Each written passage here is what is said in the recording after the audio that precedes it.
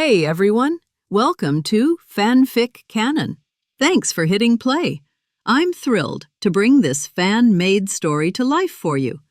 If you enjoy the ride and want more narrated fanfics, smash, subscribe, and tap the bell so you never miss an episode. And if you want audiobook of a novel of your choice, join my Patreon. Request any title that's freely available online, and I'll produce a full narration just for you. Now, let's dive into today's adventure. Beneath the mountains and seas, with a wave of the hand, rain falls and yellow sand fades. Thank you for your love, Fire Burial Capital. Hometown and Green Mountains, a 10-year dream where love and hate shatter even Buddha. An alarm suddenly rang out. From beneath the blanket, an arm lazily stretched out, groped for the phone, and slid across the screen to turn it off. Ah, another energetic day. Moqing yawned sleepily and forced himself out of the warm bed. Winter was truly merciless. Every morning felt like a battle between his body and his will. Wake up early in the morning, open the window, and feel so beautiful. After getting dressed, Moqing hummed a little tune as he pulled open the curtains, then he froze. Outside the window was no familiar city view, but a vast lake stretching into the distance, surrounded by strange mountains and dense forests. Moqing's mind went blank. What the hell is going on? Don't tell me I crossed over in my sleep. That's completely unscientific. Ding. The strongest psychic system has been activated. Before he could process the situation, a cold, mechanical voice suddenly echoed in his mind. The strongest psychic system? What kind of nonsense is that? Moqing instantly became alert and looked around the room, but there was no one there. Nothing seemed unusual. After calming down, he realized the voice had come directly from inside his head. Could it be? I really transmigrated, and this strongest psychic system is my cheat. He felt both excited and uneasy. Moqing had been nothing more than an ordinary office worker. 2 years ago, his parents had died in a car accident, and ever since then, life had only gotten harder. His grades had never been great, and after entering society, all he could do was struggle to survive. This weekend, he had even planned to ask a girl out and enjoy himself for once. Who would have thought something like this would happen instead? Taking a deep breath, he tried to stay calm and asked, "System, where is this place? Why did I come here? And what about this house? Did it come with me too?" Host, you are currently on Earth in the Marvel Universe. Your arrival here is part of the novice benefits provided by the system. As for your room, it was simply brought along as an extra.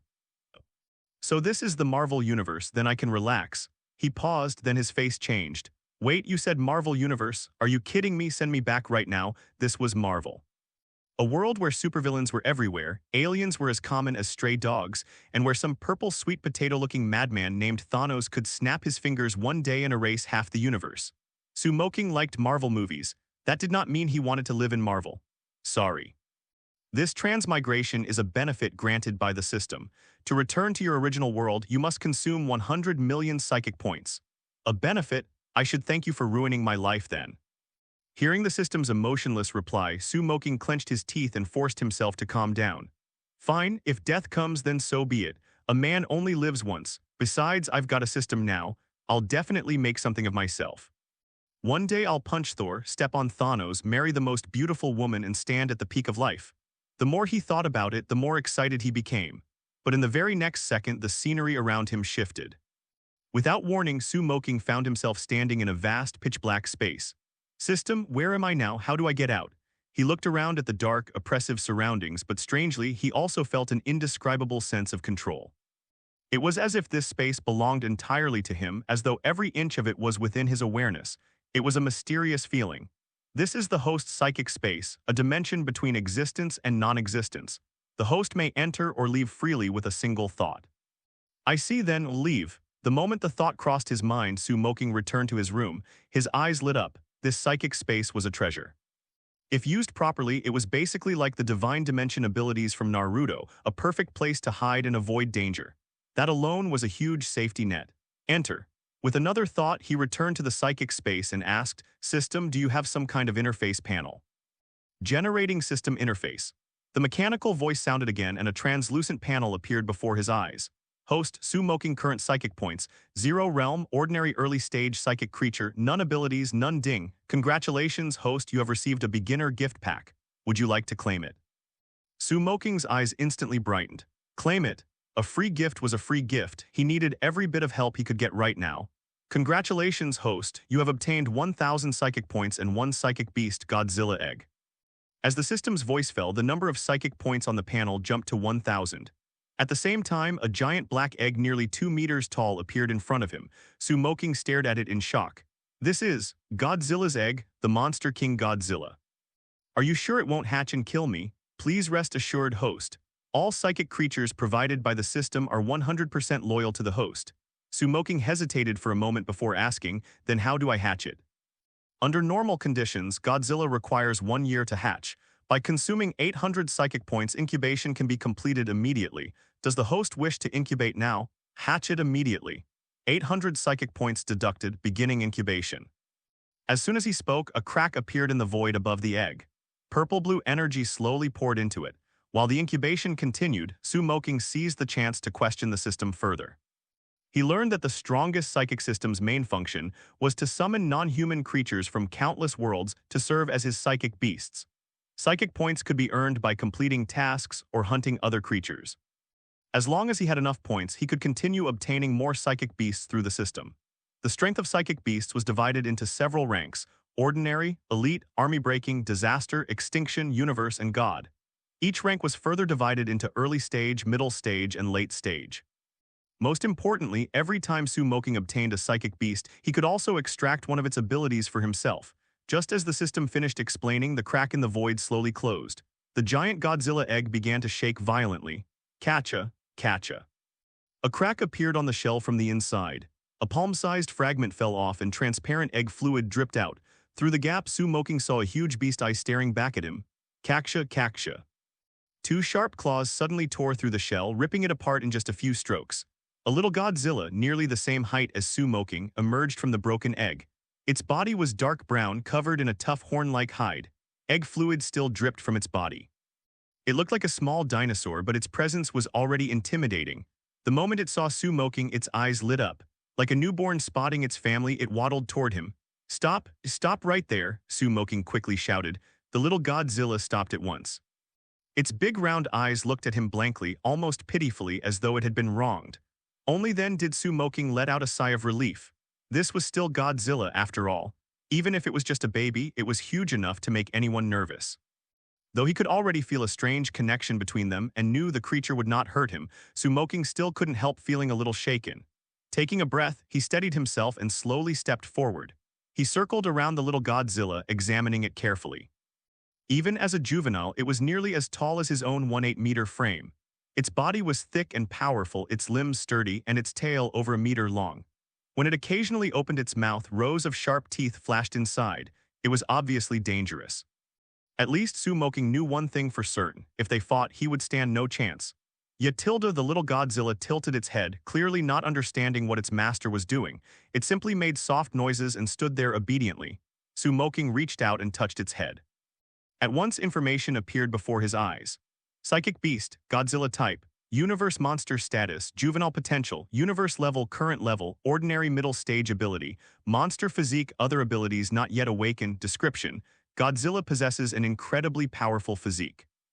The amount of DNA information within its body far exceeds that of humans, allowing it to adapt to different environments without lengthy evolution. Its body contains a biological atomic furnace, a thermonuclear energy conversion organ that carries unknown elements. In simple terms, if Moqing could obtain Godzilla's monster physique, his strength, speed, defense, and growth potential would all rise dramatically.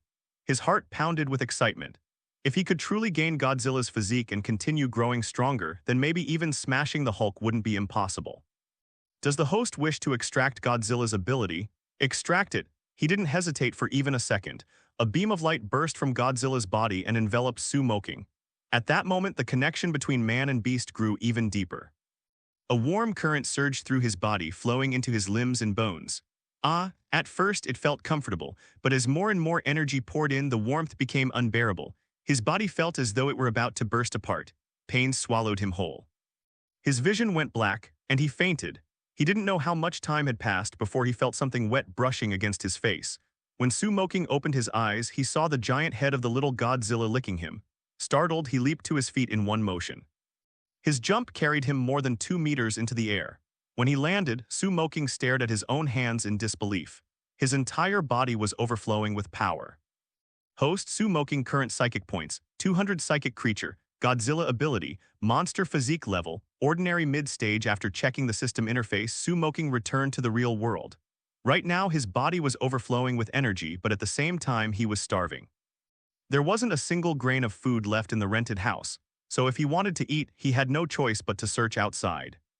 Although he had already learned that he had arrived in the Marvel Universe, judging from the current situation, he had most likely appeared in some remote and deserted place. Otherwise, a whole house appearing out of thin air would have caused an uproar long ago. On top of that, Moqing still had no idea what point in time he had transmigrated to. That mattered a lot. After all, the level of danger in the Marvel Universe varied wildly depending on the era. For example, the period before Iron Man appeared or during certain quieter stretches was relatively safe.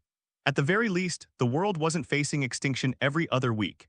After stuffing all the useful items in the room into his psychic space, Moqing walked out of the now empty house. Only then did he get a proper look at his surroundings. The rental house stood on the shore of a lake. Dense forest and mountains surrounded the area on all sides, and every now and then strange birds flew across the sky. In this lonely wilderness, his little house looked completely out of place, like an isolated box dropped into the middle of nowhere. I wonder how the landlord would feel if he found out. I'd probably end up making headlines. Moqing chuckled to himself, then scanned the area carefully. After confirming with his enhanced eyesight that there was no one nearby, a thought suddenly rose in his mind. He wanted to summon Godzilla. Psychic summoning. With a very dramatic shout that sounded straight out of a middle school fantasy phase, Moqing slapped one hand onto the ground. A 3-meter-wide circular formation appeared before him. Then, like an elevator rising from beneath the earth, the chubby and somewhat adorable little Godzilla slowly emerged from the glowing formation.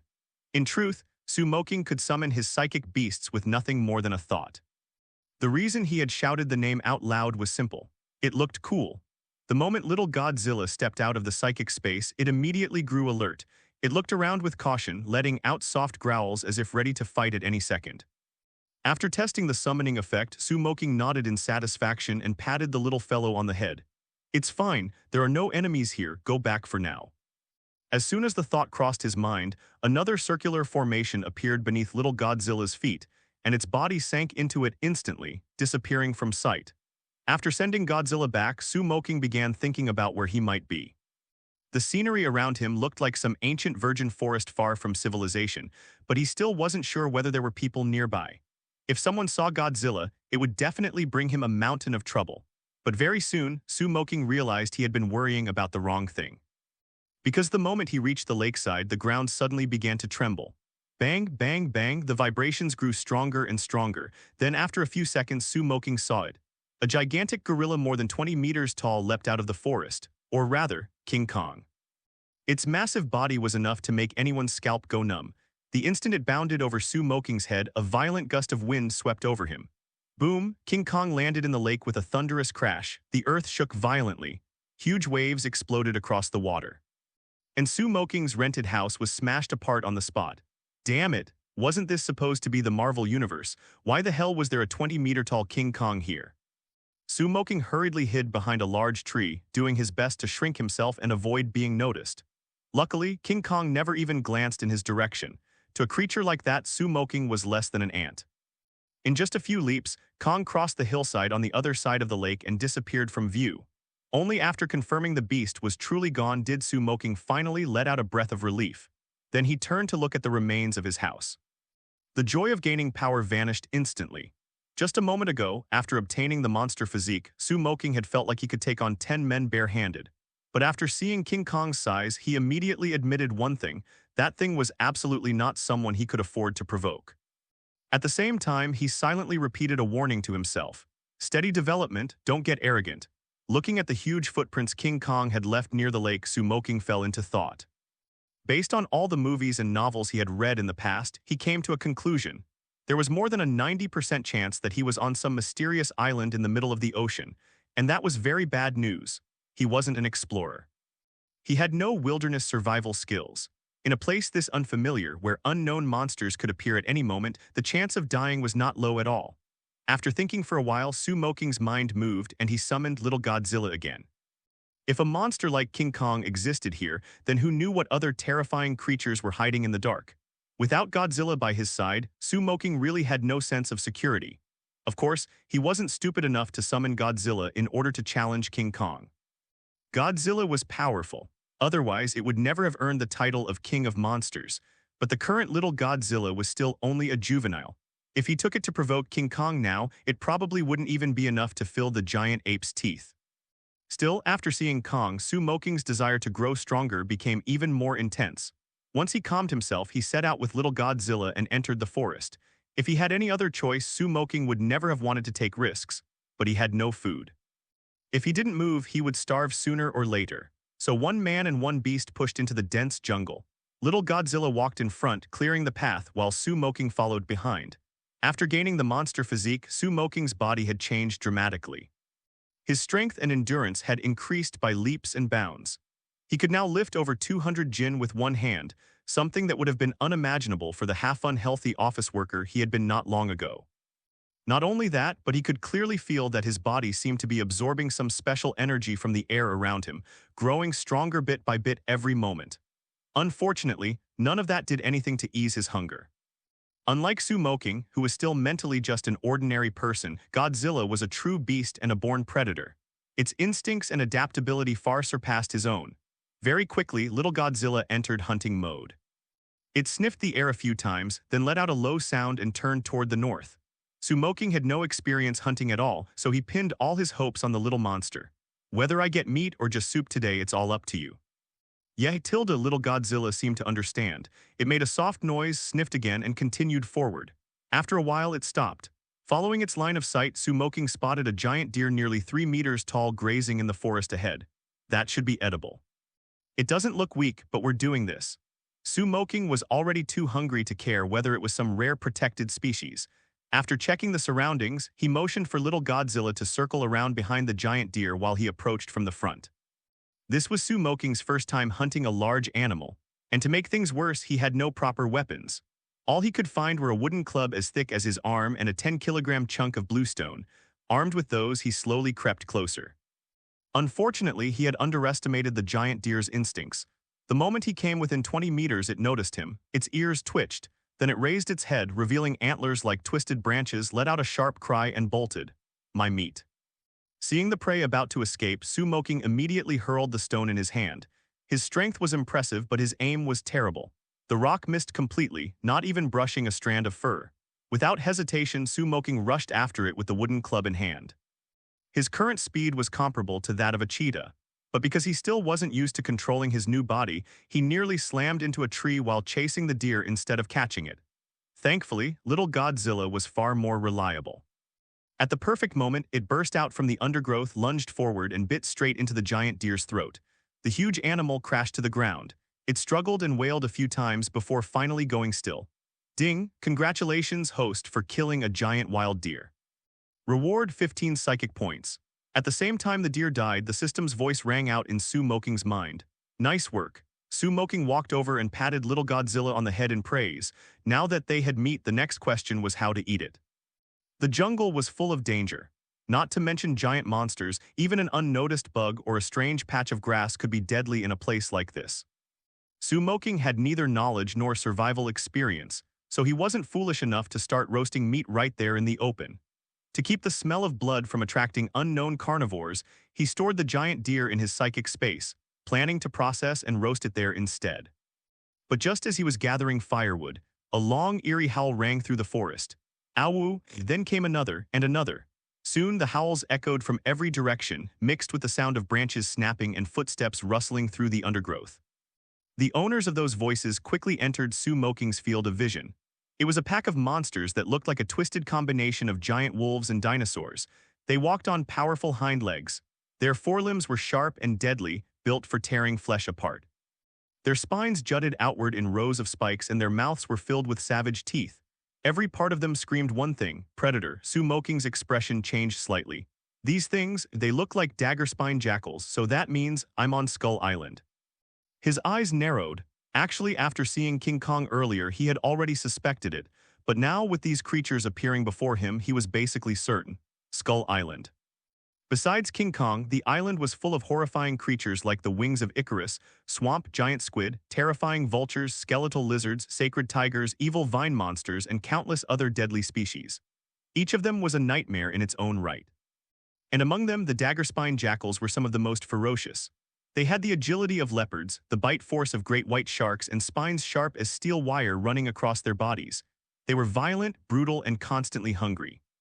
When there was no food, they would even attack and devour their own kind. As Moqing looked at the pack surrounding him and little Godzilla, one thing became painfully obvious to them. He and Godzilla were prey. 1, 2, 3, 7 sword-spine jackals. It's not easy to deal with. Seeing the spineback jackals slowly surrounding him, Moqing's face sank. These sword-spine jackals are very large, more than 3 meters tall and 2 meters short, with a mouth full of fangs and a mouth full of blood, and they shed fishy saliva from time to time. The 7 sword-spine jackals' bright eyes looked at Moqing and the little Godzilla with fierce eyes, but they didn't directly rush over as if they were observing.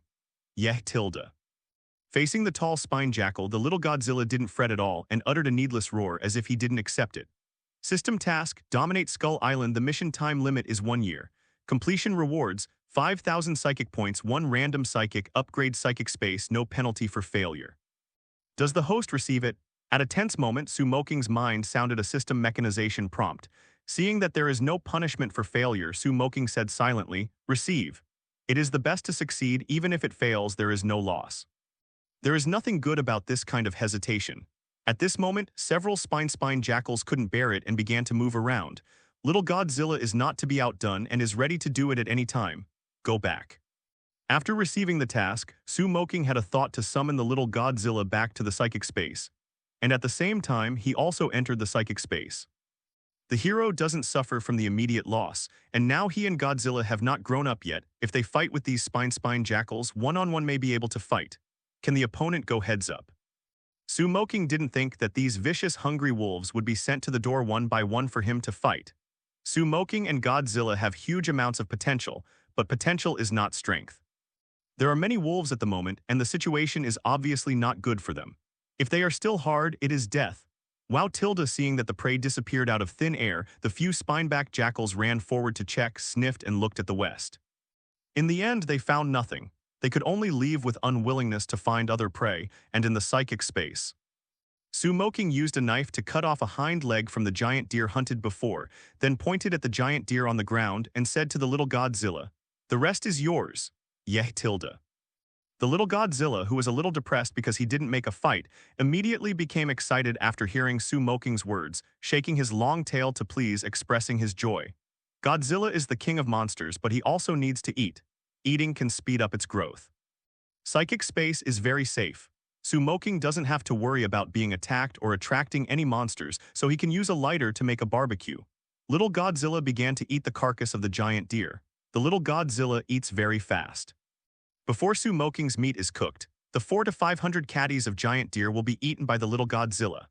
Only a few bloody intestines remained on the ground, and the rest of the internal organs, including the antlers and bones, were chewed and eaten by Godzilla. After about half an hour, Moqing roasted the meat without seasoning, and then ate it with big mouthfuls. Because there is no seasoning, the barbecue has some fishy smell and the taste is not very good, but the hungry Moqing can't take care of that much. Because of the monster physique, Moqing's digestive abilities are extremely strong, and the barbecue has just entered his stomach. It is quickly decomposed and absorbed. Moqing could clearly feel that the food was absorbed by the stomach, and then transformed into a weak warm current to strengthen her body. Unknowingly, Moqing had eaten dozens of caddies of roasted venison, still a little bit unfulfilled. Little Godzilla shook his tail and looked down at Moqing.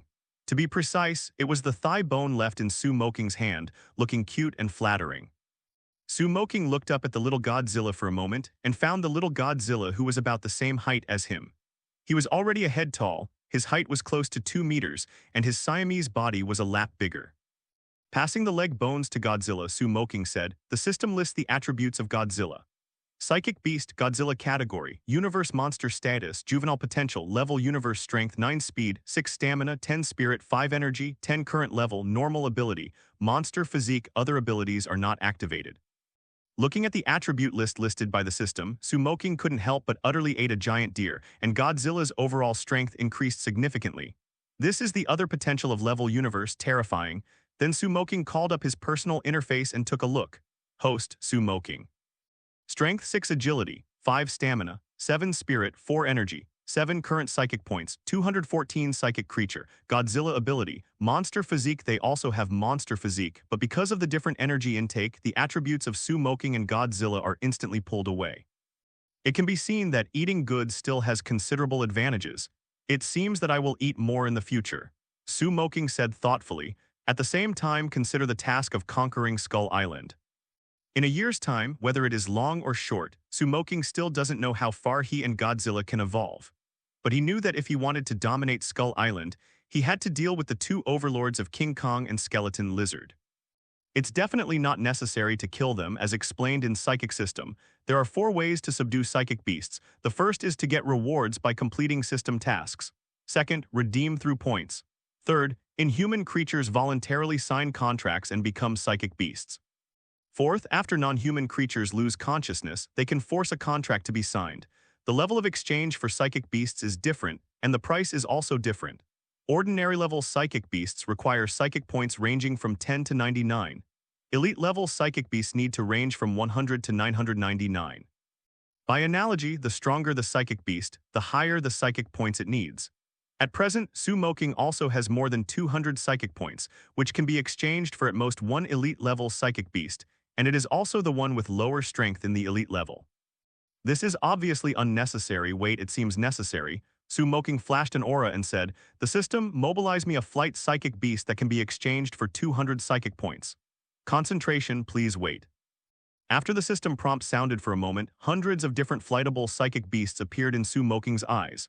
After screening, Moqing selected a rather mysterious Costin as a psychic beast.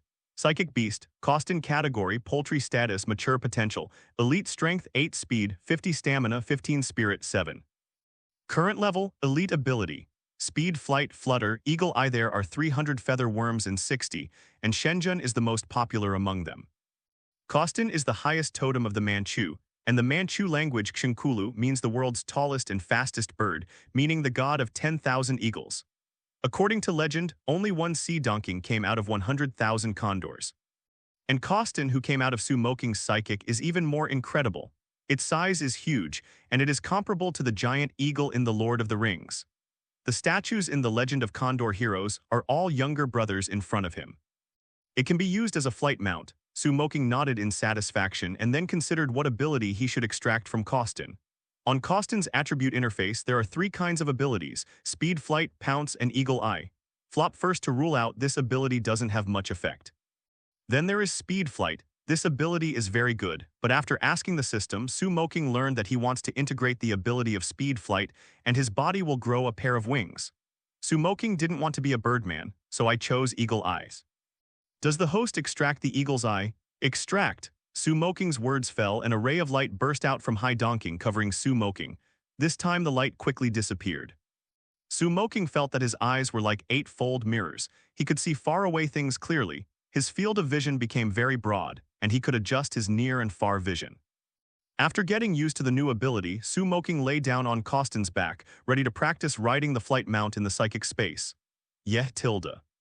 The little Godzilla yelled and seemed to want to come up too, but Moqing looked at the size of the little Godzilla and did not agree. "How much do you weigh yourself? Do you have no point to force it? Costin, take off." Moqing grabbed the tough feathers behind Costin and patted it on the back. Tweet tilde Hai Donking let out a loud eagle, spread his wings and leapt up. Costin's speed is very fast, soaring in the vast psychic space. Moqing put his body on Costin's back, grasped its feathers tightly with both hands, and experienced the feeling of rapid heartbeat. Fortunately, Moqing's physique is also far superior to ordinary people, and he did not fall the eagle because of Costin's fast-flying air current. After gradually adapting, Moqing's heart moved, and he took Costin out of the psychic space. With blue sky and white clouds, green mountains and green waters, Moqing rides on Hai Donking's back, overlooking Skull Island below. Skull Island is very large, with rolling mountains and winding waterways. Through the eyesight of Eagle's Eye, you can see many animals. Some are just ordinary beasts, but there are also some strange creatures. For example, huge amounts of spiders, lonely reef cow monsters that look like small islands, and even saw a lot of dinosaurs. That's King Kong, stay away from there. Moqing saw King Kong more than 20 meters away, fighting a Tyrannosaurus more than 10 meters high. 2 huge amounts of figures, you come and I go, but Tyrannosaurus Rex is obviously not King Kong's opponent. and was quickly beaten to head by King Kong. Moqing quickly kept Costin away. He didn't want to provoke King Kong. At the direction of Moqing, Costin flew towards the edge of Skull Island. After flying for more than 10 minutes, Moqing saw a thick storm layer from a distance, in which thunder and lightning flashed, mixed with some radiation materials which looked very dangerous. The storm layer is the natural barrier of Skull Island and can block signals. It is precisely because of the existence of the storm layer that it is difficult for outsiders to find and approach Skull Island. At the moment, Moqing even wanted Costin to pass through the storm layer, but after another thought, he gave up this idea. He is eager to enter human society, but he is not ready yet. The most important thing at the moment is to find a way to make yourself stronger. Dominating Skull Island is Moqing's first goal. If he can't even accomplish this goal, then how can he go out to compete with those super criminals superhero? After calming down, Moqing drove Costin to circle the Skull Island and roughly recorded the topography of Skull Island, and then began the hunting plan. A few days later.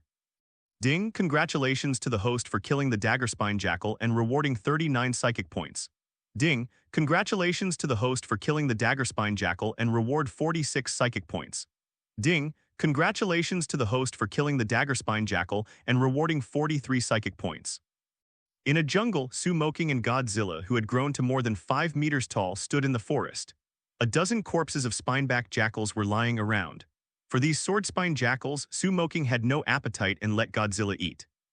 Godzilla is not as picky as Moqing, so he just started eating. Tweet tilde, a loud eagle sounded from the sky. After Moqing heard Costin's prompt, he immediately asked Godzilla to move the corpse of the spineback jackal into the psychic space, and then returned with Costin in the sky, psychic space. After a while, a three-headed skull lizard with a hideous face and a body length of more than 10 meters appeared in the place where Moqing had disappeared.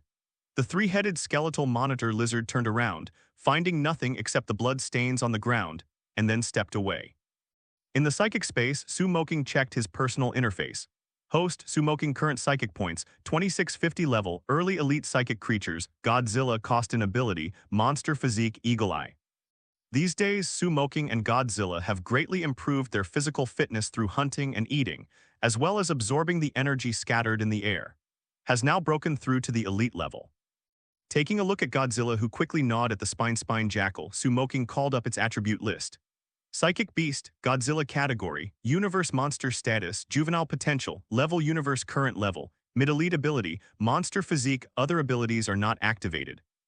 By comparison, the gap between Moqing and Godzilla has widened. This is because Godzilla occupies a physical advantage and is not picky eaters, so he evolves faster. As for Costin, its attributes have not changed. After a busy morning, Moqing was also hungry and started to make a barbecue. He is a particular person. Unlike Godzilla and Costin who eat raw meat, what he roasts is the antelope hunted before. The antelope is about 200 caddies. Moqing held it easily in one hand.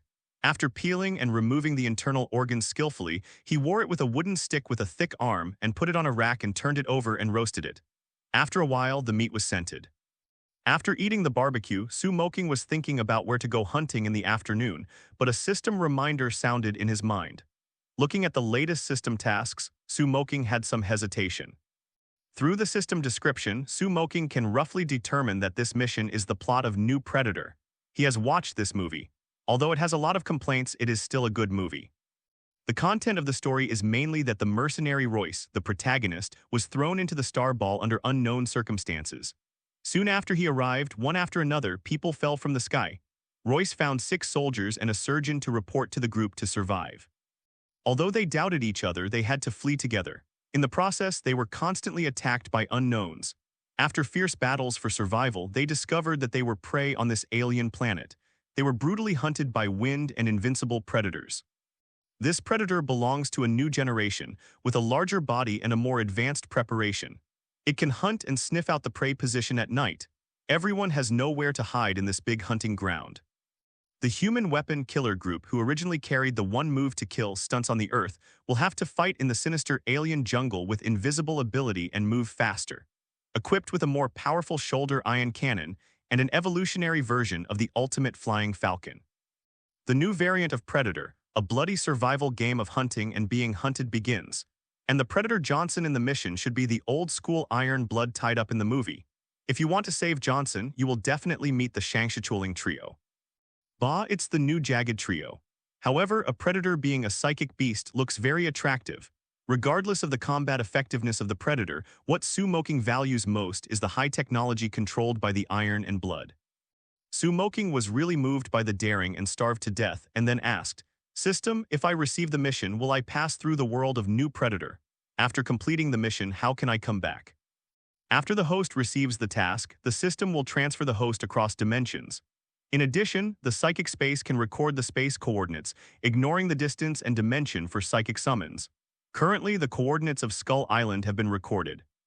After the host completes the task, it can teleport by itself. Psychic space, it can be teleported across dimensions. Isn't it possible to travel to and from different worlds at will? Moqing was very excited when he heard the system mechanization prompt and immediately said, "Receive the task." As soon as the voice fell, I saw a black vortex in front of him out of thin air in psychic space. The black vortex slowly revolved and expanded on the ground and stopped at the level of 3 meters. Seeing the bottomless black vortex in front of him, Moqing took a deep breath and jumped in without saying a word. When Moqing jumped into the vortex slowly shrank and finally disappeared from the psychic space. Please ask, Jagged hunting ground. A few meters above the pool in the forest, a black vortex suddenly formed and a figure fell from it. With a plop, water splashed everywhere. Moqing crawled out of the pool damp and walked to the shore, observing the surrounding environment. The tall trees are overgrown with weeds. It is obviously a virgin forest. As far as the environment is concerned, it is not much different from Skull Island, but the temperature is much higher, about 30 degrees. What? Suddenly there was a scream of horror from the sky. Moqing looked up, only to see a person falling from the sky. Through Eagle Eye's strengthening's vision, Moqing can clearly see the panicked facial expression of this person. This is a standard Westerner who looks 20 pairs of years old. He fell through the buffer of the branches, and then the parachute behind was hung by the branches, and the whole person fell into the air. "Help, who will help me?" Edwin, who was hung in the air, turned twice in midair and called for help. Edwin speaks English, but Moqing, who has not had a second-level English level, understands the meaning of his words. Moqing recognized this person as the abnormal doctor in New Predator and asked tentatively in Huxia, "Hey, do you know where this is?" What Moqing said was really standard English in Edwin's ears. Turning to look at Moqing below, Edwin quickly said, "The ghost knows where this is. Can you let me down first?" Moqing heard the words thoughtfully and calmly looked around, faintly feeling that something was watching him. At this moment, a faint sound of footsteps came over, and Moqing immediately roused himself. Moqing didn't care about Edwin's screams and quickly climbed to an unknown tree next to him like a monkey and used Eagle's Eye to observe the surroundings. After activating the Eagle Eye ability, Moqing's vision became extremely broad, and soon he found several heavily armed men approaching. There were 5 men and 1 woman in the group, all dressed in different weapons, and Moqing recognized these people as the characters in the plot. The 6 are Mercenary Royce, Investigator Isabel, Anti-Terrorist Member Nicola, Black Mombasa, Drug Lord and Wanted Criminal Stan. Several people walked through the grass and came under Edwin. The Black Mombasa suddenly turned around, pointed his gun at the position where Moqing was and said, "Who? Come out quickly or I will shoot." Seeing Mombasa found himself so quickly, Moqing had to admire the alertness of this guy. Now there are 2 options before Moqing. First, connect with these people and then find a chance to rescue the predator Johnson. The second is to leave directly and do it alone. Don't be nervous, everyone, I'm just a lost lamb and I came here in a daze. Does any of you know what this place is? Moqing stood on the tree fork and raised his empty hands to indicate that he was harmless. Moqing definitely knew that this was a hunting ground for predators, but in order not to arouse suspicion, he still pretended to be puzzled. Edwin yelled, "Can you put me down first?" When Royce heard the words, a sharp shot broke the parachute rope on Edwin's body. Plop tilde, Edwin fell into the puddle below. At this time, Moqing also climbed down from the tree under Isabel's gaze. Although seeing that Moqing had no weapons, Isabel and the others did not relax because of this and asked, "How did you get here?" "I don't know, I was on my way home. I didn't expect to be in midair as soon as I woke up. If I didn't open the parachute smoothly, I'm afraid I would have fallen into a meatloaf. If I knew which damn B***** D pushed me off the plane, I must interrupt his limbs." Moqing expressed resentment as he spoke. These words are definitely nonsense by Moqing, in order to cater to people like Royce. Royce and others all appeared here inexplicably. Wary of everyone, Moqing fabricated the same experience as them, so it is easier for them to have a sense of identity. Everyone briefly introduced their identities. The little glasses said that he was a doctor, and Moqing said that he had been fooled by his original job. Although Royce and others were wary, in this unfamiliar environment, facing unknown risks, they all knew that relying on their personal strength was very dangerous, so they did not exclude Moqing and Edwin from joining. After a while, the group met Hanzo, the killer of the Yamaguchi group in Japan. The staff is now complete. What the hell is this? Moqing and 9 people stood under a piece of strange metal. This piece of metal is more than 10 meters long, with many totems of unknown meaning carved on it, and many different kinds of animal bones are placed under the metal. Isabel looked at the bones in a place and frowned. Who would do this kind of thing? No matter who it is, they will take the spoils. In our nation, the fighters with the most spoils are the most respected, said the Black Mombasa.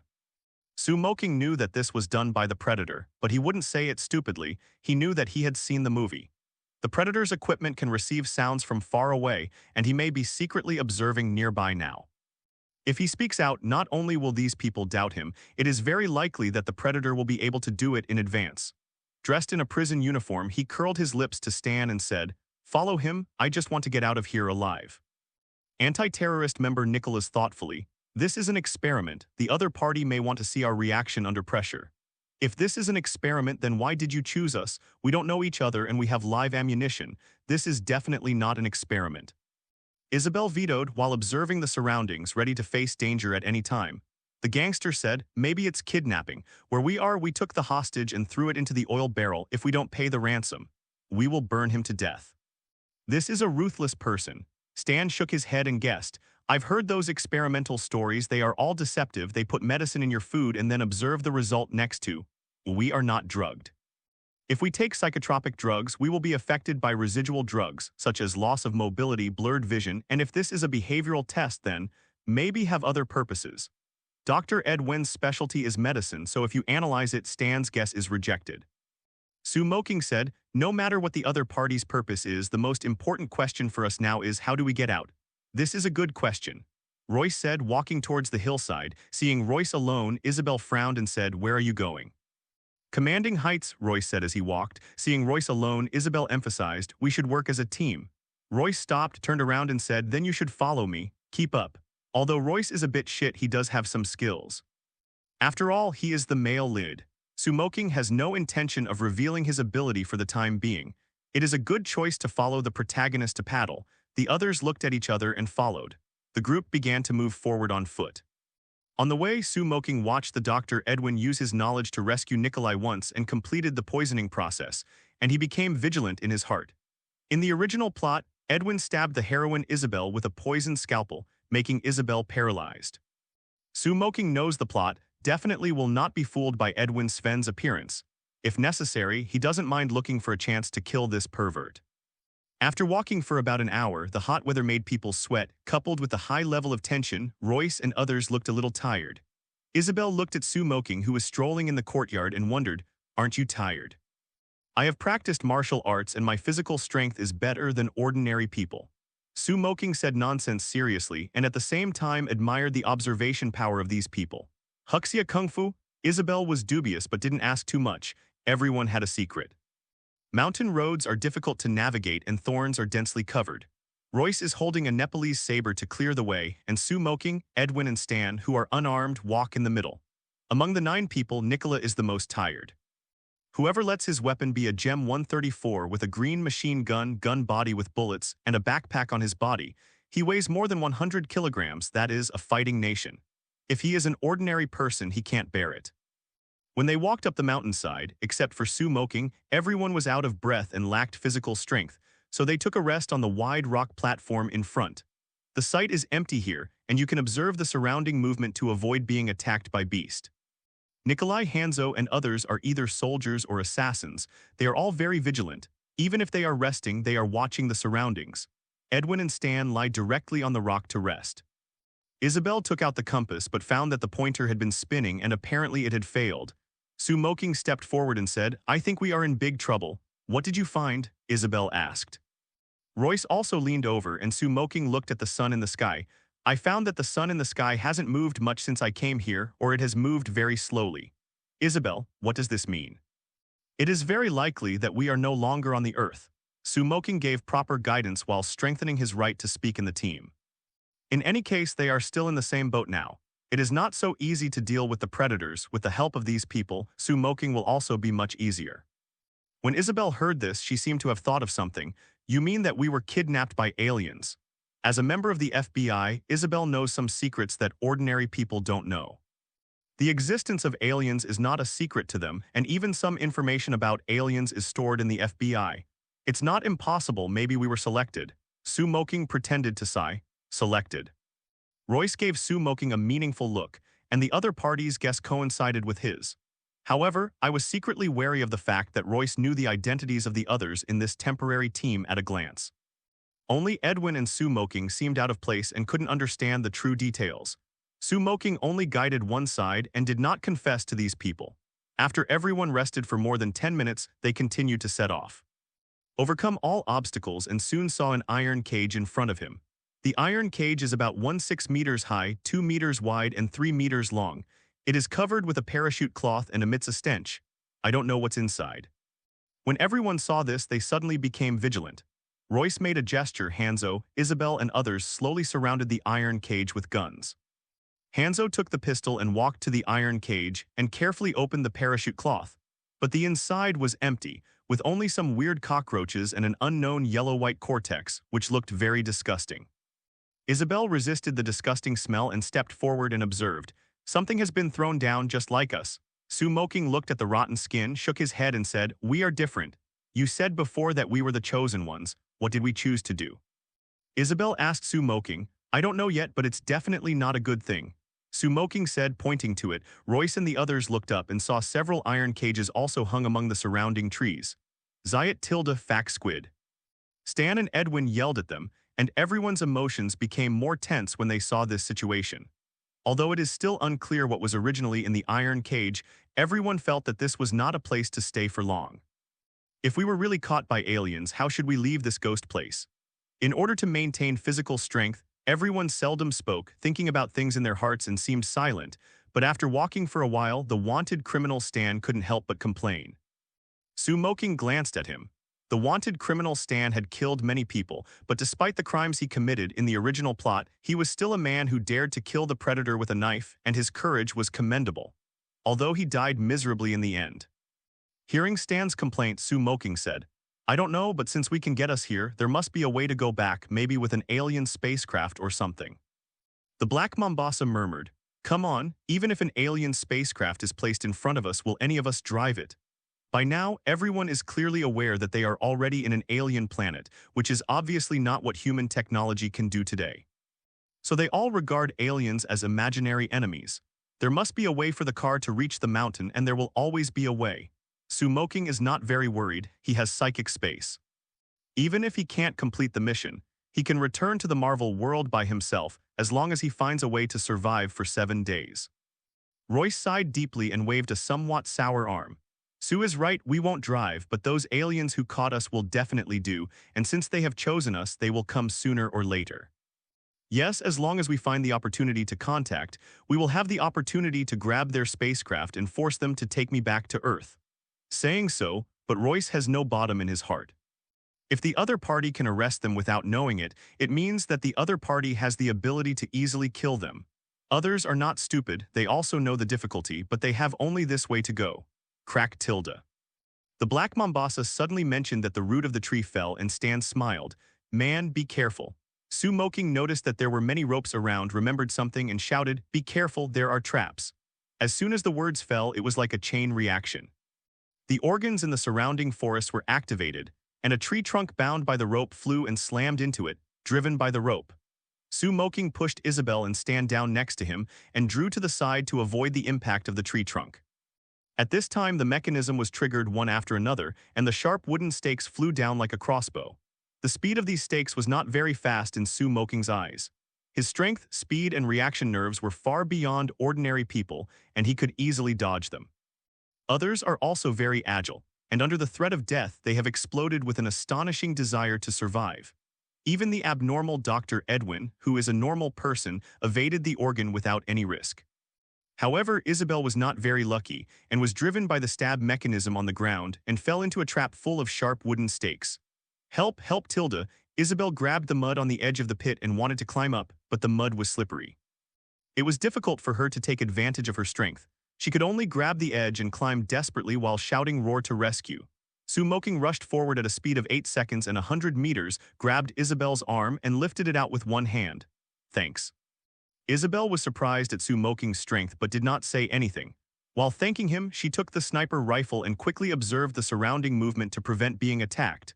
Moqing patted Isabel on the shoulder. Relax, I don't think it's necessary. Speaking and pointing in the direction of 12 o'clock, Isabel looked along and found a corpse lying there. Some nervous people reunited and came to the dead body. Decedent was wearing a military uniform, and on his chest there was a blood hole of file size in a C bowl. It looked miserable. This wound was shot from the inside out. Others might not know it, but Moqing knew that it was a special shape. However, judging from the original plot, the alien should have been killed by the last batch of predators. Moqing clearly pretended to be painted but did not show any strangeness. Nikolai looked at the dead body, somewhat mocking himself.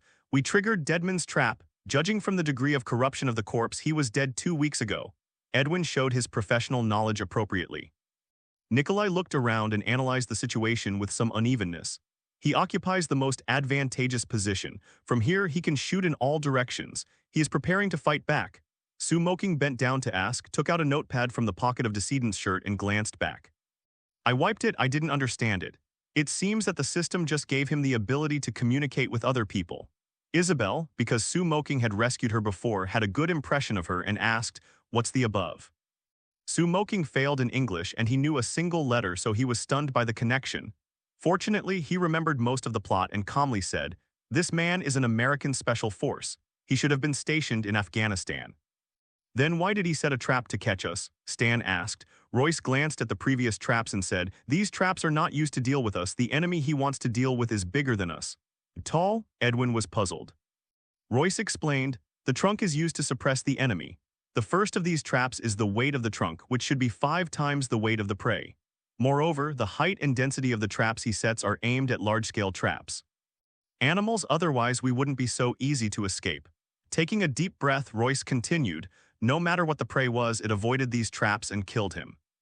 Royce's analysis was very reasonable, but Moqing knew that it was not the prey that circumvented the trap and killed this person. It was the death of this person who was attacked by the worm before, swallowed the alien egg, and finally hatched and broke out of the body. But Gui knows that Moqing didn't intend to explain, and at the same time, through the eagle eye, he found the invisible predator on the tree with his light. The predator's invisibility device can change according to the surrounding environment, which is difficult for ordinary people to detect with the naked eye, but Moqing's eagle eye comes with an 8-fold lens, which can see some subtle anomalies. Moqing only cast a glance and did not face the invisible predator to avoid attracting the predator's attention. Let's go, Royce called roar, and everyone continued to set off. Moqing was about to leave but saw the black Mombasa looking nervously at the position of the predator and immediately stepped forward and said, Mombasa, what are you looking at? Nothing. Mombasa didn't see anything, just felt something watching him. That feeling, like a rabbit locked by a lion, made him panic. Moqing still admires the black man's dangerous premonition ability, but he has no plans to fight the predator right now. He patted Mombasa on the shoulder. Relax, if you break your nerves too tight, your body will be overwhelmed. Well, let's go. Mombasa felt that this place made him very uncomfortable and immediately left with everyone. Wow, Tilda. Everyone was walking on the road and came to the small forest when a dark shadow suddenly flew over the crowd. Damn it, what is it? Everyone was already in a state of being a soldier, and the appearance of the black shadow made everyone nervous. Royce, Drug Lord, Nicholas, and others raised their weapons and watched carefully. Only Moqing could see that the black shadow was a falcon-like flight. In the original plot, this mechanical falcon is used by the predator to detect and monitor the equipment at high altitude.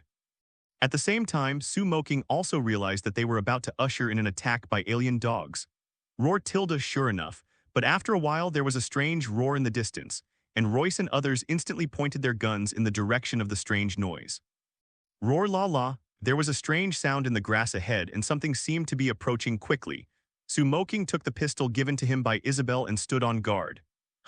Suddenly, an ugly-looking monster ran out of the grass. It was as fast as a cheetah and looked like a wild boar but with sharp claws on its limbs. There were many external bone spurs on its head and back, and its mouth was full of fangs. It was very vicious. Fire. Seeing the hideous alien dog running out of the grass, Royce and others immediately focused their firepower on shooting. Boom boom. The gunshots were continuous and bullets poured out. Although the alien dog looked terrifying, it was after all flesh and blood. After a few people shot it, it quickly turned into a pile of minced meat. But before everyone could breathe a sigh of relief, an alien dog ran out of the grass behind. 7 or 8 alien dogs sprang out of the grass immediately. These alien dogs have a certain intelligence quotient. After seeing the power of the guns, they scattered and rushed towards the crowd from several directions. Alien dogs are huge, with thick skin and thick skin. Firearms want to kill them.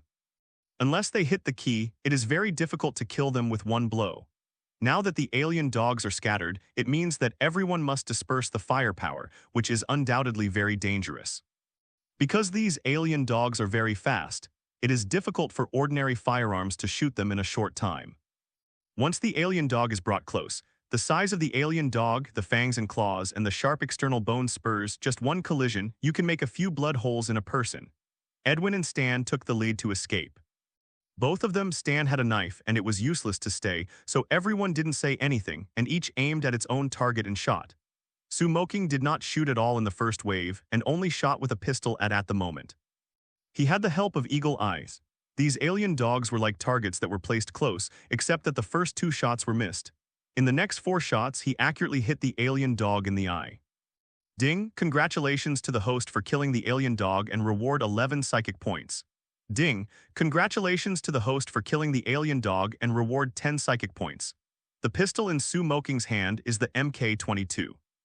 There are only 8 rounds of ammunition in a magazine, 6 shots were fired and 2 were left, but the 2 alien dogs on his side have been resolved. Boom tilde. Without even thinking about it, Moqing, who mastered shooting skills, raised his hand with 2 more shots, accurately hitting the left and right eyes of the other 2 alien dogs. The bullet penetrated through the fragile eyes and killed another alien dog in an instant. Ding, congratulations to the host for killing the alien dog and rewards 10 psychic points. The other one had a bigger life. Although the eyes were blown out, the bullet stuck on the bone and did not die immediately. It just fell to the ground with howling in pain and rolling on the ground. Nicholas took the opportunity to sieve it with the green machine gun. Seeing Nicholas robbing the blame, Moqing didn't say anything. The other party just protected himself. There was no need to care too much. Nicholas admired Moqing. Brother, the marksmanship is really amazing. Nicholas really praised him. If Moqing hadn't shot in time, he would kill at most 1 alien dog and he would be thrown down by the other one. The consequences would be disastrous. Do you have a pistol? I have no bullets. Moqing asked directly without being polite. Give. Seeing Moqing's superb marksmanship, plus having just saved his life, Nicholas gave Moqing the pistol he carried with him after a little thought. At this critical juncture, the pistol is more useful to Moqing.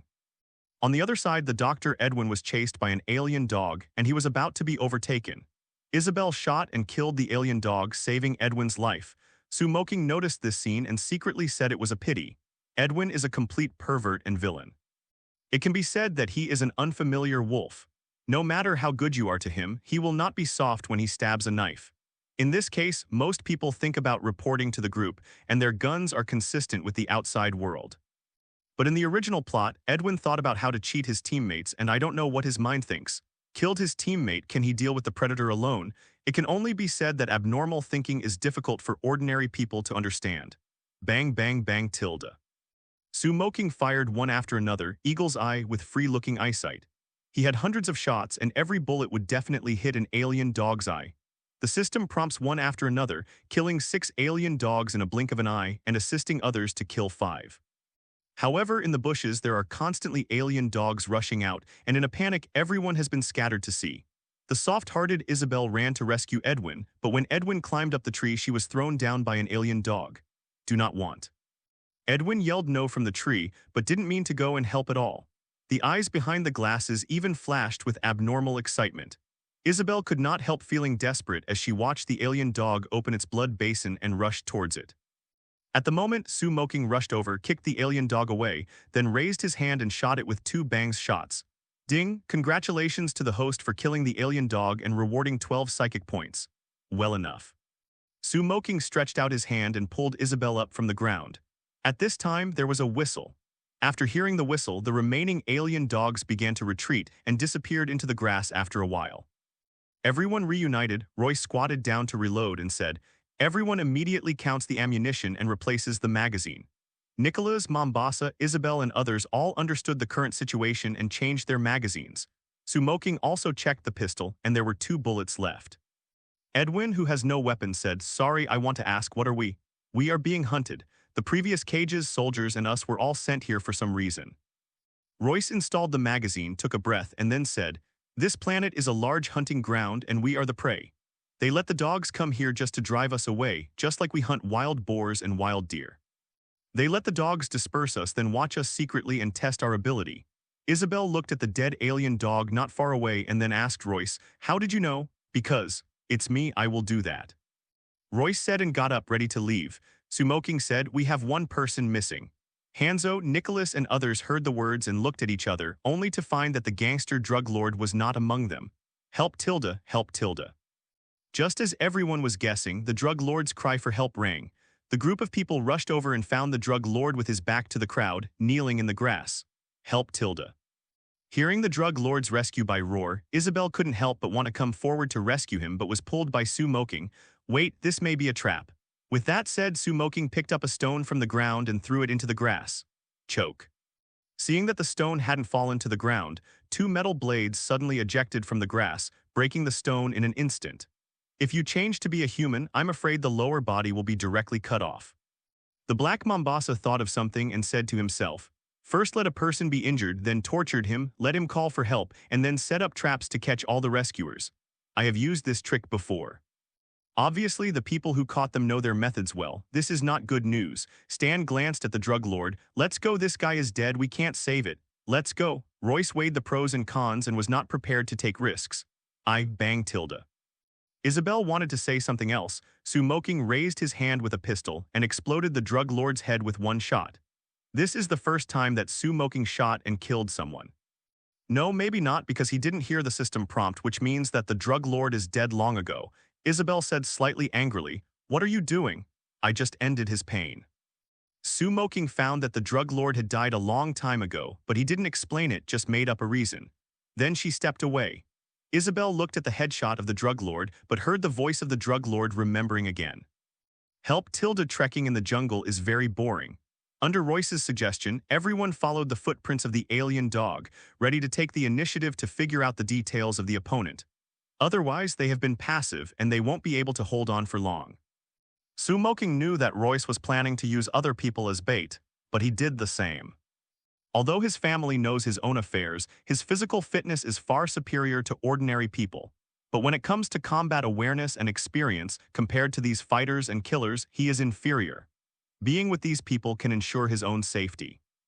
Their goals are different, but they are not in conflict and their interests are the same. These people want to ask for a life, and Moqing is to complete the task and get rewards. It is inevitable to meet those new generations of dark predator. Definitely these things are unknown to others. Along the way, everything I saw was vegetation, mountains, and rocks. The long journey, coupled with a high level of alertness, made everyone exhausted both physically and psychologically. Fortunately, these people are not good people, they have a strong heart. Otherwise, if you change to an ordinary person, you will collapse long ago if your willpower is not enough. Royce is indeed an experienced mercenary. Through the cobweb horse trails left by the alien dog, he successfully found the Ironblood camp in the plot. The temperature in this camp is relatively high, about 35 degrees Celsius, and there are many dead trees with burn marks around them. There are many strange creatures that have been peeled upside down on these trees, including a few humans. There are many strange-shaped skulls on the ground. A savage, bloody, and weird scene was shown to everyone. The air was full of blood and the pungent smell of sulfur. Some slabs contained defective and incomplete corpses. Even the trained Isabel saw him and almost vomited. Moqing had killed a lot of monsters on Skull Island, and he had already practiced his courage. He knew that this was the camp of the predators. The 3 dark old irons, the lion face, elephant face, and eagle face, could appear at any time. With his current defensive power, he should be able to withstand small-caliber pistols, but he is still very fragile in front of the Predator's shoulder cannon. Moreover, the Predator's cold weapons are all super alloys which are extremely sharp. If they are accidentally stabbed, it may be a tragedy. But at the same time, he was a little excited, because he knew that he would soon be able to see the goal he wanted to rescue. Everyone sullened their faces and walked cautiously to the center of the camp. On the way, Moqing also saw two adult alien bodies that were being burned, and the others were already shocked by the surrounding environment. In their opinion, this is simply hell. After walking for a while, Moqing finally saw his gold traditional iron and blood. The Predator was tied to a thick bucket of tree trunk. It had a humanoid animal face, strong muscles, all limbs with claws, beige skin, steel needle-like burrs, and a huge head drooping and thick. His hair is loose and his height is about 2.5 meters. Sheet, what the hell is this? Stan and the others were all taken aback by the Predator. Isabel seemed to recognize the identity of the Predator and seemed very disturbed. Moqing stepped forward, and the Predator seemed to have some peculiar induction, raised his head, revealing a terrible face, opened his mouth like an insect mouthpart, and let out a beast-like roar. Roar tilde wow bad breath, how long have you not brushed your teeth? Moqing took a step back, and from the corner of his eyes, he found that Royce secretly hid aside while everyone was attracted by the Predators. Moqing sensed a certain connection with the Predator Kiang Sen battle damage in front of him. Although weak, he was sure that the opponent would not harm him, thinking about whether to let it go now. After all, there is a Predator as a psychic beast, which means that he can indirectly obtain the technology of the Predator clan. And Isabel next to him once read the information about the Predator. Now after seeing Jagged Johnson, he immediately knew that he and the others were in a very dangerous situation. He clenched the sniper rifle and Gao Roar said, "Get out of here, we shouldn't be here." At the same time, the three dark iron blood who took pleasure in fighting had quietly arrived. Their real names are unknown and can only be judged by masks. They are Lion Face, Elephant Face, Eagle Face, similar to the iron-blooded version of the three brothers of Shichuoling. The three dark iron and blood are fully armed and in an optical stealth state, lightly approaching the prey in their eyes, and the eyes behind the mask are full of tyrannical excitement. It's just that these three old irons, what they don't know is that Moqing has already discovered them. The Predator's invisible devices can indeed hide from ordinary people's eyes, but they are not without flaws. Their location can be judged by infrared rays, thermal imaging cameras, or smell and hearing. Moqing has the advantage of foresight, coupled with the careful observation of Eagle Eye. It is not difficult to find them. At the moment, Stan found that Royce was missing and wondered, where did Royce go? The upright Nikolai said, maybe he has gone by himself. Moqing noticed that the three iron blood had gradually come to the rear. 3 meters behind the black Mombasa, he could only see the outline, but it was enough and said casually, "Mombasa." What? Mombasa was a little puzzled and at the same time felt inexplicably uneasy. "Get down." Moqing suddenly yelled, then suddenly raised the pistol and pulled the trigger at Mombasa's left shoulder.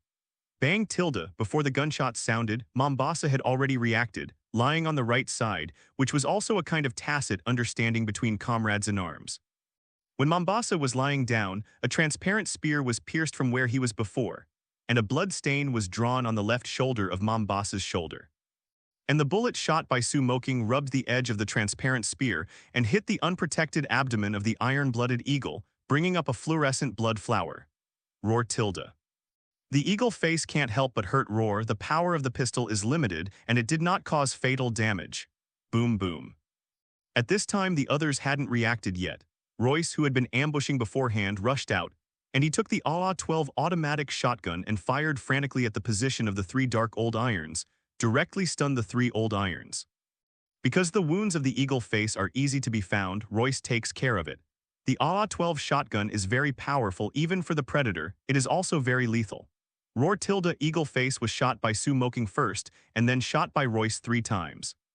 Although he did not die immediately, he also lost the combat ability, retired from the invisibility state, lay on the ground and twitched, apparently losing his combat effectiveness. The lion face and elephant face hurriedly evaded. They covered more armor, but they didn't suffer any harm. Moqing took advantage of Royce's shot, picked up the spear that fell from the eagle's face and directly stabbed it in the neck. Ding, congratulations to the host for killing the Dark Predator and rewarding 112 psychic points. Fire and kill these B***. Nicholas, Mombasa, and others reacted, and through the splashing smoke, they roughly saw the silhouette of the lion and elephant invisible, and they shot wildly. Boom, boom, boom.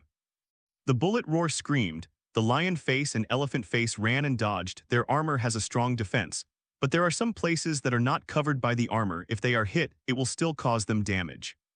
In fact, with the technology of the Predator, it is not difficult to build an outer bone armor that covers the whole body. But whether it is traditional iron blood or dark iron blood, they all like hunting, not slaughtering. If it is really fully armored, human beings are lambs to be slaughtered for them, and there is no challenge at all. This can be regarded as a kind of death. After the lion face and elephant face ran for a while, they then began to counterattack. The power of this energy bomb can be adjusted. It can stun people and smash steel. Now the lion face and elephant face have a murderous mind.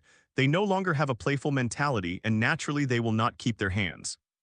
The infrared ray automatically scans and locks the target, and the shoulder cannon fires one after another, killing Moqing on the eagle's face and then focusing on the object they take care of.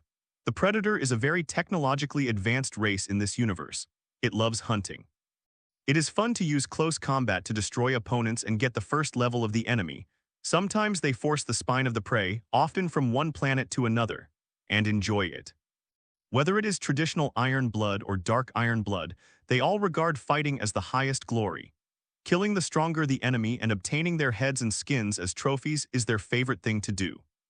Although the lion and elephant faces were astonished and angry at their companions whose prey could kill them, they quickly became excited. Only the strong have the value of hunting. But Moqing, who was locked by the shoulder cannon, was not in a very beautiful mood. A donkey rolled and evaded an energy bomb. Moqing looked a little embarrassed, but he was still relatively stable because he still had a few cards that were useless, such as Psychic Space and Godzilla and Costin inside. These two psychic beasts are very powerful, especially Godzilla, who can crush the Predator by tonnage alone. But it is not the time yet. Moqing glanced at Edwin, who was also running away, sneered in his heart, and ran over. The lion face and elephant face were obviously very interested in Hunter Moqing, chasing them up. Moqing's speed remained at twice the speed of an ordinary person and soon caught up with Edwin, who was not physically strong. Wow tilde. An energy bullet came and Moqing suddenly drew away. Edwin, who was in front of him, did not have the skills of Moqing and was immediately hit by the energy bullet. Ah tilde. Edwin let out a scream, his shoulder was beaten to blood and he lay on the ground in pain. Help me, please tilde, Edwin appealed to Moqing, the recent duo, but Moqing turned a blind eye and walked around behind a big tree. This person was scattered by the two iron blood. No one would pay too much attention to others. Moqing took the opportunity to enter the psychic space to escape with the super alloy spear. After Moqing entered the psychic space, the thermal imager on the lion and elephant faces suddenly lost the trace of Moqing. The two dark old irons looked a little bit astonished, and while raising their hearts, they continued to attack others. Although Royce and the others fought back occasionally, the effect was not satisfactory. The bullet hit the two dark old iron armors, sparks splashed and made a clang-clang sound. Royce and Isabel saw that the attack did not have much effect, so they had to retreat while fighting. Save me tilde, Edwin shouted roar to save him. But it was a pity that the others were overwhelmed and didn't have the time to save him. Moqing hid in the psychic space. Observing the situation outside through a gap in the space, Godzilla and Costin behind him got his orders. They were all ready to go. Chased by the lion face and elephant face, Royce and the other six were driven out of the camp and ran to the back mountain. The lion face and elephant face came to Edwin, revealing his figure. Edwin is a pervert and likes to kill, but he is also afraid of death and said in horror, "Don't kill me, I can help you deal with those people." However, the iron and blood on the lion's face and elephant's face were obviously unmoved. I saw the iron and blood on the lion's face bend down, and the palm with its claws directly pierced into Edwin's back, grabbing Edwin's spine and pulling out forcefully. Simply neat, bloody, and violent. The bloody aura made the two dark old irons very excited. Just here Moqing saw the right time and instantly opened the psychic space to teleport the ready-to-go Godzilla and Costin. Roar tilde, tweet tilde. The beast roars and eagles Godzilla, who has grown to 6 meters in size, and Costin, who has spread his wings close to 7 meters, rushes out at extremely fast speeds. The lion face was swung by a giant Godzilla's tail, and the whole person flew out, knocking down several tree stumps in succession, and was buried in the rubble. The elephant face was caught by Costin's huge amounts of eagle's claws and pressed firmly on the ground. The elephant face did not know where the giant eagle came from, but his fighting instinct still drove him to make the most advantageous moves. I saw two sharp wrist knives pop out of Xiong Mayan's wrists, slashing at Hai Donking's claws, but Su Moqing used a superalloy spear at the moment. At the moment, Su Moqing was no longer hidden and completely suppressed the elephant in terms of strength. The face was iron and blood, and then he stepped on the elephant face's arm. Then he stabbed the spear mercilessly into the throat under the mask of iron and blood and pierced the spine with one blow. Ding, congratulations to the host for killing the dark predator and rewarding 116 psychic points. After hearing the system prompt, Su Moqing let out a sigh of relief. To deal with the predator, you can't care about it in the slightest. The brain circuits of these predators are different from those of human beings. The left hand is equipped with a microcomputer, which is sometimes used to control special weapons or spaceships, but the essence is indeed a small and powerful bomb. Its power is even comparable to atomic bombs or even hydrogen bombs. If the brain twitches and it activates the self-detonation device, it is not a joke. On the other side, after the lion face was flew away by Godzilla, he felt that his internal organs were shocked. Now Godzilla's body is much larger than the alien queen, and his power is even more terrifying. If the lion-faced battle armor hadn't offset most of the impact for it, this tail could kill him. Without waiting for the lion face to rise, Godzilla shook the mountain one by one, leaping forward and smashed down with the momentum of the Mount Tai. The infancy Godzilla also has the same obese physique of the same origin as the Godzilla family, and his own weight plus the impact of falling weighs dozens of tons, to say nothing. The sorrowful lion's face was crushed with iron and blood, and the result can be imagined. Hearing a loud bang, smoke and dust billowing when Godzilla got up, the lion-faced iron-blooded body was pressed into the ground, and the armor on his body was flattened, and only a pool of fluorescent color was left on the ground. Blood death is terribly bitter. Ding, congratulations to the host for killing the dark predator and rewarding 138 psychic points. After hearing the system prompt, Su Moqing turned around and walked to the traditional predator Johnson damaged, who was tied to a tree, and untied the chain for him. Ding, congratulations to the host for completing the task of saving the iron blood, reward 500 psychic points, and obtain the psychic beast predator Johnson. At the same time the system prompt sounded, the traditional predator Johnson placed his hand on his heart and saluted Su Moqing as a sign of surrender. Su Moqing checked the information of the predator in front of him. Necromancer, Predator Category, Cosmic Hunter Status, Growth Stage Potential, Break. Strength 6 Speed, 5 Stamina, 6 Spirit, 6 Current Level, Normal Ability, Weapon Proficiency, Fighting Technique, Bone Extraction. Su Moqing had just checked the information of the predator and the system prompt sounded again. Does the host extract the ability of the predator? Does the host extract the ability of the predator? Hearing the system prompt, Su Moqing looked at the weapon's proficiency, fighting technique, and the 3 abilities on the predator ability table and immediately said, Weapon Proficiency. Bone extraction is useless for Su Moqing. Fighting technique is good, but Su Moqing values the equipment of the predator, so weapon proficiency is the best choice. As Su Moqing's words fell, a ray of light burst out from the predator, covering Su Moqing, but within a few seconds the light disappeared. In Su Moqing's mind, there was an extra piece of information on how to use the predator weapons, including how to drive the predator spacecraft. Very good, very powerful. The host has completed the task of saving the iron and blood, and the current world has placed the space coordinates. Will the host return immediately? Not returning for now. Su Moqing did not rush back to Skull Island in the Marvel world. Now that the space coordinates have been put in, he can use psychic space as a transit point to travel between the 2 worlds freely, and the 3 dark old irons have all died. The predators of the next season will come to this planet, at least it will be another week, so there is no need to rush back. Johnson, collect equipment. Su Moqing said to the psychic beast iron-blooded Johnson, and then began to collect the equipment left by the 3 lions Chuoling brothers. The 3 dark old irons, like Johnson, belong to novice hunters, equipped with conventional equipment such as wrist knives, spears, flying markers, and shoulder guns. However, the dark iron blood equipment is indeed stronger than the traditional iron blood. For example, the eagle face has a long-range, reconnaissance robotic eagle. The mechanical eagle can conduct high-altitude reconnaissance, and it can also receive the voice and dialogue of the monitored object from a long distance, and it can connect with the iron-blooded mask on the eagle's face to send information back at any time.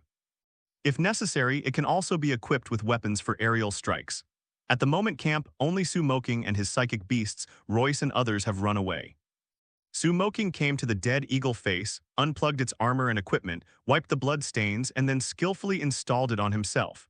Among the three dark old irons, the eagle-faced body is the smallest, and the armor is incomplete, and Moqing is suitable for wearing it. Then put on the wrist knife, which is made of super alloy and can be flexibly contracted as needed. After installing the wrist knife, Moqing placed a folding spear on the groove of the back armor. This spear is also a sharp weapon. The length of the spear can be adjusted through the mechanism. It is suitable for close combat and mid-range combat and can be projected if necessary. Whereas, it has a strong penetration. On both sides of the lion's face's waist, Moqing found two retractable 6-claw flying darts.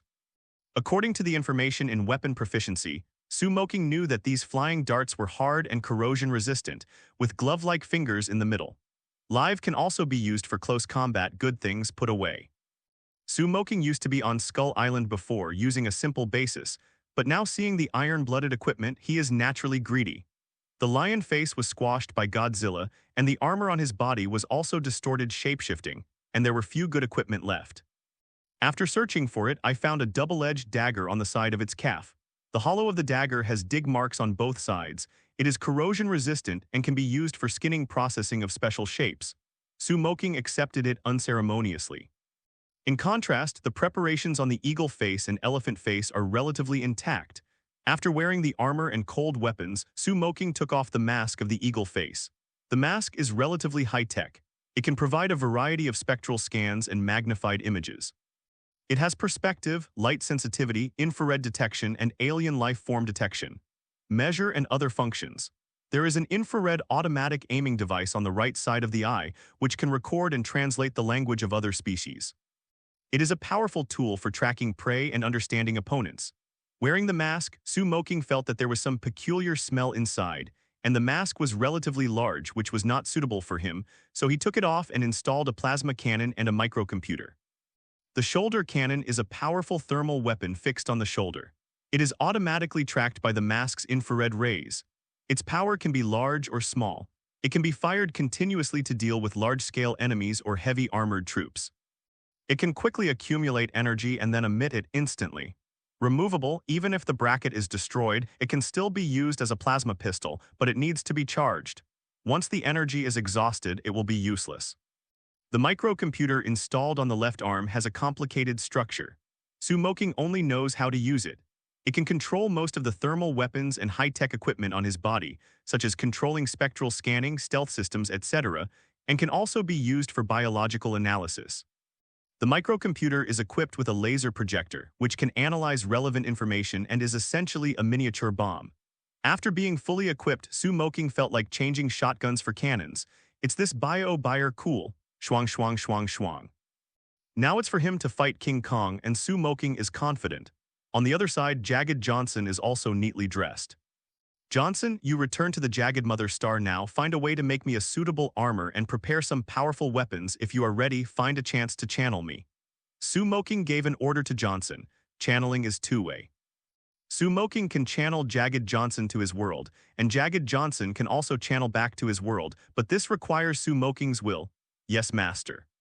Johnson slapped his heart respectfully with one hand, saluted, and then pressed his fingers on the microcomputer on his left arm a few times. And then the invisible spaceship appeared not far from the camp. Johnson stepped onto the spacecraft, and then saw the spacecraft's engine start and quickly disappeared into the sky. After seeing Johnson left, Moqing also took Godzilla, and High Donking returned to psychic space. As for Royce and others, Moqing did not pay attention to them. They were not familiar with them, and these people were not good stubbles. Although Moqing could let iron-blooded Johnson send them back to Earth, there was no small risk in doing so. People's hearts are unpredictable. Who knows if these people will turn their faces when they arrive on Earth? For Moqing, Johnson is a very advantageous helper, taking risks for them not worth it. And even if Royce and others don't turn their faces, they will definitely reveal the information of the predator, adding some unpredictable variables. For Moqing, it was harmful and unprofitable. Without killing people and killing his mouth, Moqing had already done his best. Moqing doesn't owe these people anything. Whether they can live on this planet depends on their own abilities. After returning to psychic space, Moqing called up his personal interface. Host, Moqing current psychic points, 3769 level, early elite psychic creatures, Godzilla, costume, predator. Ability, Monster Physique, Eagle Eye weapon proficiency. After checking, Moqing, fully armed, left from psychic space and re-entered Skull Island. On the edge of Skull Island in the dense woods, the sky is clear and the sun is shining brightly. Moqing stood quietly on a big tree, wearing the equipment of a predator, entered invisible mode and integrated with the surrounding environment. Not far in front of the big tree is a 15-meter-high Tyrannosaurus rex, rough skin, huge body, and huge amounts of sharp teeth, all showing its status as a top predator. In Skull Island, Tyrannosaurus rex belongs to the second-stage creature at the top of the food chain. Except for a few monsters such as King Kong and Skeleton Lizard, it will eat whoever wants to eat. This time Moqing's goal was this Tyrannosaurus rex. Moqing and his psychic beasts Godzilla and Kostin all need food and can earn psychic points. By the way, why not do it? In his plan, indiscriminate killing is not advisable. He needs to maintain a certain ecological balance of Skull Island. What was hunted yesterday was an underage lone reef bull demon and dozens of wings of Icarus. The difficulty coefficient was not high. Today Moqing decided to increase the difficulty a little. At the moment, Tyrannosaurus rex felt a little hungry, and the large lantern eyes patrolled around, looking for prey. Wow tilde, a blue energy bomb suddenly flew out and hit the Tyrannosaurus rex's neck, instantly exploding a file-sized blood hole in the mouth of the bull. Wow tilde. The sudden attack made the Tyrannosaurus rex pain roar, and blood was flowing in the neck, but such injuries were not fatal to the huge Tyrannosaurus rex. After launching a shoulder cannon, Moqing removed the folding spear from his back and shook his hand. The spear, which was originally only 4 arms long, instantly stretched to 2 meters. Wow tilde, the roar of the injured Tyrannosaurus rex shook the fallen leaves, and the stench of the stench made people vomit and slammed into the giant tree where Moqing was. Moqing didn't know whether the Tyrannosaurus had discovered him or rushed indiscriminately and immediately jumped from the trunk. At the moment when Moqing provoked, the big tree hugged by the two under his feet was hit by the huge body of the Tyrannosaurus rex. With a click, a trace of fracture was produced. Among the leaves falling all over the sky, the invisible Moqing held up his spear, and with the help of the downward thrust, he stabbed the Tyrannosaurus rex's head fiercely. The sharp superalloy spear, combined with Moqing's far superior power, instantly pierced the skin of Tyrannosaurus rex, pierced through the hard skull, and plunged into the spear with a tip of nearly 1 meter. After stabbing the spear, Moqing did not stop, stepped on the head of the Tyrannosaurus with 1 foot and jumped to the side. He knows very well that Tyrannosaurus rex's vitality is strong. Even if the whole spear is submerged in the Tyrannosaurus head, it may not cause the opponent to die immediately. Plop tilde, Moqing jumped more than 10 meters, dropped some of the impact on the ground, and then took a run up to a certain distance, turned his head to look at the Tyrannosaurus, and found that the Tyrannosaurus was falling to the ground. His huge body was rolling painfully, and both of them grabbed forward, randomly tearing everything around. Psychicism, come out Godzilla. Moqing put on what he thought was handsome and slapped the ground with 1 hand. The nearly 7-meter-high Godzilla instantly appeared from the crack in the space in front of him. Seeing the fallen Tyrannosaurus queen, he rushed to the Tyrannosaurus rex in a few steps. In front of opened his mouth to bite the injured neck of Tyrannosaurus rex. Stab tilde, under the powerful bite force, the sharp teeth like a dagger tore a large piece of flesh directly from the neck of the Tyrannosaurus rex. Wow tilde. The Tyrannosaurus wanted to get up, but in terms of strength alone, the relatively small Godzilla was not weaker than it. Moreover, the Tyrannosaurus rex suffered successive injuries, and the central nervous system of the head was damaged by Moqing's spear, making it impossible to perform effectively. After struggling for a few times, he was killed by Godzilla. Ding, congratulations to the host for killing the Tyrannosaurus rex and rewarding 360 psychic points. After confirming the death of Tyrannosaurus, Moqing walked to the corpse of Tyrannosaurus, grabbed the folding spear and twisted it. The spear shrank instantly. After Moqing wiped it clean, he opened the psychic space and asked Godzilla to take the Tyrannosaurus, dragged his body in. This Tyrannosaurus weighed more than 20 tons, enough for Moqing, Godzilla, and Kostin to eat for 2 days. The main reason is that Godzilla, the child, has a relatively large appetite. After all, he is still in the stage of growing his body. In fact, for Godzilla and Moqing, who has Monster Physique, the best ingredients are nuclear energy and radioactive materials. G-cells exist in their bodies and possess extremely strong regeneration capabilities. There is no need to worry about the aging of cells and individuals at all. In theory, their lifespan is unlimited. Moreover, G cells can absorb nuclear energy and radioactive materials and convert them into bioelectricity, making Moqing and Godzilla grow explosively. However, Moqing can't get things like nuclear bombs or nuclear fuel for the time being. Maybe Zhu Johnson can find a way, but it's impossible to get too much. After all, Johnson is just an ordinary iron blood. He has limited power on the iron blood planet. There is no problem with getting some equipment, but if the action is too large, other iron soldiers may find abnormalities. If it is exposed and killed, then Moqing will lose out. Perhaps it was time to think of a way to improve Johnson's position in the Predator clan so that both Johnson and Moqing would have huge amounts of benefits. These are all things. The battle to solve the Tyrannosaurus Rex was very fast, only 2 minutes before and after, which was easier than expected, thanks to the equipment of the Predator. After a while of the old man, the Tyrannosaurus was caught off guard. When Godzilla dragged the corpse of the Tyrannosaurus into the psychic space, Moqing was also ready to return. After all, the psychic space is absolutely safe compared to Skull Island, where monsters are endless. But Moqing strengthened a lot of ears, but there was a mechanical roar of woo. Looking up, I saw 2 old-fashioned planes flying towards Skull Island from the direction of the distant coastline. The fuselages of the 2 planes were full of black smoke. After a while, Moqing saw the pilot abandoning the plane and parachuting, slowly landing towards the beach.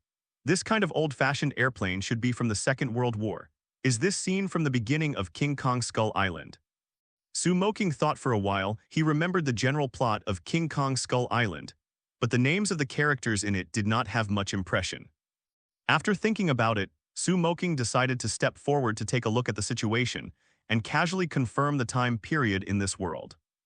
Moqing was more than 10 kilometers away from the beach, summoned high donking, Yu Ying flew into the sky and headed towards the beach.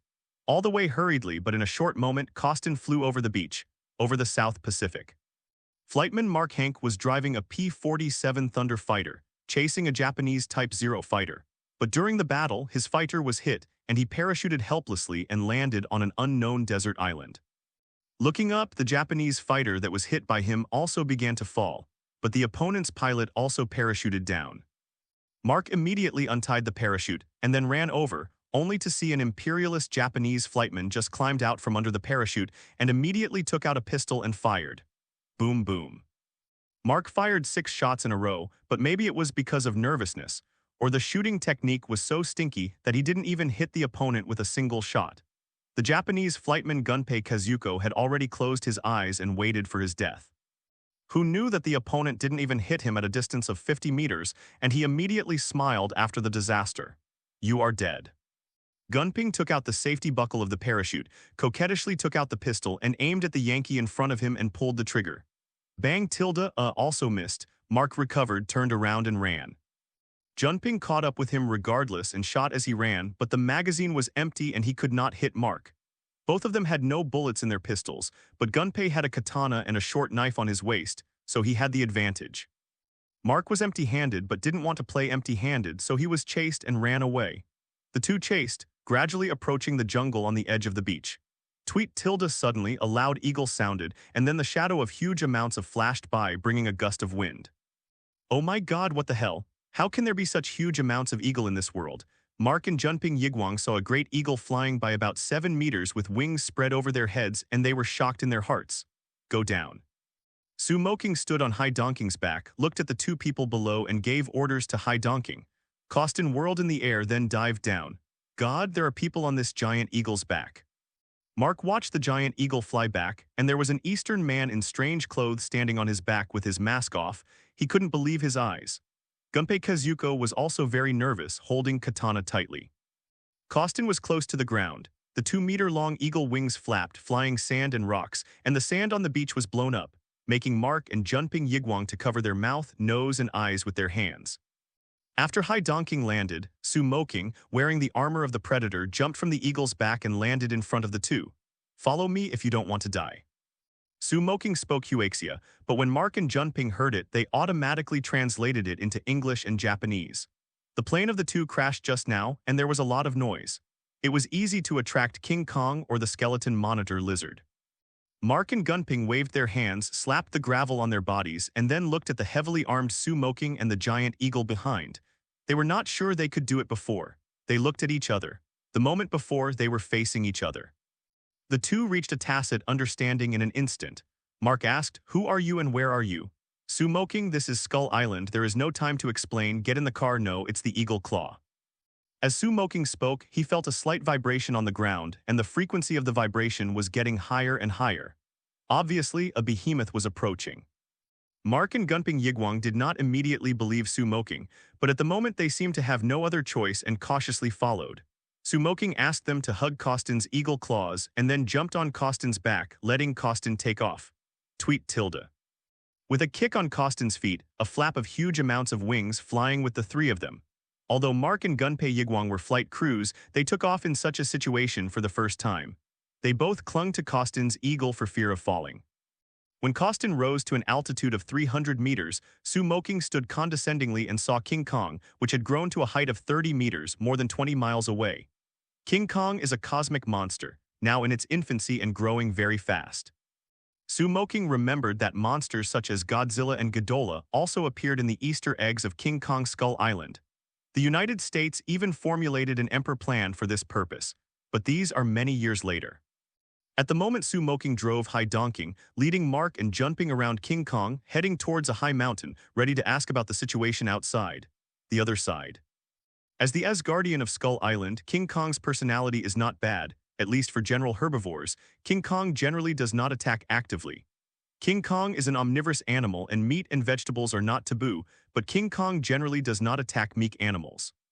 Even if he eats meat, he also eats those ferocious carnivores or some dead animals and sometimes goes to the small ones, the two people of Skull Island, where to eat some offerings.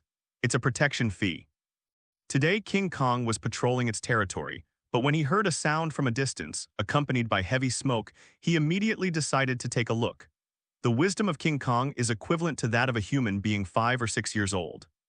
He has his own cognition and hates flames, because every accidental forest fire will burn many things, including the food it likes to eat and make him hungry. Therefore, King Kong with experience will go to extinguish the fire as soon as he finds where the forest is burning. When King Kong walked to the beach, Mark and Gunping Yiguang's plane was about to burn into an iron frame. King Kong took a large amount of mud and sand with his big hands, buried it, and saw that the fire was completely extinguished and then left contentedly. Today, the fire was extinguished to prevent the forest fire from happening. King Kong thought he was great, and on a high mountain, Moqing asked Mark and Gunping about the situation of the outside world. It is known from the two populations that it is now in early 1944. World War II is in full swing, and many countries have participated in this tragic war. After getting the information he wanted, Moqing explained the situation of Skull Island to the two of them, then gave them some food and rode away on Costin alone. They couldn't run on Skull Island anyway, just keep it here and let them fend for themselves.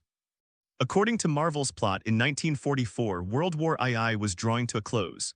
Counting out, Captain America was born around this time period maybe. In psychic space, Moqing thought about the plot about Marvel and felt that the world was so big that he should go out and take a look. At this point, Moqing sensed the call of Jiazhu Johnson and immediately moved away from the psychic space. When Moqing reappeared, he had already crossed the universe and appeared in a spaceship full of science fiction. And in front of him it was the psychic beast, Iron-Blooded Johnson.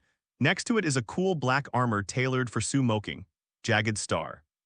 Because the Predator has always been a deadly tradition and is excellent in population control, the number of predators is not very large, and the entire Predator is more than 50 million people. It can be said that the land is vast and sparsely populated. Jiazhu Johnson owns an independent residence of several thousand square meters. In the wide underground warehouse, 3 small spaceships are parked. Inside one of the spacecraft, sensing Johnson's call, Moqing sent it through psychic space. Jiazhu Johnson pointed to the armor tailored for Moqing next to him and said, "Master, the armor you want is ready. Well done."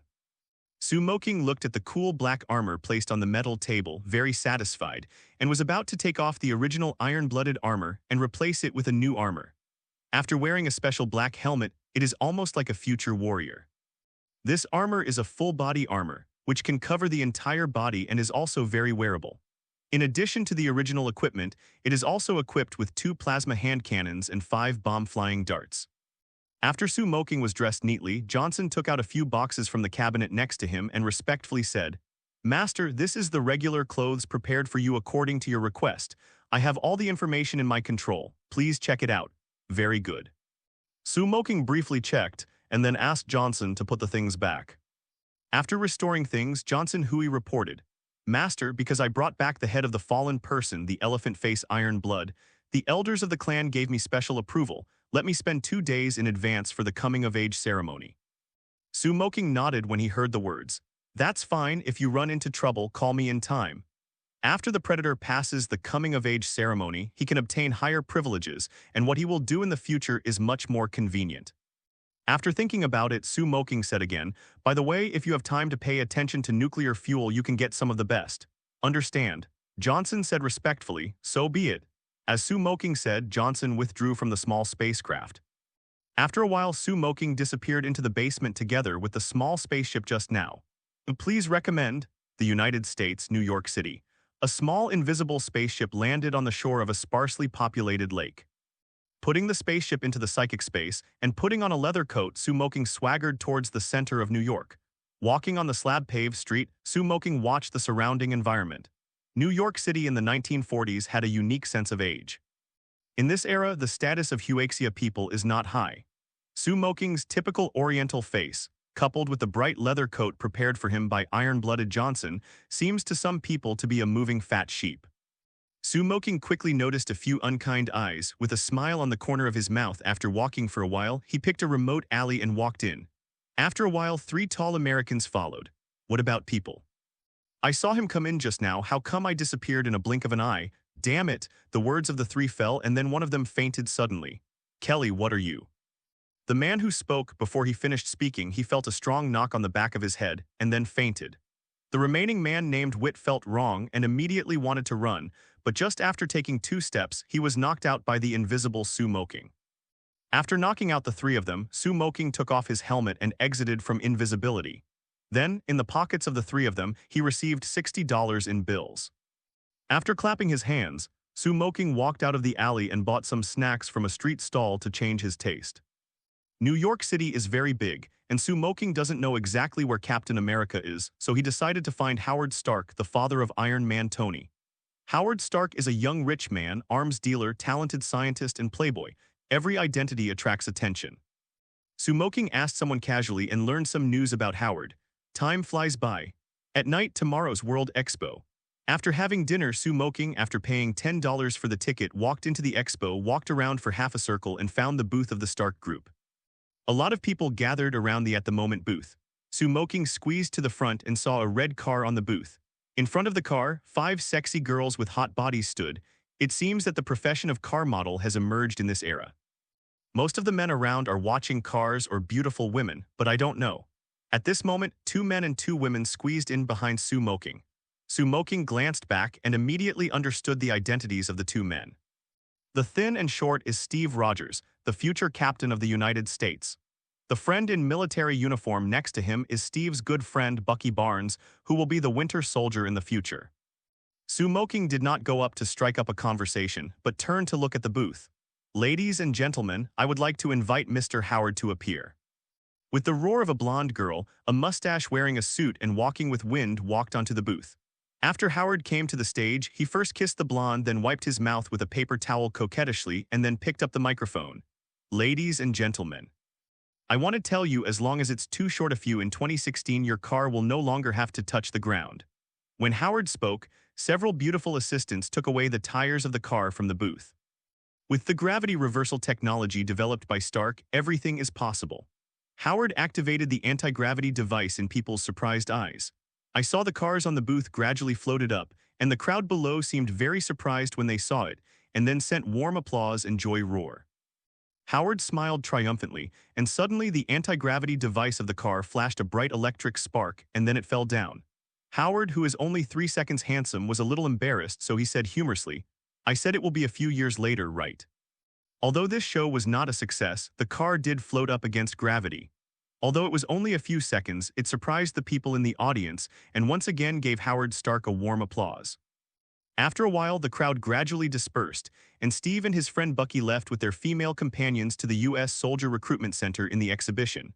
Moqing did not follow, but found Howard, who was surrounded by reporters. "Hi, Mr. Howard, would you like to have a chat?" Just getting rid of the reporter, Howard, who was about to pick up girls at the farewell reception, heard someone call him. He was still a man and said he was not interested.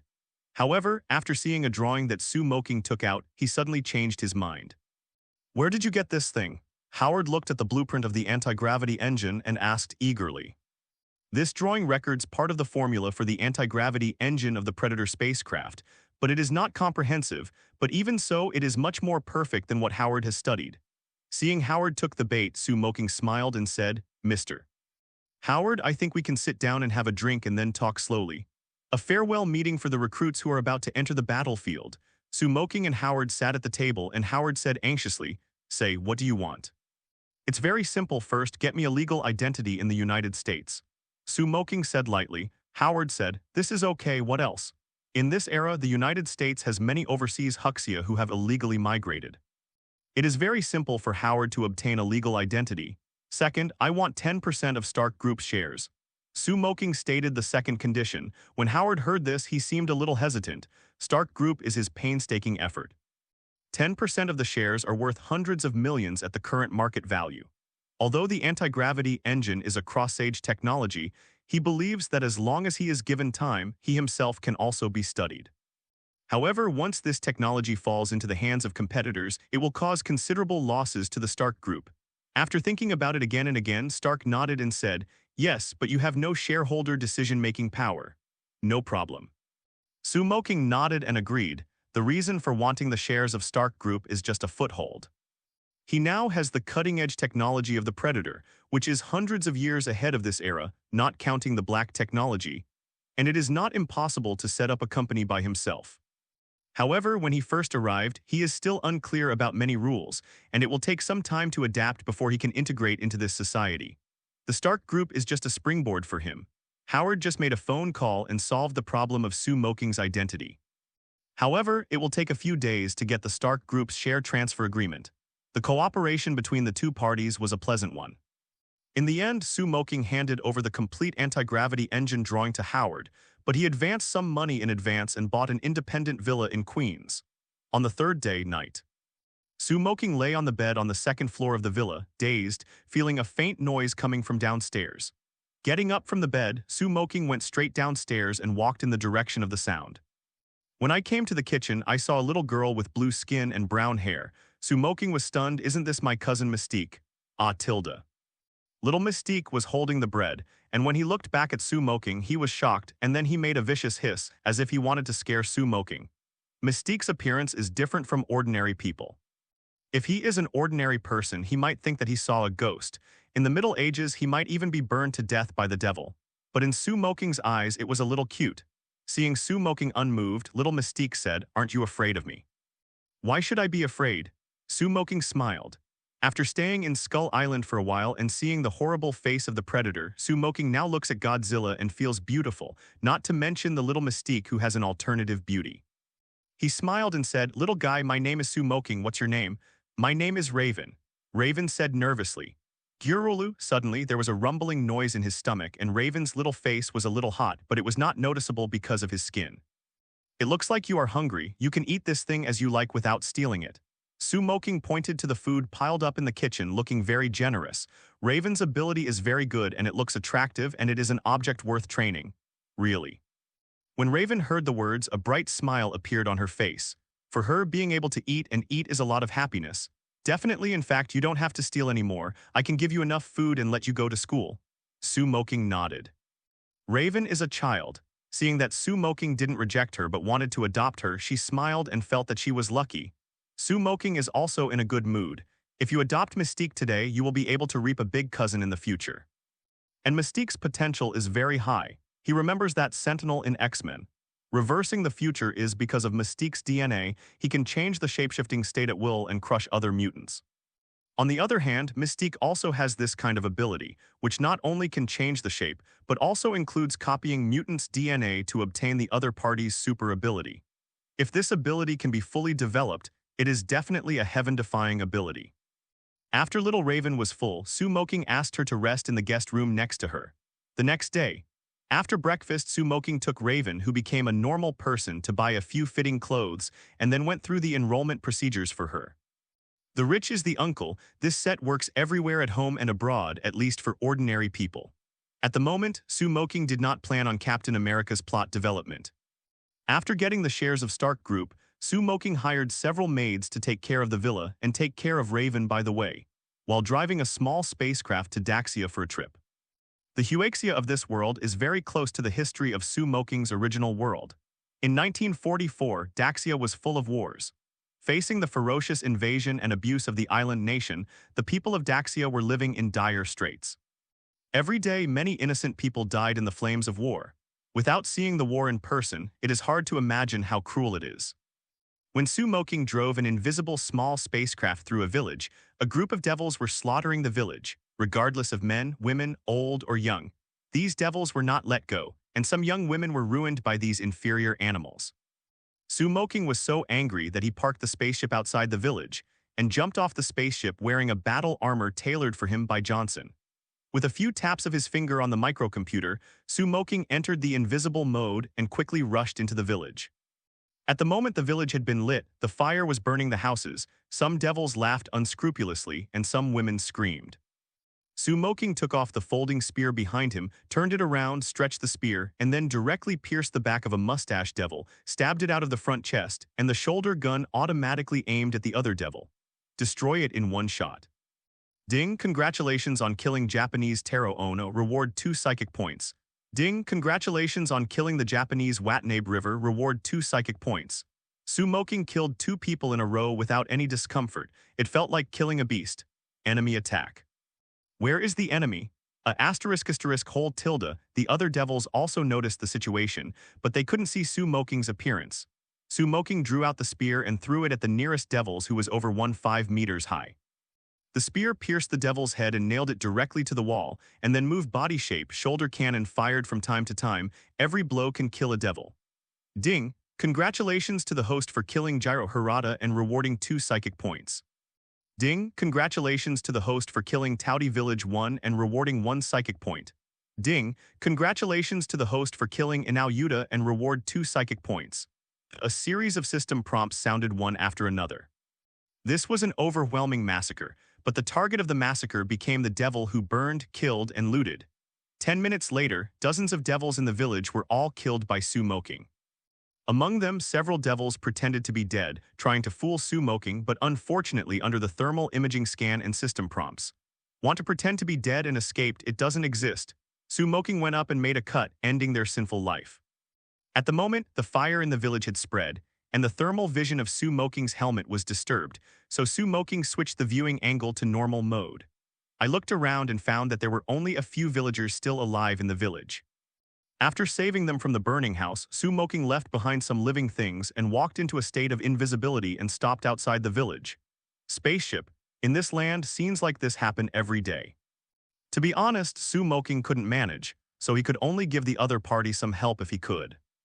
Perhaps because of seeing the innocent villagers who were killed, Moqing felt a little uncomfortable, so he would definitely make a big vote and glanced at the 2 microcomputers next to the cab. These 2 microcomputers were left behind by the eagle-faced Iron Blood and the elephant-faced Iron Blood. They have been useless before, and they should be useful for shooting now. Moqing piloted the spacecraft with indifferent eyes and flew towards the headquarters established by the island nation in North and South Daxia. Half an hour later, a mushroom cloud rose in each of the 2 devil bases. While tens of thousands of devils were wiped out in ashes, Moqing also gained more than 130,000 psychic points. Host, Moqing current psychic points, 143,060 level, early elite psychic creatures, Godzilla, costume, predator. Ability, Monster Physique, Eagle Eye, weapon proficiency. Unexpectedly, the harvest this time was so great, it seems that if you want to earn psychic points, the map cannon is the king. Looking at the soaring points on the personal interface, Moqing felt relieved. He killed 2 devil headquarters in one fell swoop and obtained massive psychic points at the same time, which can be described as killing 2 birds with 1 stone. As for what impact it will bring to the battle, it is not a question for Moqing.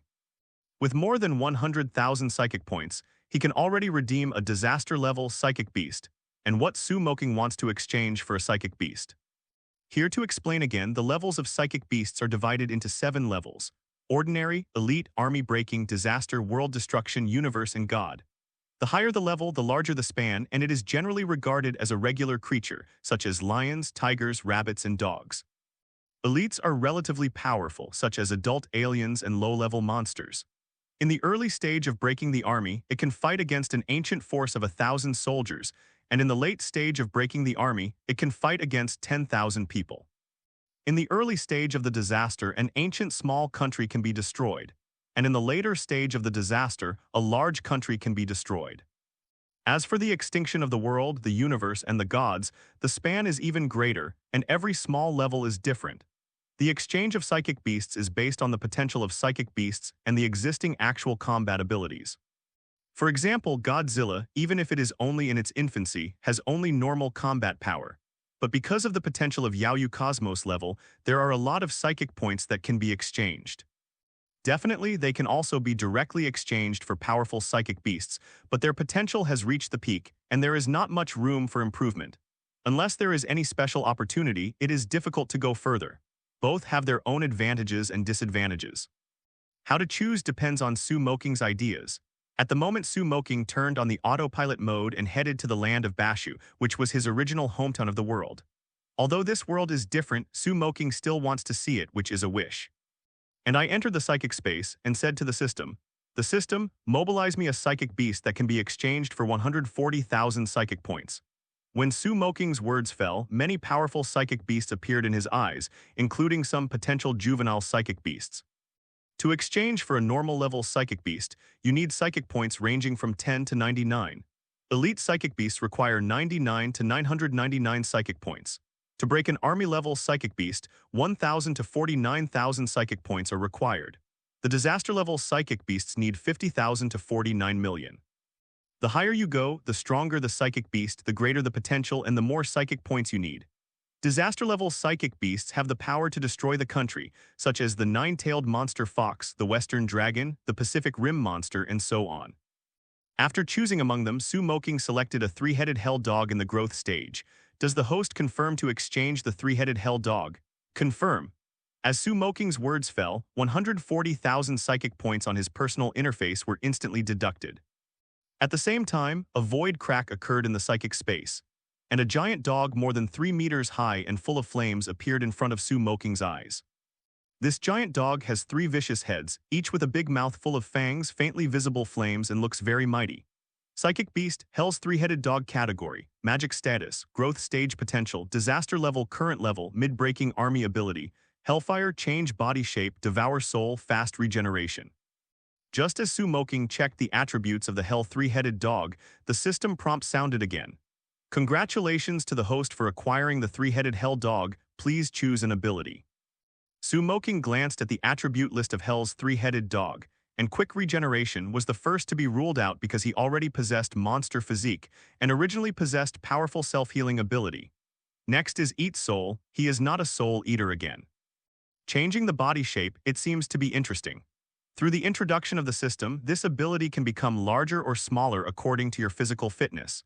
Seeing this, Moqing had a bold idea but did not implement it because the ability of Hellfire is so cool. According to the system's prompts, Hellfire can burn most of the world's substances or does not harm anything the user touches and is not bound by natural laws.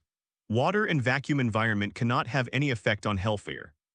It can be used as a long-range attack skill to launch against the enemy. It can burn the soul and body of the enemy, and it can also be controlled by the user as a large-scale energy explosion, attacking a large area, such as forming a rain of fire in the sky and burning the enemy. It can also be attached to the object the user wants, change its shape, and give the ability to walk on any terrain, or it can be loaded into a firearm and turned into a bullet to damage the enemy. Or enchant various weapons to increase fire damage, or even enchant various vehicles for users to demonize and control. Does the host extract Hellfire? Extract. Moqing chose to extract without hesitation. After the words fell, a red light burst out of the 3-headed dog of hell, which poured into Moqing's body. Moqing suddenly felt like he had been thrown into the incinerator. The cells all over his body seemed to burn and the blood began to boil, but Moqing didn't say a word. After more than 10 minutes of patience, the light finally dissipated. At the moment Moqing seemed to be fished out of the water, his whole body was wet with sweat. At the same time, there was a strange feeling of being close to the flame. He stretched his right hand forward and snapped his fingers. With a swish, a group of red flames burned in his palm.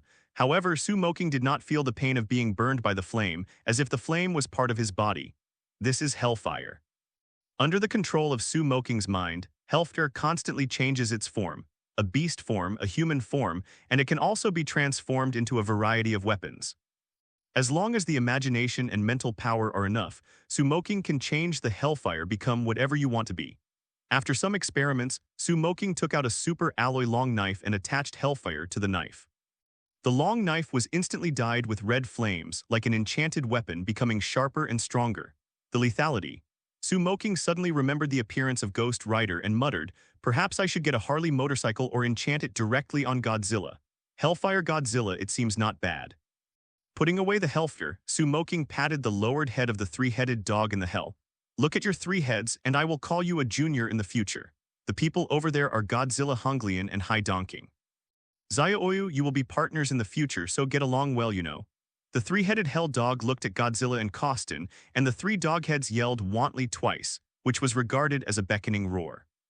Godzilla, Honglian, and Hai Donking Zaya-Oyu were the names Moqing had given them before. A bird and a beast looked at the 3-headed hell dog, Zaya-Asen, who was full of flames, and they didn't mean to come close. Animals' instincts can make them feel the flames on each other's body, which is dangerous and can cause them harm. Especially Zaya-Oyu, he doesn't want to become a roast chicken. Moqing saw this and said, "Little San, put away the fire on your body, don't hurt Honglian and Zaya-Oyu." Boom. Zio-san yelled twice, and the hellfire on his body retracted into his body, revealing a soft black fur, and a 2-meter-long dog's tail was going to be alive and well, and he looked at Moqing in favor. Ang tilde, tweet tilde, boom tilde. Honglian, Zaya-Oyu, and Zaya-Asen talked in their unique language. Moqing took off the iron-blooded armor, wiped it in the corner of the special clothing store, put on a fur coat, and then told Zaya-Asen and the others, "You stay here, don't make trouble or fight." The 3 psychic beasts nodded to express their understanding. Moqing exited psychic space and reappeared in the pilot's cabin of the spacecraft. At the moment the spacecraft had already flown over the territory of Bashu, Moqing began to slow down, observing the situation below through the display. Compared with the war-torn North Daxia region, Bashu is much calmer. After all, it is the hinterland of Daxia. It is not easy for the devils to fight over.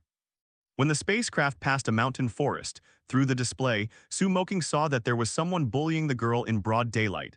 "Well, I didn't expect the chance to meet a hero to save the United States so soon." Moqing controlled the spacecraft to descend and jumped down 10 meters away from the ground. At the same time he shouted, "Beast, let go of that girl, let me." Originally, Moqing wanted to add "let me come," but considering the image problem, he held back. There were only 3 people on the ground, 2 men and 1 woman. One of them was a short-haired man with firewood on his back, and the other with a naked upper body and a shaved head was on a girl in a blue and white dress. The girl seemed to be only 18 or 19 years old, her eyes were dull, her face was expressionless, her appearance was very beautiful, and her clothes were still in good condition. Obviously, Moqing came in time. Moqing landed in a heroic and handsome manner, and then kicked the bald head a few meters away with a kick. Tilde, the bald head who didn't know name, was forced to take Moqing's kick. At least 5 of his bones were broken. After landing, he lay on the ground, half-dead, mourning roar. Moqing looked back at the other person, and the short-haired man hurriedly said, I didn't do anything. Take him and get out." Moqing saw that this guy had a guilty heart, so he let him go. Hearing this, the short-haired man didn't need the firewood, so he quickly helped his bald head and walked into the distance. Moqing turned to look at the girl lying on the ground and saw that she was lying on the ground blankly, her eyes were dull, clear as a mirror, and she seemed to be indifferent to everything around her. Is it a silly girl? Moqing squatted down and asked at the same time, "Girl, are you okay? Why are you here, your family?" The girl looked at Moqing blankly without speaking. "It seems that she is really a silly girl," Moqing sighed and then said, "If you have no other place to go, just follow me. This girl is very beautiful." To be honest, Moqing is a little moved, but she's silly, he won't take advantage of others. But if you leave it alone, I'm afraid that what happened just now will happen again. It is just to do a good deed every day anyway, he is not short of money. Moreover, Su Moqing felt that there was a special feeling on the girl in front of her, and she couldn't tell what it felt like. Gyurulu. There was a cry of hunger from the girl's stomach, and Su Moqing took out a piece of bread from the psychic space, where the food was placed, and handed it to the girl. The girl took the bread under the hungry instinct, then ate it with big mouthfuls and reached out to Su Moqing after eating. It's quite edible. Su Moqing smiled and took out another piece of bread and handed it to the girl. After she finished eating, Su Moqing took her on the spaceship and headed to Chengdu to buy some daily necessities. After arriving in Chengdu, Su Moqing found that the living standard of at the moment Chengdu is indeed much behind New York. Many places are still mud-walled and tiled houses. It is completely different from Chengdu where he was originally. After Su Moqing received the spacecraft into the psychic space, she walked on the Bluestone Road in Old Chengdu with the expressionless Sanwu girl. There are many hawkers on both sides of the street selling melons, fruits, vegetables, and some daily necessities. Su Moqing bought some clothes and canvas shoes for the Sanwu girl, and then bought a few cows at the entrance of the bull market, counted as giving them to Ziosin. Dinner. Then I ate a meal in a seemingly high-end restaurant, and then took the Sanwu maiden who had been silent to take the spacecraft and return to New York. New York, Queens. Su Moqing took the Sanwu girl to an independent villa. This is my home and you will live here in the future. At this time the door of the villa opened and a little girl carved out of jade ran out. Brother Su, you are back. Raven, who became a normal person, threw a smile into Su Moqing's arms and then looked at the Sanwu girl in confusion. Brother Su, who is this sister? Sanwu girl looked at Raven blankly as if observing each other but said nothing. Su Moqing rubbed Raven's head and introduced. This is Raven, 10 years old. Then he said to Raven, I met this sister on the road. She seems to have amnesia and Jan, she lives with us. Raven nodded obediently, then raised his head to look at the clear eyes of the Sanwu girl and asked in confusion, then how should I roar her? I don't know her name, just call her Sister Zero. Su Moqing thought of the 3-No girl in a certain anime and casually named a name. Zero means nothing, it is the starting point and the end point. In this way, another member was added to Su Moqing's villa. Zero looks very cute, but Su Moqing found that Zero's learning ability is very strong. He thinks that the other party may have really lost his memory, forgetting everything completely, just like a newborn baby. Su Moqing is relatively tight lately and has many things to do, so he hired a nanny and a private female teacher to take care of and teach Zero and Raven. After all arrangements were made, Howard also gave Su Moqing the 10% share transfer agreement of Stark Group. Although it's just a dry stock that eats idle rice, it just has to be profitable. With the anti-gravity engine provided by Su Moqing, the value of Stark Group's shares will inevitably be greatly increased, and Su Moqing's status and value will increase accordingly, which is a win-win situation. On the afternoon of the day when he got the shares, Su Moqing instructed Raven and Zero to take a small spacecraft back to Skull Island. The system released the task of domination of Skull Island. Now it's time to complete. To dominate Skull Island, Su Moqing's main targets are King Kong and the Skull Monitor Lizard. Su Moqing is very confident about this, not to mention the 3-headed dog of hell. Ziosin has the strength of breaking the army, maybe not as big as the King Kong and the Skeleton Monitor Lizard, but the strength is absolutely powerful. Most of the Skeleton Monitor Lizards stay underground, and it is not easy to find them, so Su Moqing regarded King Kong as the first target. Skull Island said it was big or small and turned on the thermal imaging camera to scan. A few minutes later, Su Moqing drove the spacecraft to the sky above King Kong. At the moment, King Kong's head has grown to about 32 meters, sitting on the ground like a hill. Su Moqing took the spaceship into the psychic space, swaggered to the front of King Kong and shouted, "Big guy, do you want me to be a psychic beast?" From the movies, King Kong is still friendly to mankind, so Su Moqing decided to pay courtesy first and then soldiers, and often try to solve problems in a peaceful way. But there is always a big gap between reality and ideals. Maybe it's because Su Moqing is not a beautiful blonde woman, or King Kong is in a bad mood today. Seeing that he is not as tall as his feet, he slapped his hand and slapped it. I'm stuck. King Kong's body is huge but extremely flexible. Su Moqing looked at the huge amounts of palms slapped under the gale and his complexion suddenly changed. If this slap hit him, he wouldn't be slapped. Psychicism, Little San, there was also a hint of anger in his heart. Since the communication was ineffective, there was nothing to say. Su Moqing opened the door and let the dog go. Wow. The flaming Ziosin rushed out of the open psychic space, and the dog in the middle spouted a ball of hellfire from its mouth, forming a shield in midair blocking Moqing's body. Bang tilde. King Kong's palm hits the shield formed by hellfire, the seemingly flimsy flame shield, but it is unbreakable. Roar tilde. King Kong didn't smash the flame shield. Instead, he felt a strong pain in his hand and his mouth could not help but let out a painful anger. At the moment, King Kong is still in its infancy and its defense is not demanding. Ordinary bullets can cause certain damage to it, let alone hellfire attacks with magical attributes. I saw that the palm of King Kong's contact with hellfire was already covered in flesh and it was still stained with burning flames. King Kong slapped the ground quickly, trying to put out the fire. However, hellfire is an extraordinary flame. Unless you have special means, it will be like a bone maggot burning the target and the soul together.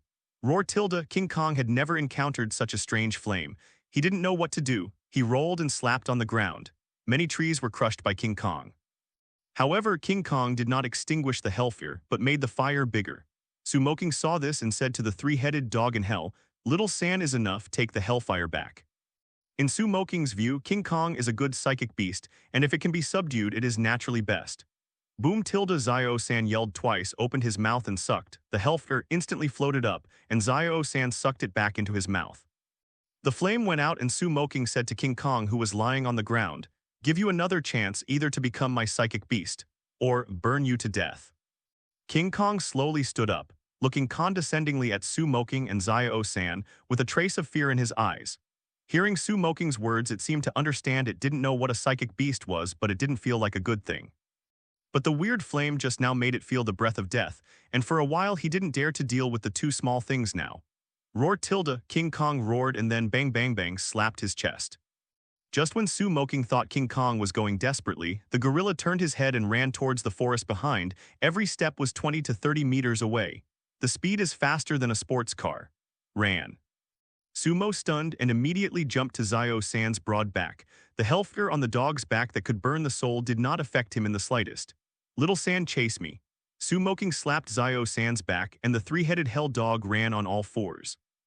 Moqing felt the wind blowing on his face and the surrounding scenery quickly retreated. The three-headed dog of hell is indeed an army-breaking psychic beast and soon caught up with King Kong and intercepted it. Roar tilde. King Kong saw that Zio-san was blocking his way. This time he learned to be fine. Instead of going into battle with his bare hands, he grabbed a big rock next to him and smashed it at Zio-san and Moqing fiercely. Hellfire was ejected from Zio-san's mouth again, turning into a flame shield. What happened to the boulder suddenly burst. "This gorilla thief is good, miscellaneous." Moqing gave an order and the three heads of the three-headed hell dog shouted in unison. Their body hellfire was soaring and shot away at King Kong. Roar tilde. King Kong eats a ditch and grows his wisdom, knows the power of hellfire, looks terrified, dare not touch it all, bends down and uproots the tree next to it with a wave blocking most of the flames.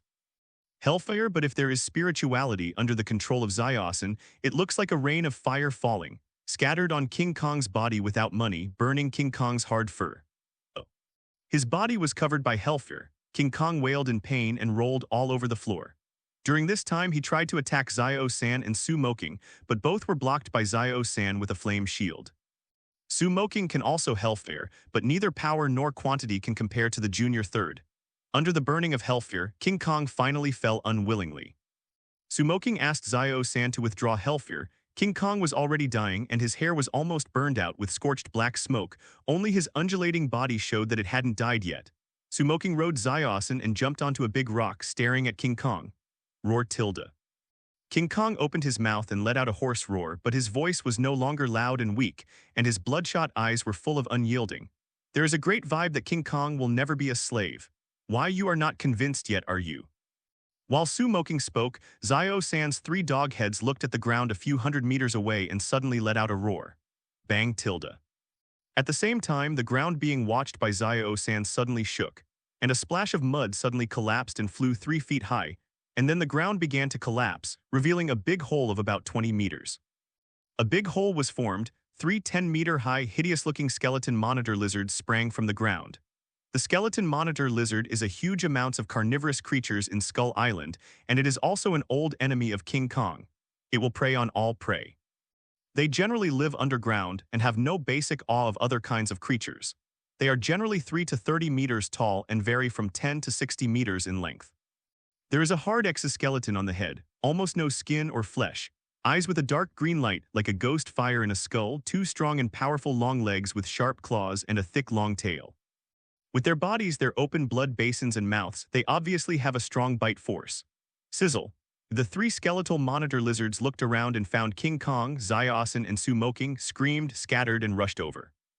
A smaller skeleton monitor lizard rushed towards Moqing and Zayaosan, and the other two skeleton monitor lizards rushed towards the fallen King Kong.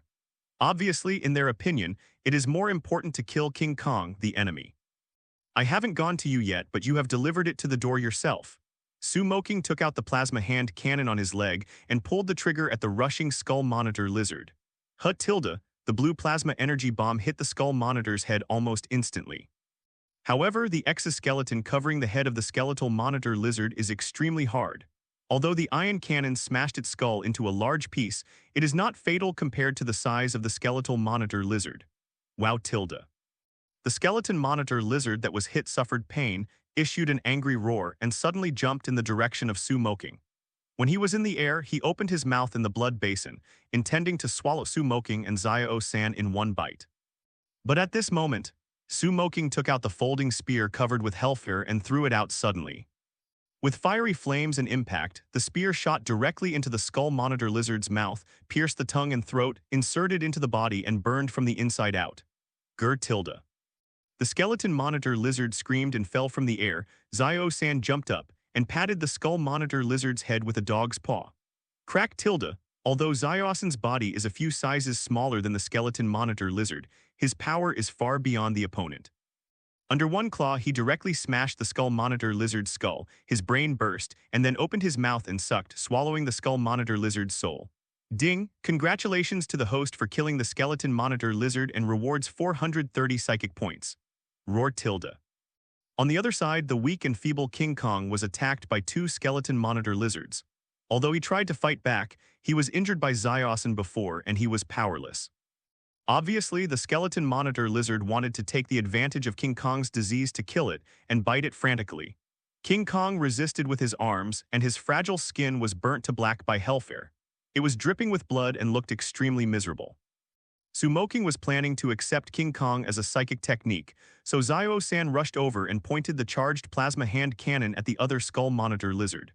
The blue light flashed, hitting the eye of the skeletal monitor lizard. The eyes of most creatures in the world are fragile, and the skeleton monitor lizard is no exception. I saw the skeleton monitor lizard's right eye hit by the ion cannon, and it burst open, and the red and black blood flowed down. The pain caused the skeleton monitor lizard to roll all over the floor and hit it indiscriminately. Moqing jumped up, two flying darts bombs appeared in his hand, and threw them at the skull monitor lizard's belly. The two flying darts bombs pierced into the skull monitor lizard's skin, and the red light flashed twice, booming 2 times. The sound exploded, 2 wash basin-sized blood holes were exploded in its stomach, and the internal organs of the intestines flowed all over the floor.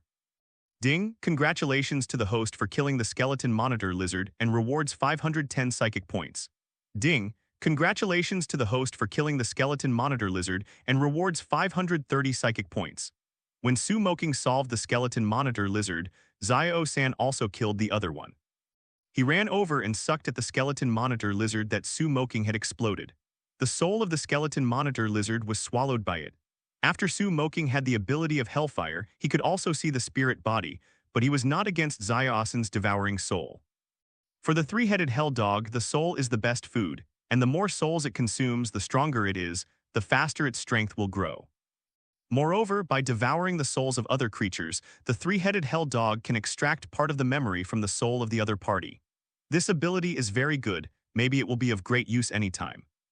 After solving the 3 skull lizards, Moqing looked at King Kong again.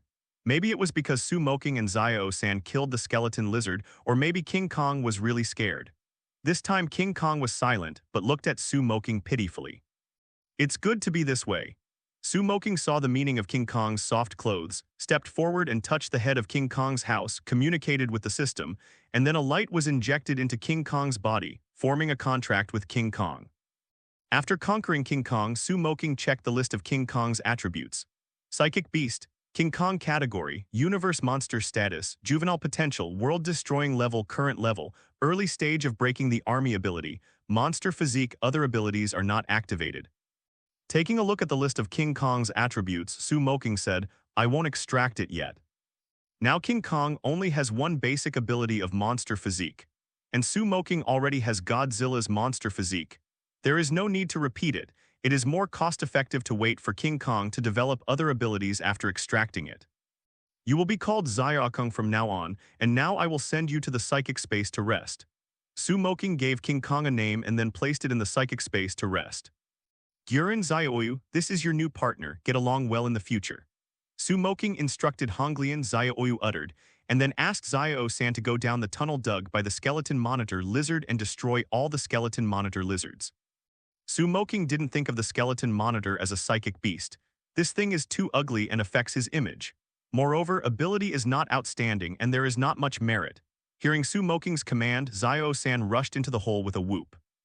After a long time, the ground shook and the screams of the skeleton monitor lizard. Ding! Congratulations to the host for killing the skeleton monitor lizard and rewarding 468 psychic points. Ding! Congratulations to the host for killing the skeleton monitor lizard and rewards 536 psychic points. Ding! Congratulations to the host for killing the skull monitor lizard king, rewarding 2869 points. The three-headed dog of hell is simply a catastrophe for the skeleton monitor lizard, and the system prompts sounded one after another. But within an hour, the skeleton monitor clan was completely wiped out by Xiao-san. Ding! Congratulations to the host for completing the task of dominating Skull Island. Reward 5,000 psychic points, then psychic once psychic space upgrade. Does the host upgrade the psychic space? Hearing the system prompt, Moqing thought for a while, first removed all the psychic beasts and then said, upgrade. The psychic space is being upgraded. After a long time, the system prompt sounded again. The upgrade of the psychic space is complete. Is this done? With a thought, Moqing entered the psychic space and found that there was an extra place of light in the vast psychic space that was originally dark. In this piece of land, mountains, rivers, flowers, birds, insects, and beasts have everything you need, even the indigenous people. Wait, natives, isn't this Skull Island? In psychic space, Moqing is equivalent to domination. A single thought can reach anywhere in psychic space. After a closer look, the extra piece of land is Skull Island. Because Gu Lion, Xiaoyu, Xiao-san, Xiao-kong are still on it. What happened? Could it be said that psychic space absorbed Skull Island? After the upgrade of the psychic space, Skull Island was included in the territory of the psychic space. Since then, it is between the imaginary and the real. As long as they are willing, no one can touch Skull Island. After hearing the system's narrative, Moqing suddenly realized that Skull Island is now his private territory. The imaginary and the real are between his thoughts. To put it simply, Skull Island still exists in reality. It is a real existence. The sunshine or heavy rain in reality is the same as before. The natives and various creatures living on the island will not feel any changes. But as long as Moqing's thoughts move, Skull Island can be hidden in the void, forming an independent small world. Mysterious and mysterious, unpredictable, this is obviously a good thing for Moqing. Skull Island has a large area and rich resources. With Skull Island, Moqing no longer has to work hard to find food for the psychic beasts and can completely let them hunt on their own. And compared with the original psychic space, Skull Island is obviously more suitable for them to live. At least the scenery is beautiful, which can make their beastly heart much more comfortable. If you are tired of playing, you can also send it to the safe area at any time. At the same time, Moqing is also equivalent to an additional location space transmission area. Through psychic space, as a transfer station, he can appear anywhere on Skull Island at any time. After learning about the upgraded psychic space, look at the rewards of random psychics. System channeling. When the words fell, a void crack appeared in the psychic space. A white shadow came out of it, very fast, and it came to Moqing almost in the blink of an eye. This psychic beast has no miscellaneous hairs, it is white all over and looks like a white horse. It is about 2.5 meters tall and has dark blue eyes. There is a long spiral horn in the middle of its forehead. It looks pure, noble, and gentle. Moqing put his hand on his head and stroked it while checking the attribute list of this psychic beast.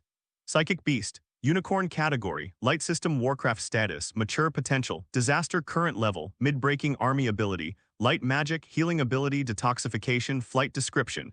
The unicorn is a beautiful animal. The adult unicorn is silvery white and golden yellow when it is young. Its horns, blood and hair all have strong magical effects. The horns have detoxification effects and tail hair. You can make a magic wand and its blood is silvery white, which can extend life. Please don't slaughter a unicorn for this, you will regret it because you will be cursed for that. Its personality and docile appearance are very different, and it has light magic ability, can ignore gravity, flight extremely fast, and can fight flying dragons. I took a look at the attributes of the unicorn and the system prompt sounded, "Congratulations to the host for obtaining a unicorn, please choose an ability." This time, Moqing directly chose the ability of Yukong Flight. Does the host extract Yukong Flight? Extract. Although light magic and healing ability are also good, Moqing still wants to have flight ability. After the words fell, a white light pierced through the unicorn's body and poured into Dao Moqing's body. Different from Hellfire, Moqing felt very comfortable this time. After a while, the light dissipated, and Moqing felt that his body seemed to be weightless, and he floated up with a little tiptoe. As your mind changes, you can adjust your own weight and flight direction.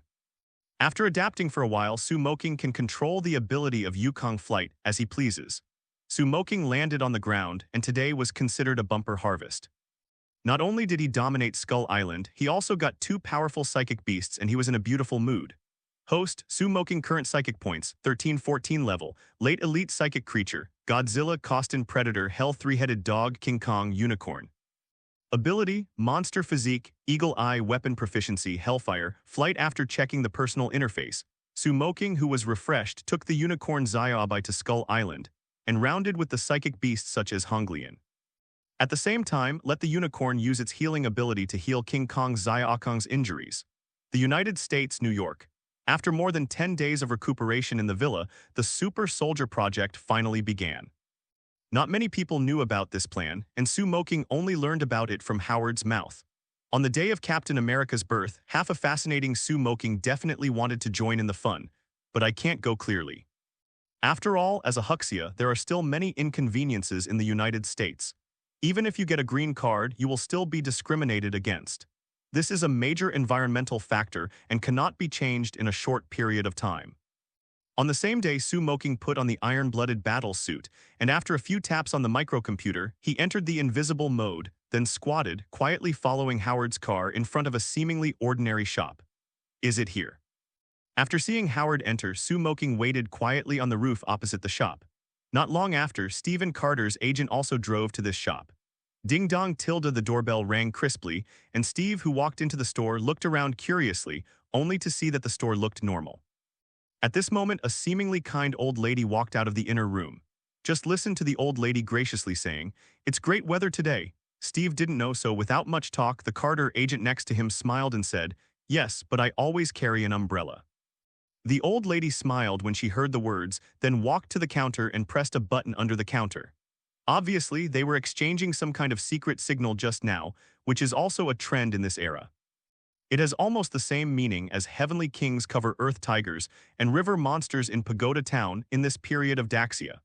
Carter led Steve into the study in the back room and then skillfully pressed the inconspicuous switch on the side. With a click, the bookshelf in front slowly opened, and what entered Steve's eyes was a huge secret experiment base.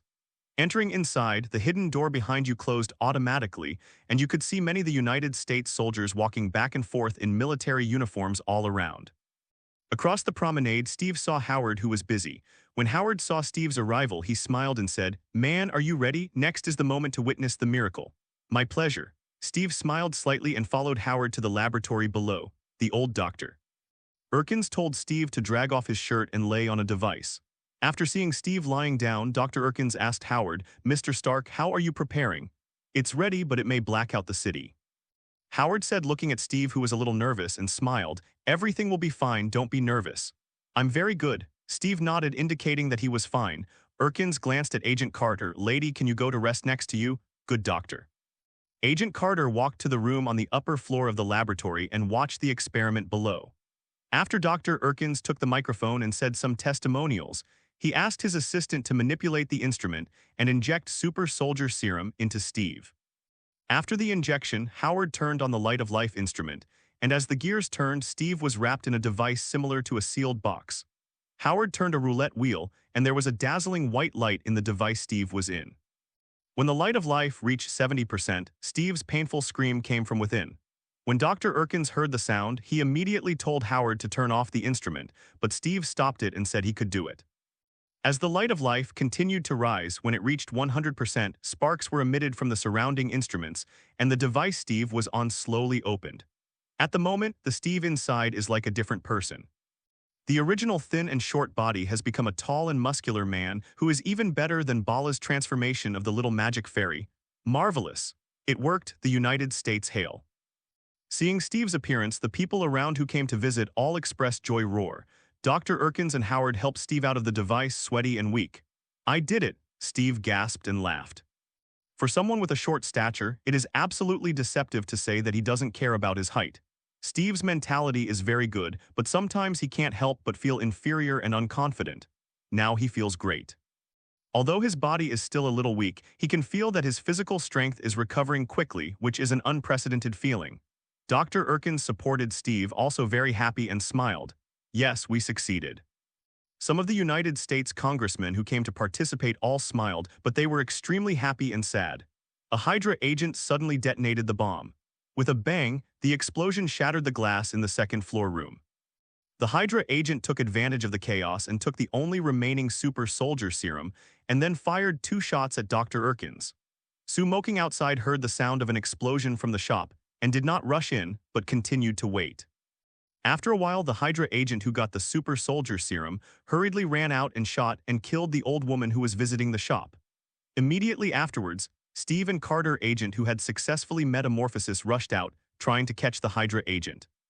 But the other party had been prepared long ago and arranged a manpower outside to respond. There was a fierce gun battle between the two sides. Carter killed 2 Hydra agents, but the agent holding the super soldier serum had already drove away. Moqing has been watching with cold eyes.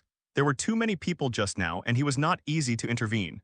The top leaders of the United States are not good men and believers. Steve below did not give up and started chasing the car with his bare feet. Moqing used the ability of Yukong flight to follow the Hydra agent without knowing it when he was invisible. Running Steve is obviously not as fast as flight Moqing. Moqing, who was in stealth, followed the Hydra agent to a dock. Seeing no one was around, he took out a dagger, a flying body, and stopped in front of the Hydra agent. The Hydra agent found no abnormalities and ran forward in a hurry, hitting the sharp superalloy dagger directly with his neck, killing him on the spot. Ding, congratulations to the host for killing Hydra agent Hands and reward 5 psychic points. Brother, you ran into it yourself, you can't blame me.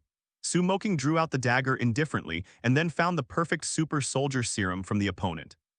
Moqing doesn't use this thing, but it can be handed over to Iron-Blooded Johnson for research, and it may be possible to make Iron-Blooded Johnson evolve into Super Iron-Blooded. Moqing got the Super Soldier Serum and got up, and Steve, who was on his feet, came across the alley at this time. Steve looked a little confused when he saw the Hydra agent falling in a pool of blood. Upon closer inspection, he found a few drops of blood floating in the air. It turned out that the blood of the Hydra agent was stained on Moqing's battle suit, exposing Moqing, who was invisible. What? Although Steve saw something invisible for the first time, he rushed forward bravely. Moqing looked at the rushing Captain America, smiled, and directly used Yukong flight to leave. His goal has been achieved, and there is no need to make any extravagances. After placing the super soldier serum in the psychic space, Moqing changed his clothes and started wandering in the street. On the other hand, the death of Dr. Erkins made Howard very sad. They were old partners. Now Dr. Erkins, who is also a mentor and friend, was killed by a gangster, making Howard very angry. However, due to the destruction of the Hydra agent, Dr. Erkins's research transcripts have been destroyed. If the military wants to continue to study super soldier serum, they can only pull Steve back to draw blood. It's a pity that super soldier serum has been perfectly combined with Steve's genes, and it is impossible to reverse the formula of the serum. Moqing had a serum sample in his hand, but he would not be so stupid to hand it over to the United States political axe. The next day, Dr. Erkins held a funeral. After Moqing attended, he returned to his private villa. Steve wanted to dedicate his life to the United States and defeat imperialism, but unfortunately he did not go to the battlefield as he wished. It turned out to be because Steve saved people while hunting down the Hydra agent, and was treated as a hero and appeared in the newspaper. Under the packaging of the United States political axe, Steve officially became the captain of the United States, put on Captain America's iconic uniform, began touring and sold securities for the United States government to sponsor. Moqing also went to see it and took a photo by the way. Maybe in a few decades, this photo will be able to sell for a high price. Driving back to the villa Moqing saw in the living room, Raven stared blankly at the tabletop. To be precise, it was a piece of paper on the tabletop. Raven saw Moqing entering the house and immediately rushed forward, holding Moqing's hand, pointing to the words written by Zero and asking, "Brother Su, what do you think Sister Zero wrote?" Moqing looked around and saw 3 Huxia characters written on the white paper on the table. Baby Feng.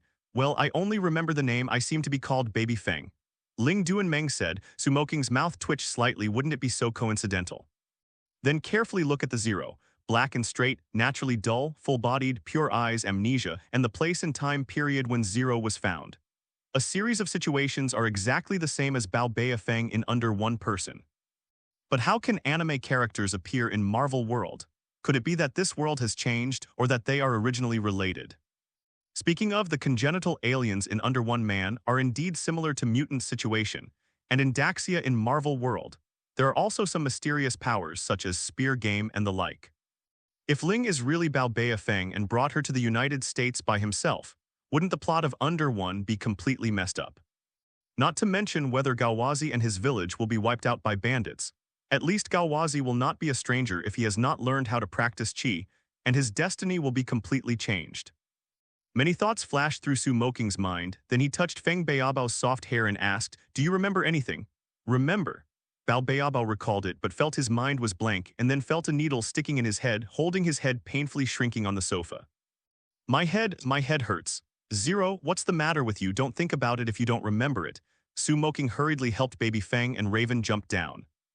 Bao Beifeng rolled a few times in pain and then seemed to be awakening and sat up cross-legged with 5 hearts full of hearts. "What's wrong with Sister Zero? Do you want to call a doctor?" Raven asked worriedly. Moqing felt a refreshing breeze hanging on Bao Baofeng thoughtfully without disturbing Bao Baofeng and whispered to Raven, "Your Sister Zero should be practicing qi." "Lion qi, what is qi?" Raven asked. Moqing thought about the narration of qi in Under One Person and said, "Cow is an ancient practice method in Daxia which can strengthen the body." Raven, promise me today's matter, don't tell outsiders, okay? "Oh, I won't say anything." Raven nodded seemingly. Kai is actually a kind of energy that drifts between heaven and earth. Because of different regions and different cultivation methods, they are called differently. There are many secrets in Marvel world, as well as many ancient inheritances, such as the magic system of the Supreme Magician. Correspondingly, Huaxia has practitioners who practice qi, and it seems that it is not unacceptable. After a while, Bao Baofeng opened his eyes from entering the concentration. Moqing asked, "Zero, is it better? What happened just now?" "I don't know. Just now I felt like my brain exploded. I sat for a while and something in my body turned around so my head no longer hurts." Feng Beiabao said truthfully, "It seems good." Moqing smiled. Feng Beiabao is fine if nothing is wrong and get along for a while. He still likes this innocent girl very much. Baby Feng stared at Moqing blankly and then clicked on Moqing's forehead. "You have it in your body too, and it's huge, I can feel it." "Yes." Moqing thought for a while. What Bao Beiabao said should be the energy in his body, but he didn't know how to use it, and he didn't have effective development methods. Perhaps this is an opportunity. Anyway, I am idle. Moqing asked Feng Beiabao to teach him how to practice qi. Raven also joined in, and then the 3 of them sat in a row. After a long time, although Moqing could feel the energy in his body, he didn't know how to operate it. "Why can't you feel anything?" Raven's child's disposition was a little bit unable to sit still. Baby Feng got up and looked at Raven and Moqing and said, "You haven't calmed down, you have too many distracted thoughts." As he put his hands on Moqing and Raven's heads, he said solemnly, "Qi is like water, distracted thoughts will wash away the qi. Only when you calm down will the qi gather together, then settle and gather and finally sink to the ground." The position of the belly, Bao Baofeng, was simple and straightforward. And Moqing felt that Bao Baofeng's hand was transmitting a gentle special energy, which seemed to be guiding the energy in his body to gather. At the moment, calmly and acted according to Bao Baofeng's words, he really felt the energy in his body begin to gather and settle. Practicing qi is not a simple task. First of all, you must have a certain ability. Someone's guidance is even more critical. Finding qi sense is the most difficult and dangerous step in qi training. If there is no one to guide him, even if he knows the cultivation method, he may end up in an explosion. Since being guided by Bao Bao Feng to practice Qi, Su Moqing Bao Bao Feng, and Raven will take a period of time out every day to meditate, which is their daily routine. On the other hand, Su Moqing has already handed over Super Soldier Serum to Ironblood Johnson for research, but there is no result yet. At the same time, Su Moqing started his own company. To be honest, Su Moqing is not good at this kind of thing, but as long as he has money, he can find it in the United States. Su Moqing founded Longtang Technology Co. Limited, the first flagship brand Chuan Roar. That's right, it is the Roar machine. Although the Roar machine has been eliminated in the world before Su Moqing, it is a relatively novel high-tech in this world. Su Moqing bought land to set up a factory and customized machine tools and instruments in Stark Group. Everything was prepared, and it took nearly 2 months. Then I started recruiting, training, and miscellaneous things during the period, and it took another 2 weeks. After that, it will start formal production and vigorous promotion. I have never eaten pork, and I have seen pigs run. Su Moqing has been pitted by a certain person before, and he has summed up a lot of experience. Now I change him. No, it's for the benefit of society. The Roar machine is only the first generation, and the English information display is added. Definitely, this prompt will also incur communication fees. Next, Su Moqing will gradually upgrade it, and then manufacture mobile phones, multifunction mobile phones, smartphones, and computers. In fact, with the Iron Blood technology obtained by Su Moqing, even if the brain computer is directly manufactured, the spacecraft will be no problem. But the company needs to develop step by step, and the money needs to be earned piece by piece. Just like Apple, even if it has already developed Apple 20X, it is still upgrading gradually from generation to generation, so that people can feel that it is progressing, and each generation is equivalent to earning more money. Why not? The development momentum of Longtang Technology Company is very fierce. The first batch of Roar machines turned out, and the overwhelming propaganda quickly became a trend. In the United States, you don't have a Roar transmission machine, so you are sorry to say that you are an upper-class person. Su Moqing made a lot of money because of this, but Longtang Technology's profits also made some people especially jealous. Shopping malls are like battlefields. Many of these capitalists wanted to buy Su Moqing's company, but they were all rejected by Su Moqing. After some people were rejected, they turned to cooperation. Su Moqing didn't refuse this, but the forest is bigger and there are all kinds of birds. There has never been a lack of ruthless people among capitalists who are more or less related to black and white. How can they be reconciled when watching a large piece of fat clothes in front of them and not taking a few bites? Intimidation and temptation, suppression and exclusion are commonplace, which made Su Moqing annoyed, and later some people even wanted to kidnap Raven and Bao Baobao to force Su Moqing to submit. Su Moqing was completely angered at this time, so he summoned Jagged Johnson to send warmth one by one. Overnight, more than a dozen more powerful old-fashioned families were destroyed. The next day, Su Moqing was invited to the police station to have coffee. Compared with these dozens of families, the most recent conflict with Su Moqing definitely became a suspect. However, they have no evidence, and Su Moqing's influence is not small now, and it will be nothing in the end. With the lessons learned from the past, the others became honest and listed Su Moqing as an unprovocable object. Starting a company is just a way for Su Moqing to earn money. After all, in the world of Marvel, the rich rely on technology and the poor rely on mutation. It is easier to handle many things with money. Even when the financial resources reach a certain level, it is not a problem to interfere with the presidential election. Definitely, Su Moqing's biggest trump card is always his psychic beasts, and Su Moqing will enter the psychic space to see them when he is free. Time flies in a blink of an eye to mid-1945. During this period, news of Captain America fighting bravely on the front line kept coming back. Su Moqing, Bao Bao Bao, and Raven have been together for nearly a year, and the relationship has become very close.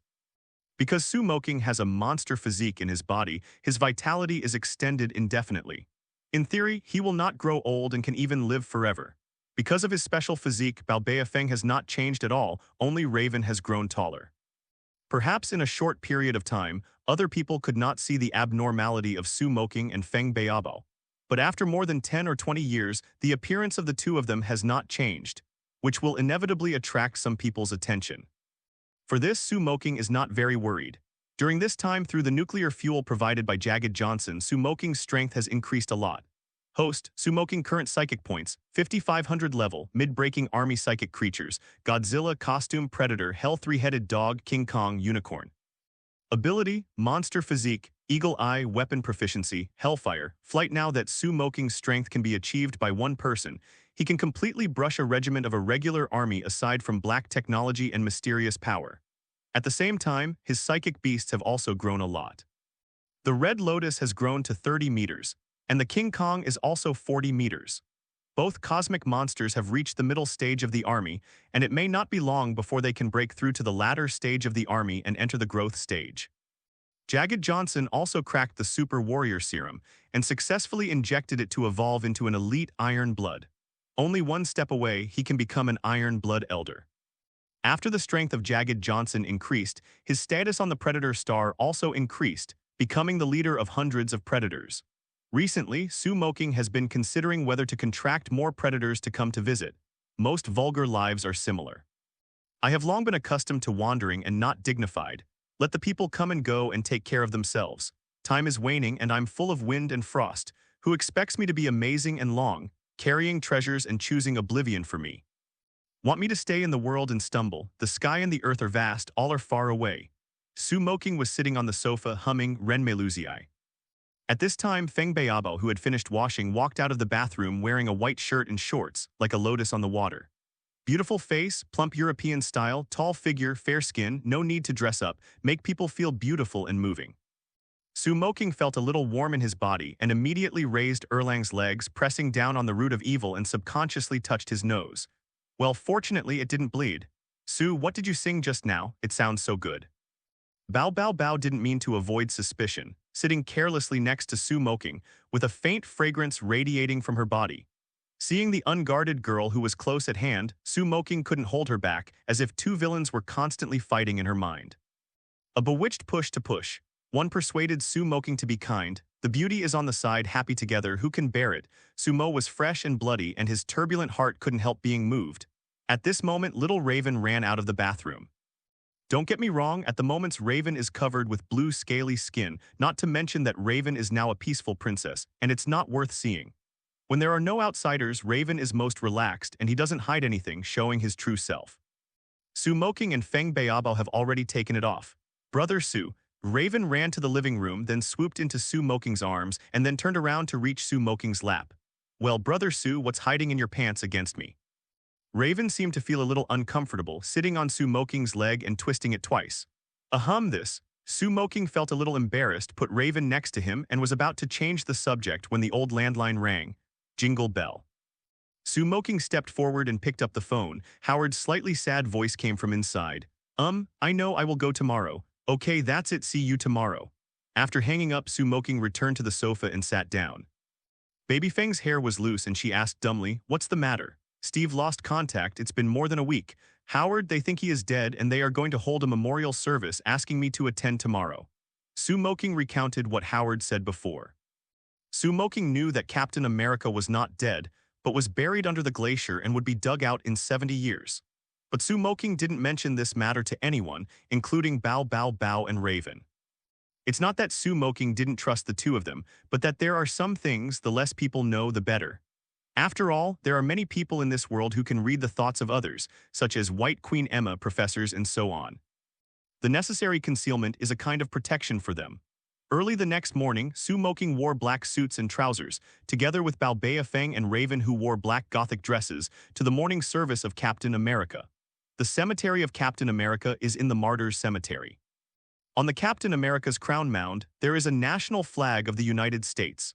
Many people came to the morning service this time, including members of the State Council, soldiers, and many ordinary people who admire Captain America. If the guards were not strengthened, it would be no problem to cover 2 streets. It can be seen how popular Captain America is. Moqing, Bao Bei Feng, Raven, Howard, and others stood below, and the MC on the stage muttered the eulogy. Compared with the plain Moqing, Howard looks very sad. He and Steve have a very good relationship. It can be said that they are brothers who were born to death. Now that the yin and yang are separated, how can it not be uncomfortable? Moqing comforted Howard and talked about Steve's affairs. After the morning meeting was over, everyone left. After returning to the villa after dinner, Moqing asked Bao Beifeng and Raven to return to the room to rest while he was thinking about things. At the memorial service before, when Moqing chatted with Howard, he learned that Howard had found Tesseract. Moqing is very interested in Tesseract, but he knows that this thing is not something he can use now. Although a little jealous, he didn't mess around. In fact, if Moqing thinks he can grab Tesseract and then use psychic space to teleport to the jagged world to hide. But Moqing didn't do that, as Steve said, as long as people escape once, they will continue to escape in the future. Moqing doesn't want to live in a stubborn life. Awkward development is okay, but the bottom line is still necessary. And Tesseract is related to the plot of Avengers Alliance. Now is not the time. Just as Moqing was thinking about what to do next, the long-lost system upgrade sounded. System mission, Omega's redemption description. Omega, who invaded the Earth, has the passive time reset ability. As long as its alpha blue metal alien is killed, it can start from the timeline and return to the day before the incident. However, recently, a human has acquired alpha blood and died frequently, making Omega enter the mode of endless loop, restarting the timeline. The mission required to rescue Omega trapped in an infinite loop with a deadline of 1 week.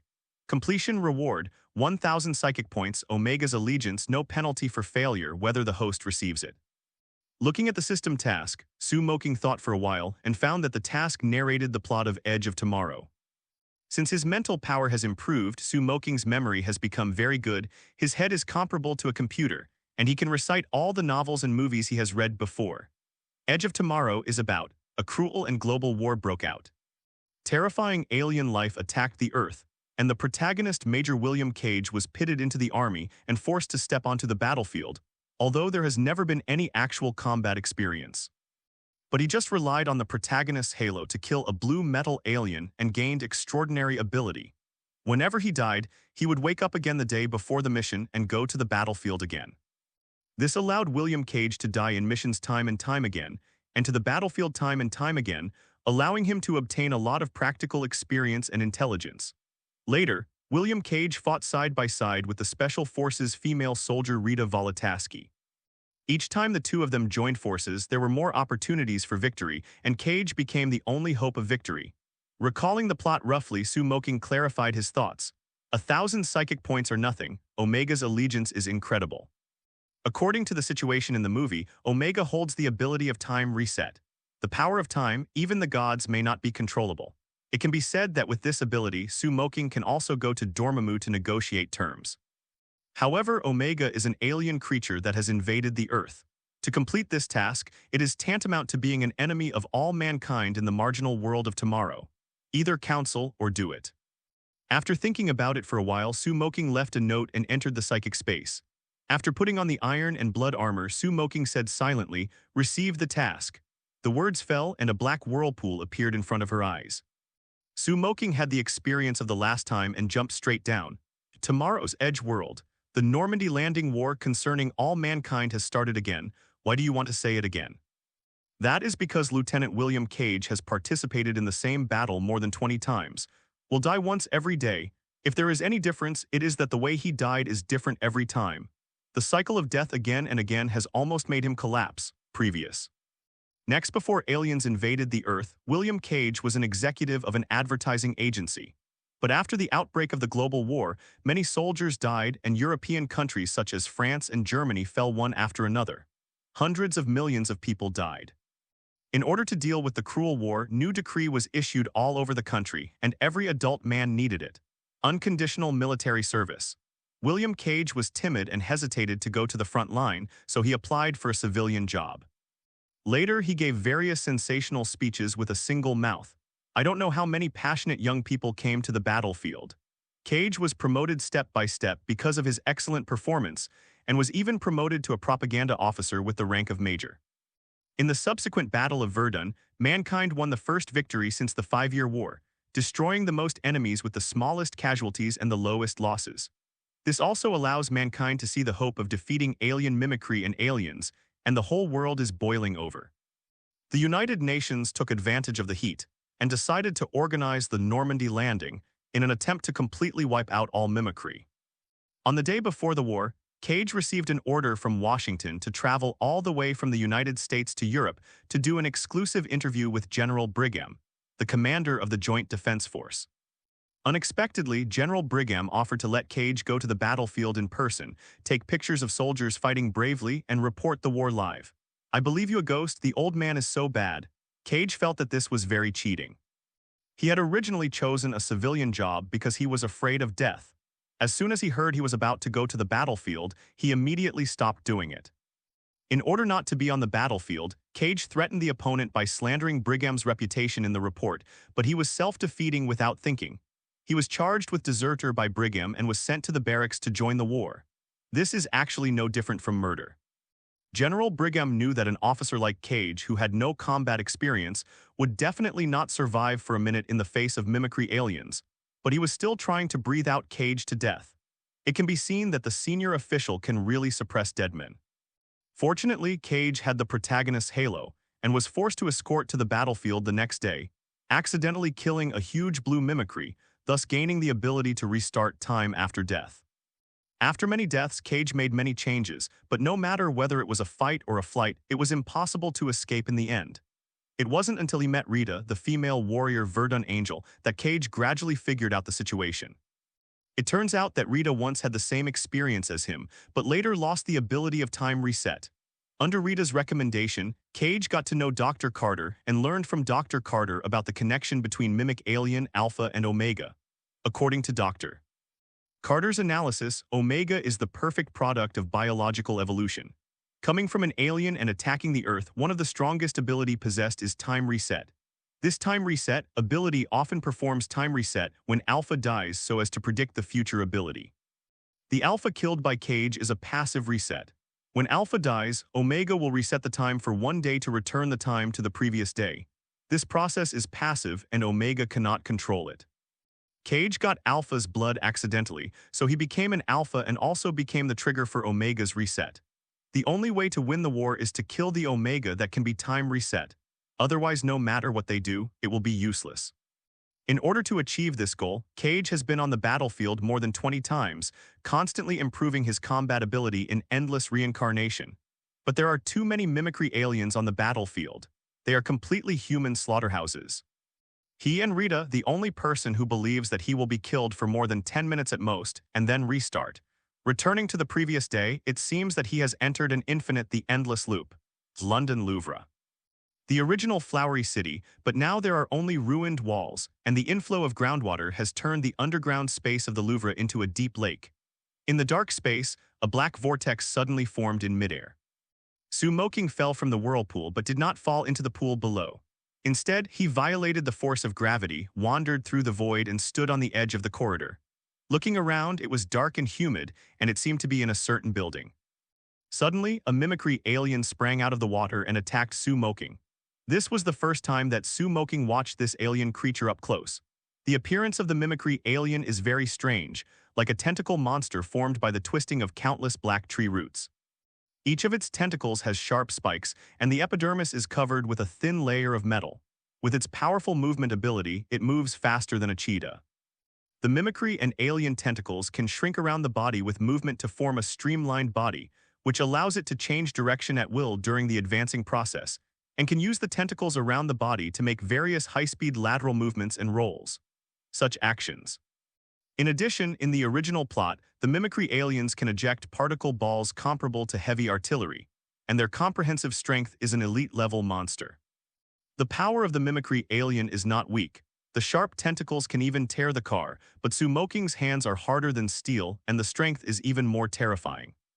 With super dynamic vision and reaction speed, Moqing easily grasped the tentacles of the mimicry alien and then smashed it to the ground with one hand. Bang tilde. The hard ground was smashed into a small pit, and the mimicry alien lay down in it, shed light green blood, and had already lost the combat ability. Now that Sumo Saiyan has more than 10 tons of physical strength, he is completely a humanoid monster, so don't solve a mimicry alien too easily. But the matter was not over. A mimicry alien fell, and thousands of mimicry aliens stood up. Within a short period of time, dozens of mimicry aliens sprang up around them, including a tall blue mimic Alpha. "Wait, I'm not here to fight," Moqing tried to communicate. If it doesn't work, then he doesn't mind putting Honglian, Zyaosan, and other psychic beasts out to play with these mimicry aliens. Hiss tilde, A strange wave of mental power spread, and the surrounding mimic and alien bodies squirmed for a while, and then slowly retreated. To some extent, Moqing was invited by Omega to help it get out of its predicament. It is considered a united front. Omega has to ask for help, so naturally it will not embarrass Moqing. The mimicry alien attack just now was just instinct, not Omega's instruction. Moqing saw the mimicry and aliens around him retreat, and then walked to the side of the pool and looked down. The light underwater is very strange. Through eagle eye, Moqing can see the light blue light emitting from the bottom of the water. About 20 meters underwater, a strange blob with a curved pattern is slowly rotating in the water. This is the culprit who invaded the Earth Omega. Omega is glowing with light blue light. Because of its special blood, it has the ability of time reset, but it is originally just a brain-like existence, and it does not have attack power. When Moqing looked at Omega, she felt that Omega was also looking at herself. A burst of weak mental power conveyed a piece of information, and one person and one strange started a special exchange. Moqing learned a few things from Omega's intelligence. First, if humans are forced too tightly, then humans will use nuclear bombs to carry out global strikes. Second, Cage, who absorbed Alpha, has died 29 times. Omega has discovered this anomaly but cannot control it, so he was forced to restart it 29 times.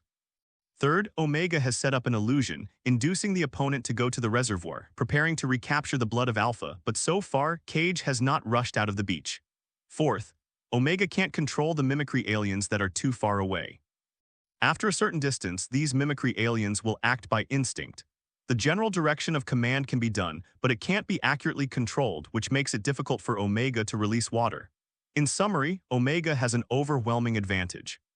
But if the humans are pressed into a hurry, the other party will take the same approach and make Omega have to restart adjustments. The Normandy landing was the breakthrough that Omega found after countless attempts. The previous Battle of Verdun was a game deliberately set up by Omega in order to attract all the main forces of mankind, and then catch it all in one go. The fact is, just as Omega imagined, stupid human beings are ignorant and arrogant. Because they won a victory in 5 years, they began to plan a full counterattack. The human beings who were dazzled by the victory fell into the frenzy of war, but they did not know that they were digging their own graves.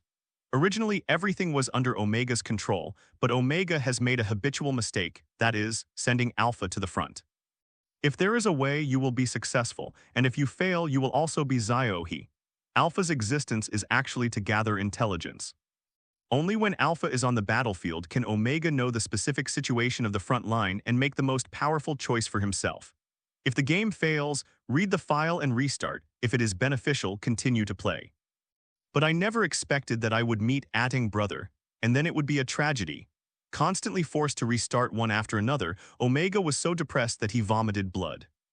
It really wants to let the mimicry aliens release water, but the mimicry aliens' strength lies in ability if conditions are not allowed. Sorting things out, Moqing clarified his thoughts. To complete the task, he must capture Cage alive and let Omega recover the blood, or find a way to exchange Cage. Cage's place is basically 2 points and 1 line, either going to the battlefield or on his way to the battlefield. Counting the time, at the moment Cage was already on the fighter plane preparing for the 30th death challenge. It seems that I have to hurry up. After understanding the general situation, Moqing summoned a unicorn, rode on Equal's back and rushed to the battlefield. Over the English Channel, roar, roar, roar. Countless transport planes in the sky are flying towards the coast of Normandy. Hundreds of thousands of human forces wearing outer skeleton mechas are ready to go, ready to participate in this war concerning the survival of mankind. According to their intelligence, Normandy has only a small number of mimicry aliens. As long as they successfully land, they can advance with the Huxia army to wipe out the abominable creatures. But Cage knew that this war was not a closing war of human beings, but of alien creatures. Just under the beach in front, a large number of mimicry aliens have set up traps, waiting for them to die. Where is a slaughterhouse for alien creatures? We have lost Germany and France. If we fail again today, there will be no room for humanity to resist. I know that you are all burdened with huge amounts of pressure. You will be airborne in 2 minutes. It is normal to be afraid. Remember that if you are not afraid, you will have no courage. Hi, friend, I think something is wrong with your armor. Yes, there is a deadman inside, ha-ha-ha. Ha-ha-ha. Cage looked at these comrades numbly. He had experienced such scenes many times and saw these people die many times, but he knew that even if he said more, these people would not believe him. Now what he has to do is to wait for the transport plane to be attacked, jump off the plane quickly, and then join Rita, go out of the beach together, and then find the dam and kill Omega. Crack tilde. When the people around were talking and laughing, the deck under the transport plane was opened, and most of them were in a suspended state. They were hanging on the equipment behind them. Looking down, you can see that there are several transport planes nearby that are dropping soldiers. Get ready, arrive on the battlefield in 30 seconds. After hearing what Fatal said, Cage was ready. At the next moment, a mimic and alien energy bomb hit the right side of the transport plane. Boom tilde. A deafening explosion sounded, and a huge amount of gap was torn on the right side of the transport plane. The raging flames burned on the side of the fuselage, the frantic airflow swept in, and the entire transport plane shook violently. The troop carrier was doomed to crash, and everyone started an emergency landing. Cage calculated the time, pressed the landing switch on his body, jumped down, and stood firmly on the shallow water beach. The solid outer mecha protected his body, did not let him receive damage. Swish, swish. In the sky, the mimicry and alien energy bombs were flying all over the sky, and the human fighters were hit by huge amounts of immediately. The sound of explosions, crashes, gunshots, and screams hit Cage's ears. Cruel war, singing and laughing in the first second, bloody killing in the second. After Cage landed, he controlled the outer skeleton mecha and ran quickly, because he knew that a transport plane was about to smash down and killed his fat comrade who likes to be naked. "Ooh, we made it, thank goodness we made it." Behind him came the fat man's voice. Cage sighed and moved on, and then a transport plane fell, smashing the poor fat man into muddy flesh again. And Cage threw himself into a shallow pit in front of him, and the propeller of the transport aircraft behind him rubbed his scalp. As a result, he died more than 20 times. Cage also did a lot of targeted training. In addition, he knew in advance where the enemy was and where there were ambushes, so he appeared very brave. Shocked. Is this guy really a recruit? Farrell looked like hell. We must know that the lethality of Mimic Alien is very terrifying. A Mimic Alien can easily annihilate a small team by surprise. Cage ignored the others and walked to another transport plane that crashed.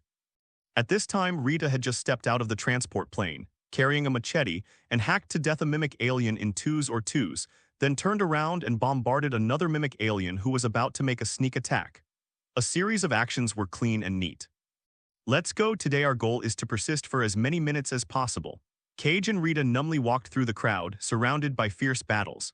Many soldiers did not die in the hands of the mimicry aliens, but were killed by the falling transport plane. However, the mimicry alien came out and flew in the sand, with sharp tentacles taking away the life of a soldier from time to time. In the panic, some people blasted the exoskeleton armor indiscriminately, regardless of the enemy, and this battle was doomed to be a tragedy. Human beings are retreating steadily, and there is no room for counterattack under the attacks of many mimicry and aliens. The original ambitions went to the battlefield, at the moment turned into a liver and brain, and the war turned into a massacre.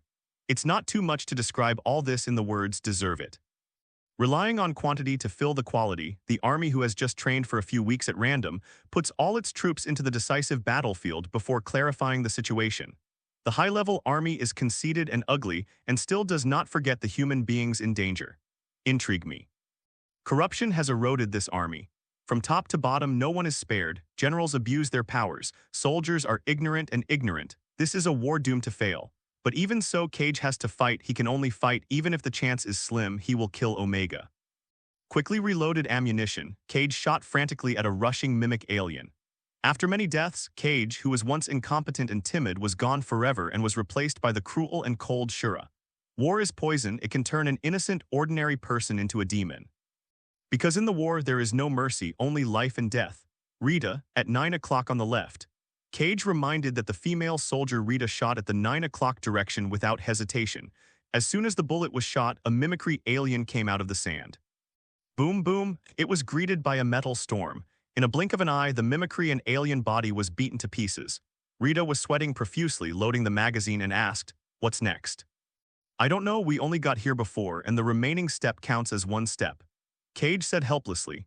Rita nodded and walked behind Cage. She must guarantee a fatal blow to Cage at any time to ensure that Cage can restart again. What Cage has to do now is to die a bloody road and continue to accumulate experience and intelligence. This is a very bad experience, but there is always someone carrying the load, and Brother Adding is that person. Cautiously walking a few meters forward, Avoiding the grenade of both the enemy and ours, it can be said that it is difficult to move forward. Rita found movement in the sand on the left side of Cage in front of her. Her rich combat experience made her instantly make a judgment. She used the exoskeleton armor to provoke more than 2 meters high, a spin jump, and the big knife in her hand chopped from top to bottom. Going down, a piece of mimicry and alien blood was splashed. Swish. At the same time, Cage lay down to avoid the energy bombs fired by the mimicry alien and then stood up, and the 2 cannons behind him fired continuously, exploding the mimicry alien that came at one end. It's almost here, we climbed that hill. Just as Cage said, a mimicry alien sprang out of the sand nearby. At such a close distance, the exhausted Cage had no chance to fight back. Shit tilde, as Cage closed his eyes to welcome death, a spear penetrated the mimicry alien and nailed it to the ground. Almeika is this. A knight. Cage looked at the front and saw a Huxia man riding a tall white horse with a one-horned horn and rushing over with a flaming iron whip several meters long in his hand. A few mimicry aliens like a god of war descending. God, did I have hallucinations? Is this Prince Charming? When Rita saw this, she almost thought she was overtired and had hallucinations. In the Chaos Army, Invincible Crisis stepped forward and so handsome, so stylish, just like the protagonist in a fairy tale debut, there are countless Rita Uemen can't help but spring heart. As for Cage, I'm sorry, although Cage has seen her many times in Rita's memory, they only met yesterday. But Rita obviously thinks too much. It is not necessarily the prince who rides the white horse, it may be Su Moqing. The unicorn hurried to the 2 of them, and Su Moqing, who was riding on it, smiled and said, "Soldier, this is not the time to be in a daze. Careful." While Su Moqing was speaking, Cage saw a mimicry and alien energy bomb blasting at this Eastern man who was even more handsome than him, and hurriedly reminded him. But seeing the Huxia man sitting down on the legendary unicorn, a beam of light suddenly burst out of his body, blocking the energy bullet that was enough to smash the fighter. Boom tilde. The mimicry and alien energy bomb collided with the unicorn's light shield, and a brilliant fire burst out behind Su Moqing, further supporting Su Moqing's tall image. Su Moqing took it back. No, it was a whip that didn't look back, accompanied by the sound of Hellfire chains, a roar sucked in, and exploded the mimicry alien who was attacking. The calm and unhurried attitude seemed to be full. This is a master. Both Cage and Rita gave Su Moqing a high evaluation in their hearts. Su Moqing patted the unicorn under her body, and the unicorn instantly emitted 2 soft rays of light which instantly enveloped Cage and Rita. What is this? It feels so amazing. The 2 were originally a little afraid of the light of the unicorn, but they soon realized that their tired bodies seemed to be re-injected with vitality. Even the previous bruises healed quickly in the magical light, and they were suddenly shocked. People. If Su Moqing hadn't been from the East, they would have thought they had met God. Fortunately, both of them are people who have experienced countless deaths, and they quickly reacted. Seeing Su Moqing, who suddenly appeared and seemed to be leaving, Cage hurriedly said, "Hi brother, wait." Hearing what Cage said, Su Moqing turned to look at Cage. "Is there anything else I still have to fight for mankind?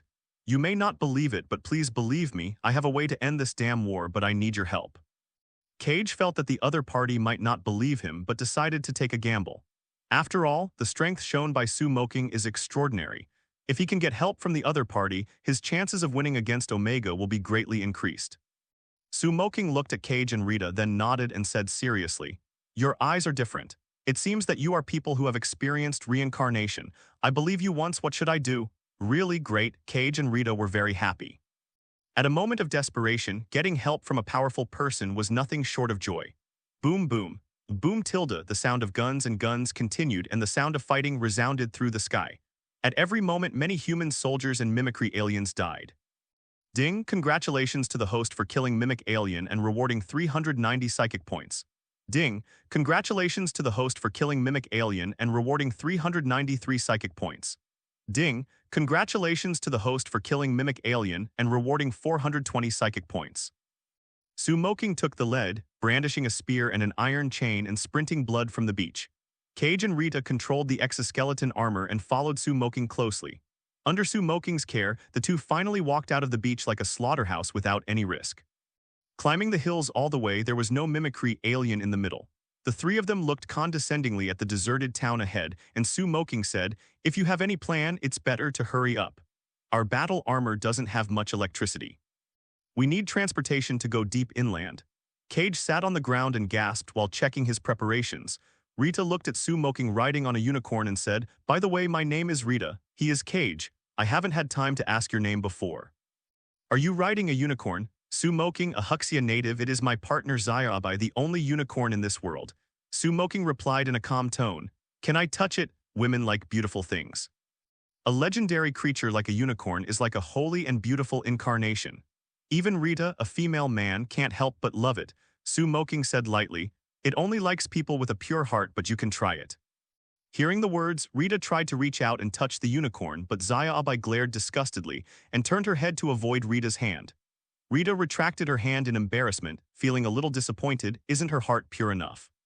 "But think about myself on the battlefield. In order to survive unscrupulous, it seems that it is indeed indifferent to purity." After a short break, Cage and Rita recovered some physical strength. Moqing said, "Okay, go ahead and you may encounter an ambush in a while. I am responsible for attracting and dealing with mimics. You can find the car as soon as possible and go straight after starting it. You don't have to wait." Good." Rita and Cage expressed their understanding. Then the three rushed to the town, and Moqing used iron chains to beat the ground and scrapped vehicles, making noises, attracting hidden mimicry aliens to appear. Cage and Rita found a vehicle that could be driven. Roar tilde. Just as Moqing was riding a unicorn through a piece of grass, the ground suddenly rioted, and a mimic and alien sprang out, and several sharp tentacles extended to stab Moqing and the unicorn. "Die to me." Moqing's eyes were cold, and the folding spear in his hand turned to block the mimicry alien's tentacles, while the attached Hellfire ragingly burned the mimicry alien's body. Squeak tilde, the sneak attack mimicry alien twisted its body painfully, but within a few seconds it completely died. Ding, congratulations to the host for killing Mimic Alien and rewarding 399 psychic points. This is not the main battlefield of mimicry aliens, so there are not many mimicry aliens ambushing. After Moqing killed 3 mimicry aliens one after another, the surrounding area was quiet. On the other side, Cage and Rita found a minivan and started on the road after it started. Moqing drove the unicorn to catch up easily. After leaving the battlefield, the car drove for about half an hour and it ran out of gas. Because Xiaobai didn't want to carry 2 people, Cage and Rita could only walk. When they passed through a deserted vegetable field, the batteries of the 2 exoskeleton armors also ran out. Cage and Rita immediately disassembled the guns that did not have much ammunition on the armor, and then followed Moqing to a farm, and found a helicopter on the farm. In the original plot, this place has almost become an insurmountable death place for Cage and Rita. The 2 were exhausted here, facing a hidden mimicry alien, and fell into a desperate situation. No matter what Cage did, Rita could only live here. Watching Rita's death again and again made Cage almost collapsed. But this time with Moqing, everything is not a problem. The hidden mimicry alien on the other side has become Moqing's psychic points within 3 seconds of appearing. However, the helicopter can only sit 2 people. Cage and Rita are in the cockpit, while Moqing is standing on the support of the helicopter. As for the unicorn Xiaobai, he stays in place. Rita drove the helicopter to take off. After flying a certain distance, Moqing sent Xiaobai directly to psychic space. After about half an hour of cold wind, I saw the dam that Cage said. "It's finally here. As long as you kill Omega, everything is over." The helicopter was parked on a platform of the dam. Cage and Rita jumped off the helicopter. They were a little excited. After all the hardships, they finally got to this point. The 2 of them are relatively relaxed at this moment, because Cage has a restart plugin. It is a big deal to try a few times, think there is no big problem. "Yeah, it's over." Moqing said, suddenly shot, a hand knife knocked Rita stunned, and then rushed to Cage in an instant, before the other party did not react, directly squeezed Cage's hands. "Ah damn, what are you doing?" Cage lay on the ground, roaring pain, looking at Moqing fiercely. Moqing said indifferently, "It's nothing, I just want to give you some blood.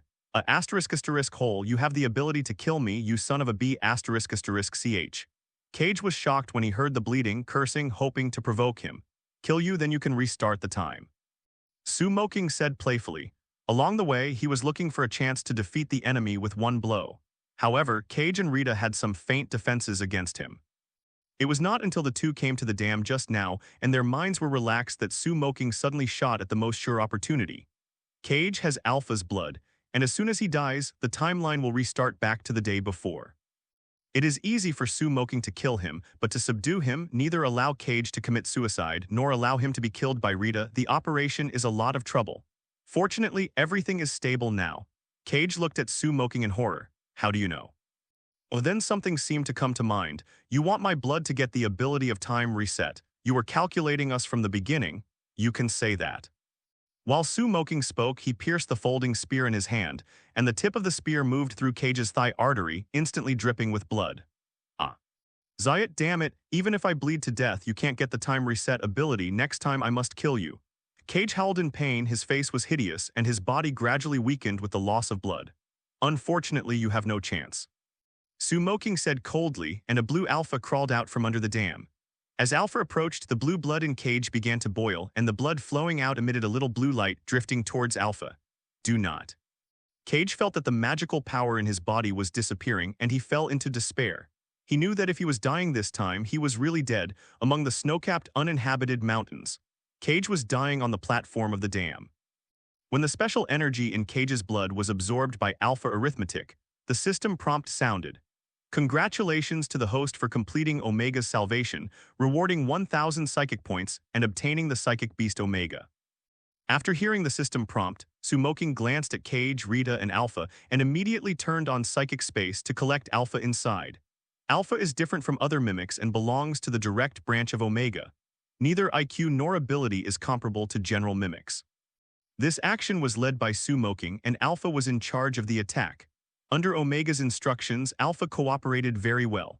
But when Alpha entered the psychic space, it suddenly felt like a robot without power, losing its ability. With a thought, Moqing directly summoned Omega into the psychic space. When Omega entered the psychic space, Alpha started to move again. Moqing didn't pay much attention to this detail but looked at the Omega like a blob. Omega can survive out of water. Although it has no attack power, its adaptability is extraordinary. Even in the harsh environment of the universe, Omega can survive, but in water it will be more comfortable. Moqing went up, touched Omega, and checked Omega's information.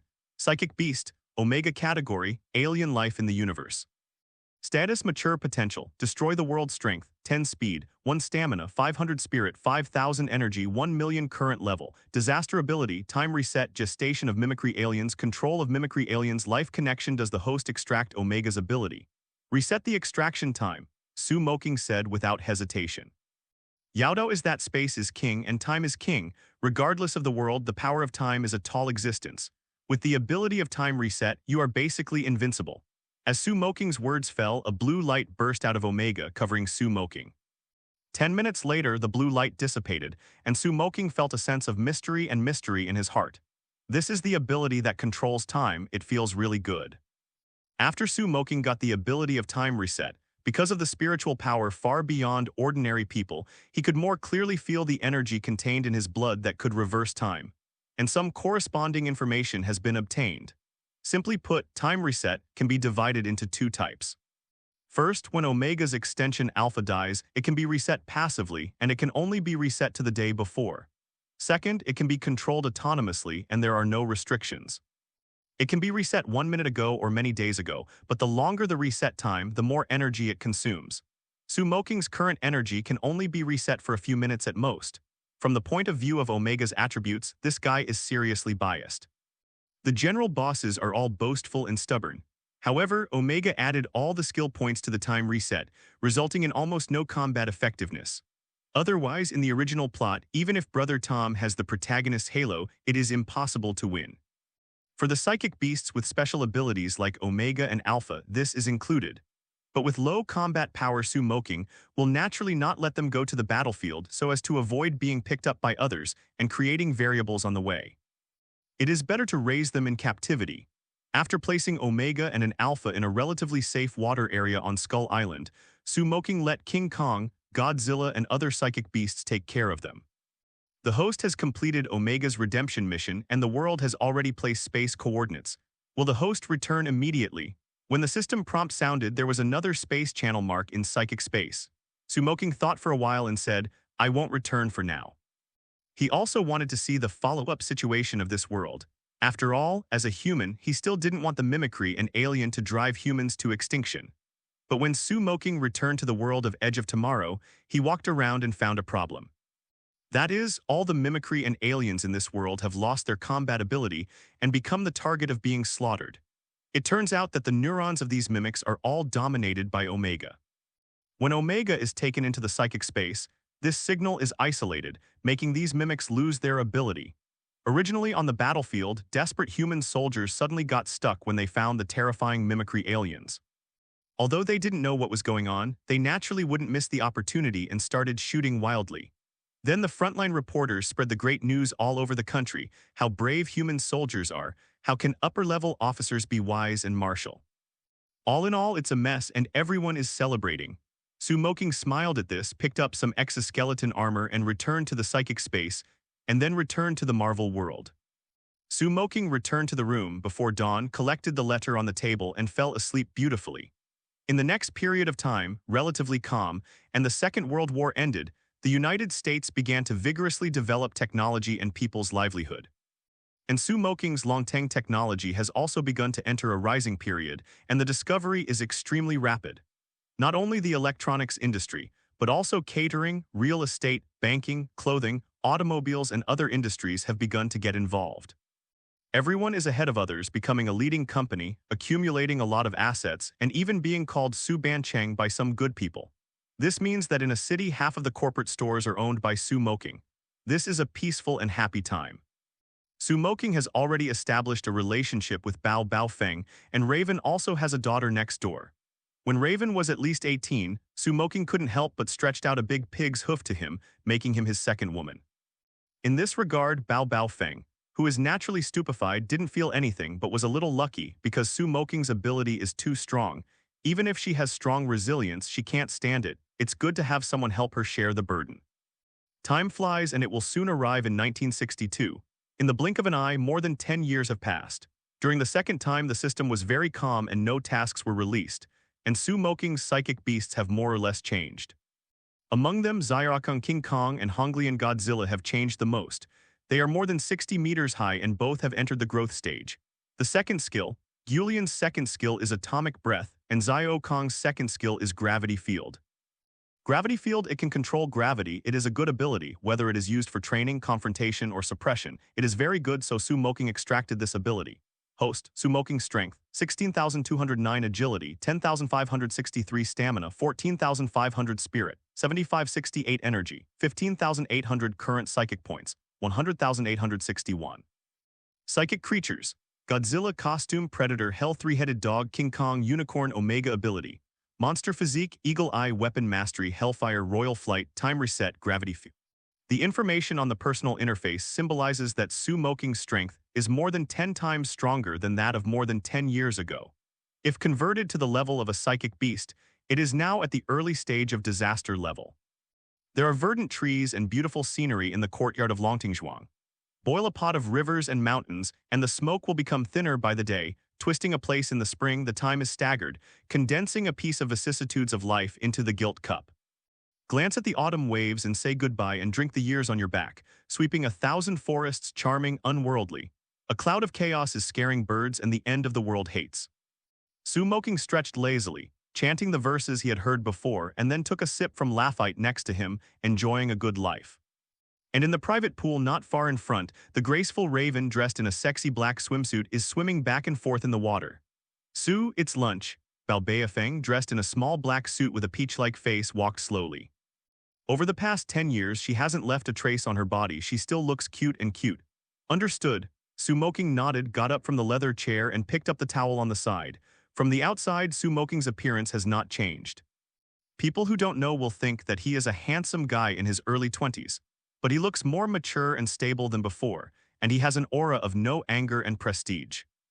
After getting up, Moqing shouted to the blonde beauty in the swimming pool, "Raven, get up, have lunch, you have to write a paper in the afternoon." "Okay, dear." Raven got up from the swimming pool in a charming manner and kissed Sumo's green lips. Then sweetly smiled at Bao Baofeng. "Hello, Sister Bayar." Baby Feng nodded in response, and Moqing wiped Raven's head with a towel. At this moment, Moqing felt a spiritual force swept over and immediately used spiritual force to form a barrier to resist it. System task: kill the Black Emperor. The mission time limit is 3 months.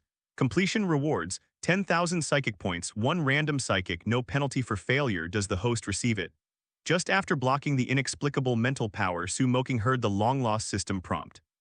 Kill the Black King, so to speak. The plot of X-Men First Battle is about to begin, or it has already begun. Moqing's thoughts turned. The mental power just now was extremely powerful, but it was not aggressive, it was more like a mental scan, and it was very likely that Charles did it. After thinking about it for a while, Su Moqing said silently, "Get it. What's wrong?" Bao Beifeng looked at Su Moqing, who was standing up suddenly. Although she was a little stupid on the surface, but like Ming Spiegel in her heart, she was very perceptive and was able to detect the strangeness just now. Su Moqing rubbed Baby Feng's hair and smiled. "It's nothing, it may have been a little uneasy recently. You stay at home obediently, don't run around, you know." "Oh," Baby Feng nodded obediently. "Let's go eat first." Su Moqing put one arm in one hand and walked towards the villa of several thousand square meters.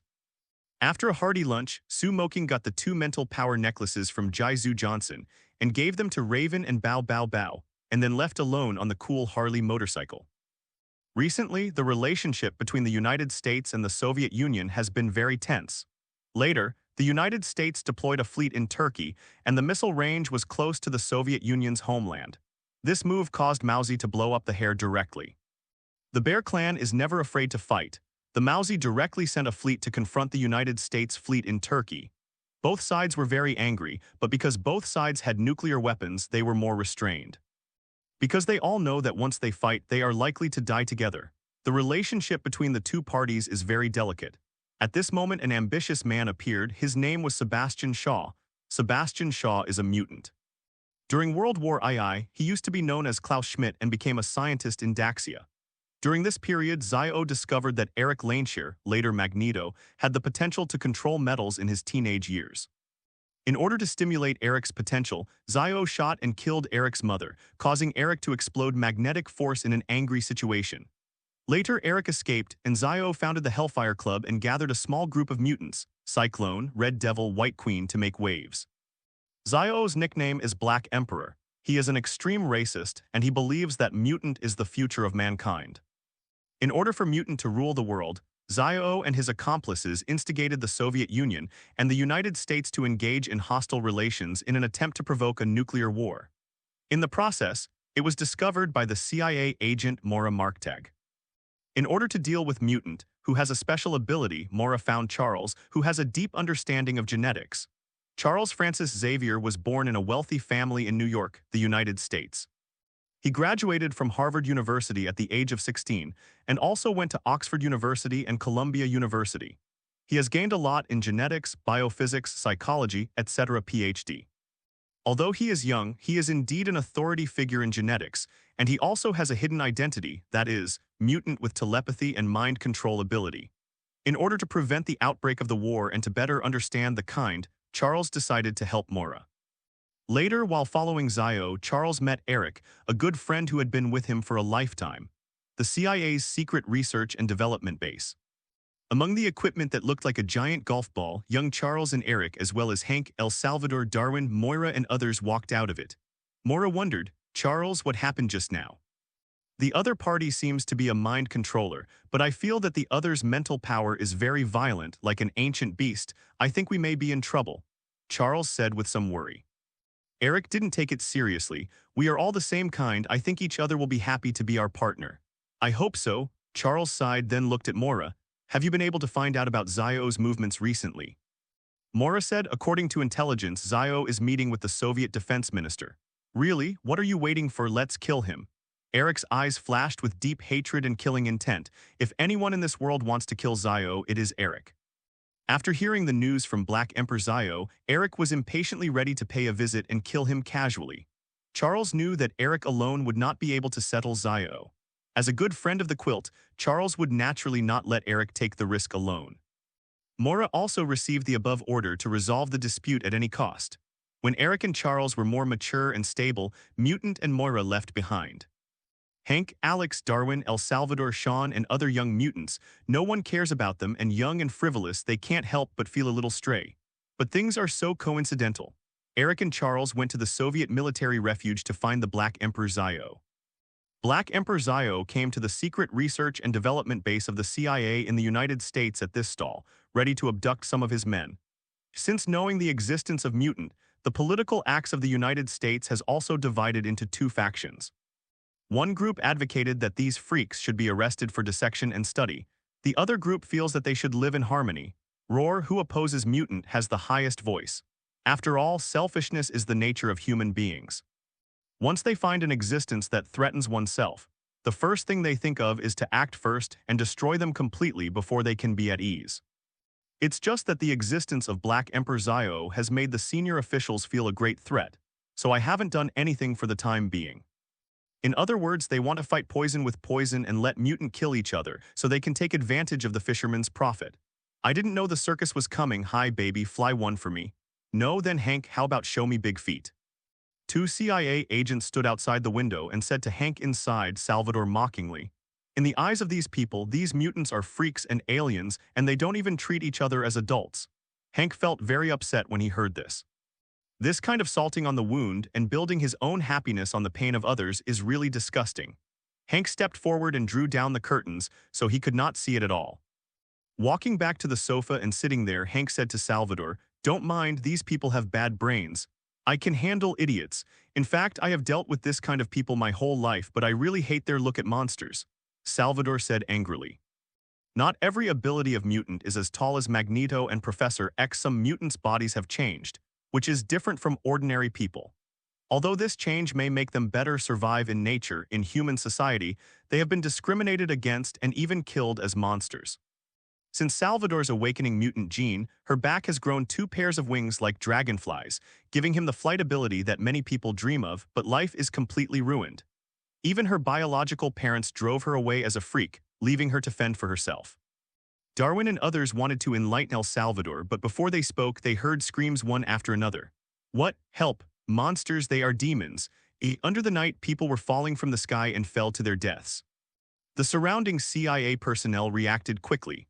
A group of people with live ammunition guarded Darwin's room, but a red skin holding a pair of knives instantly appeared behind a person and stabbed the other person's body. The Red Devil.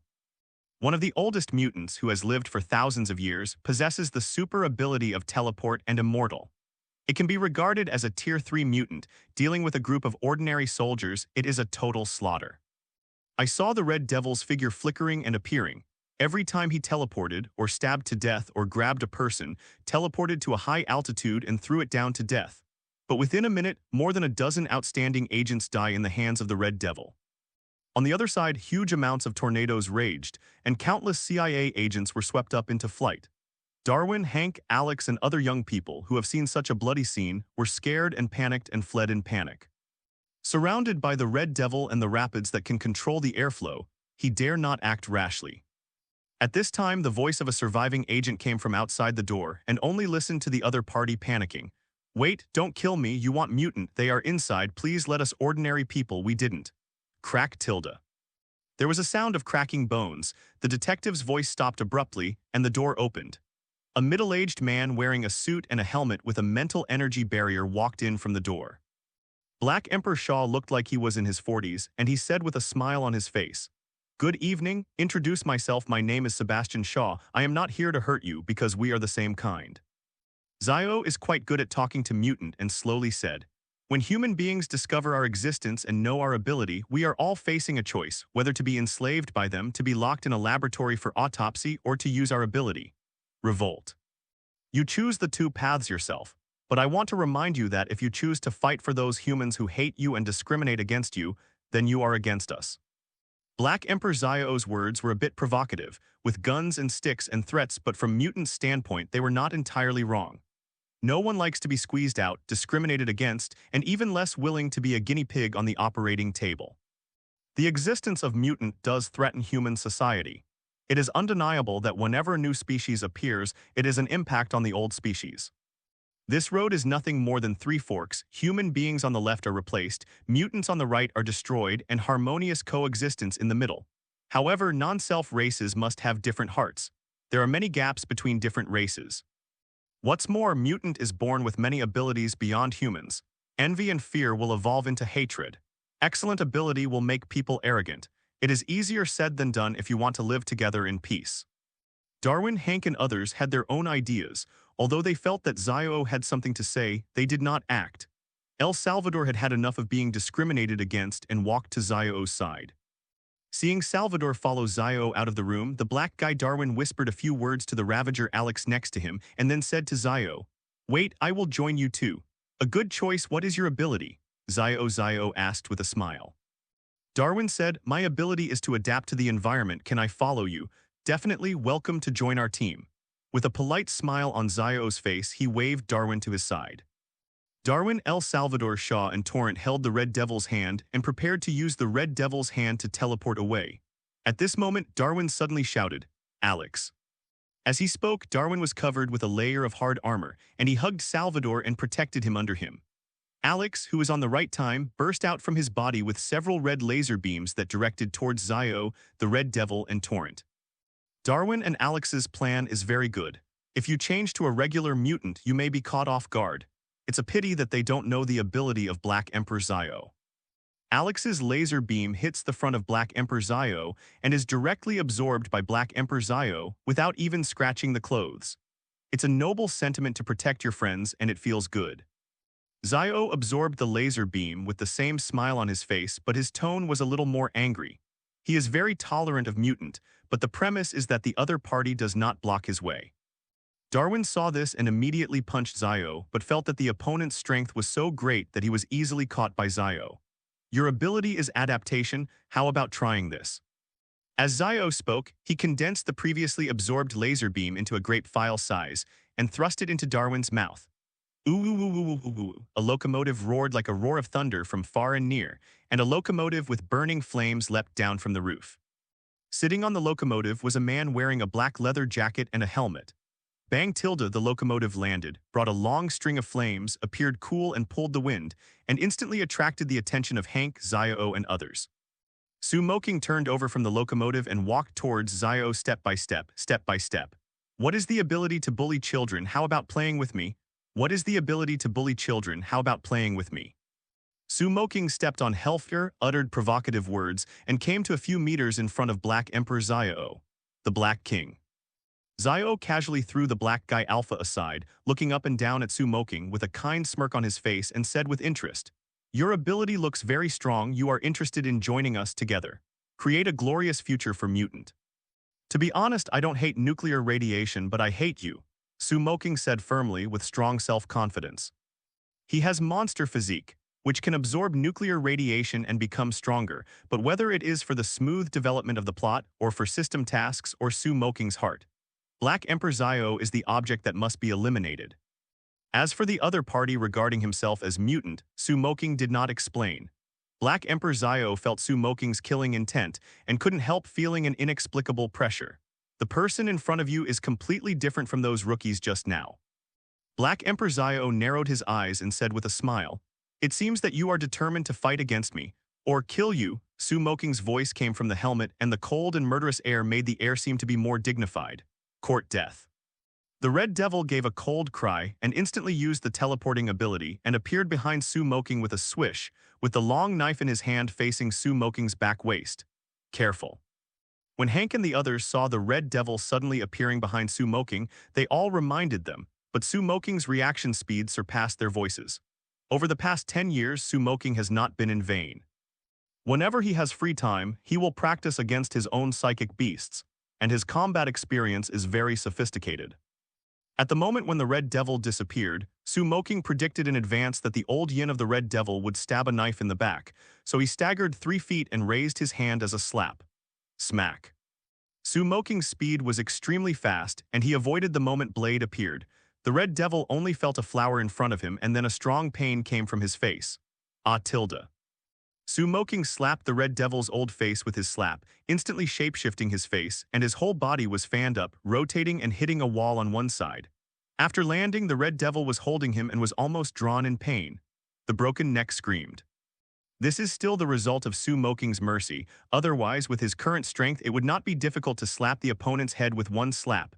Impressive. Slapped people a few meters away, it's really powerful. What did he do?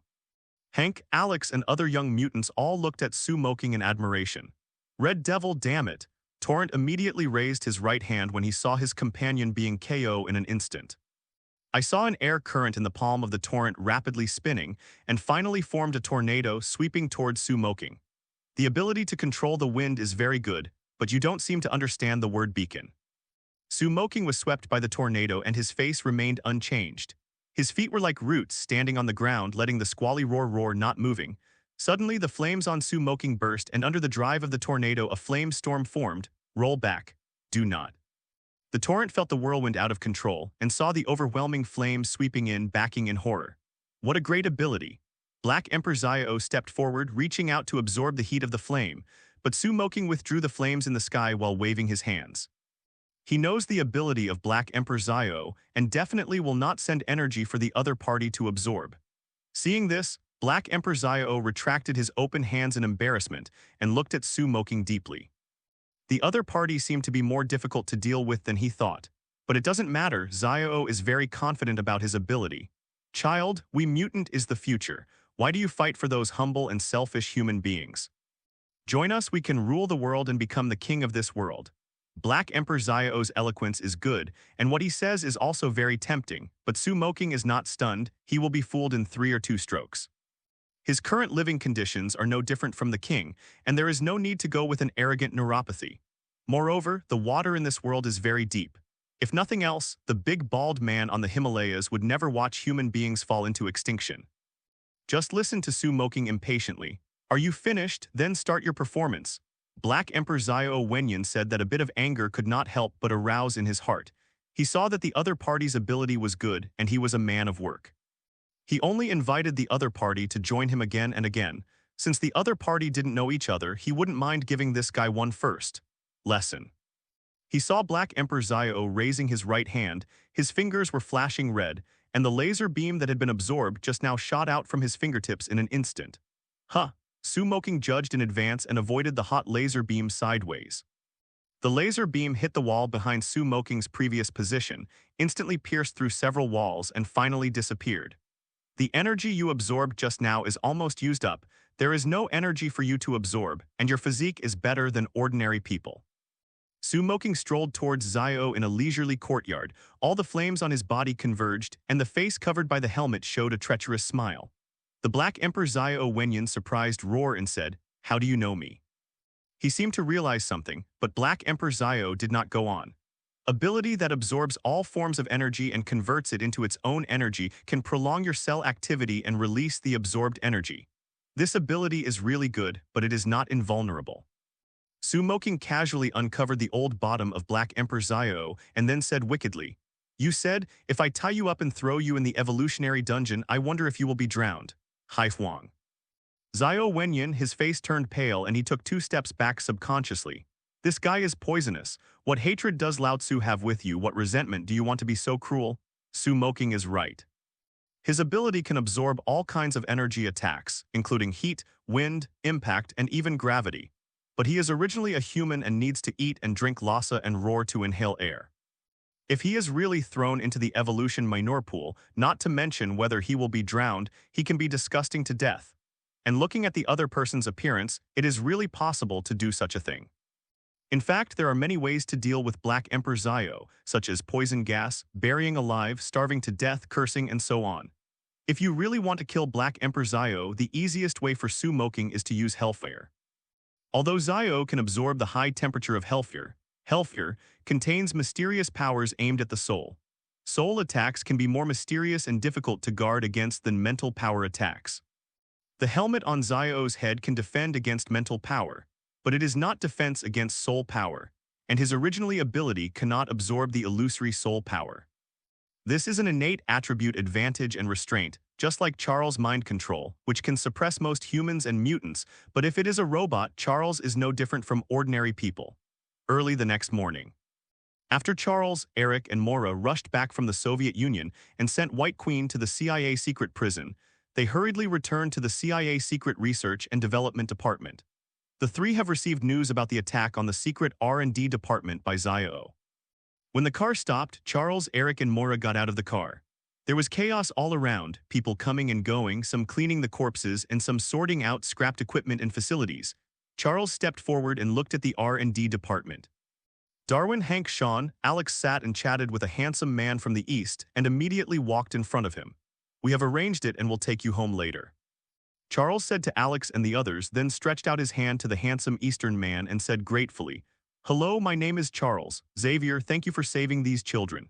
At the moment, Professor X is not too smart and has thick flowing hair. He is more than 20 years old and looks a bit sophisticated. Wearing a gray suit, he has a mature and stable image. You're welcome, my name is Moqing, and I also came to deal with Sebastian Zio, but unfortunately let him run away.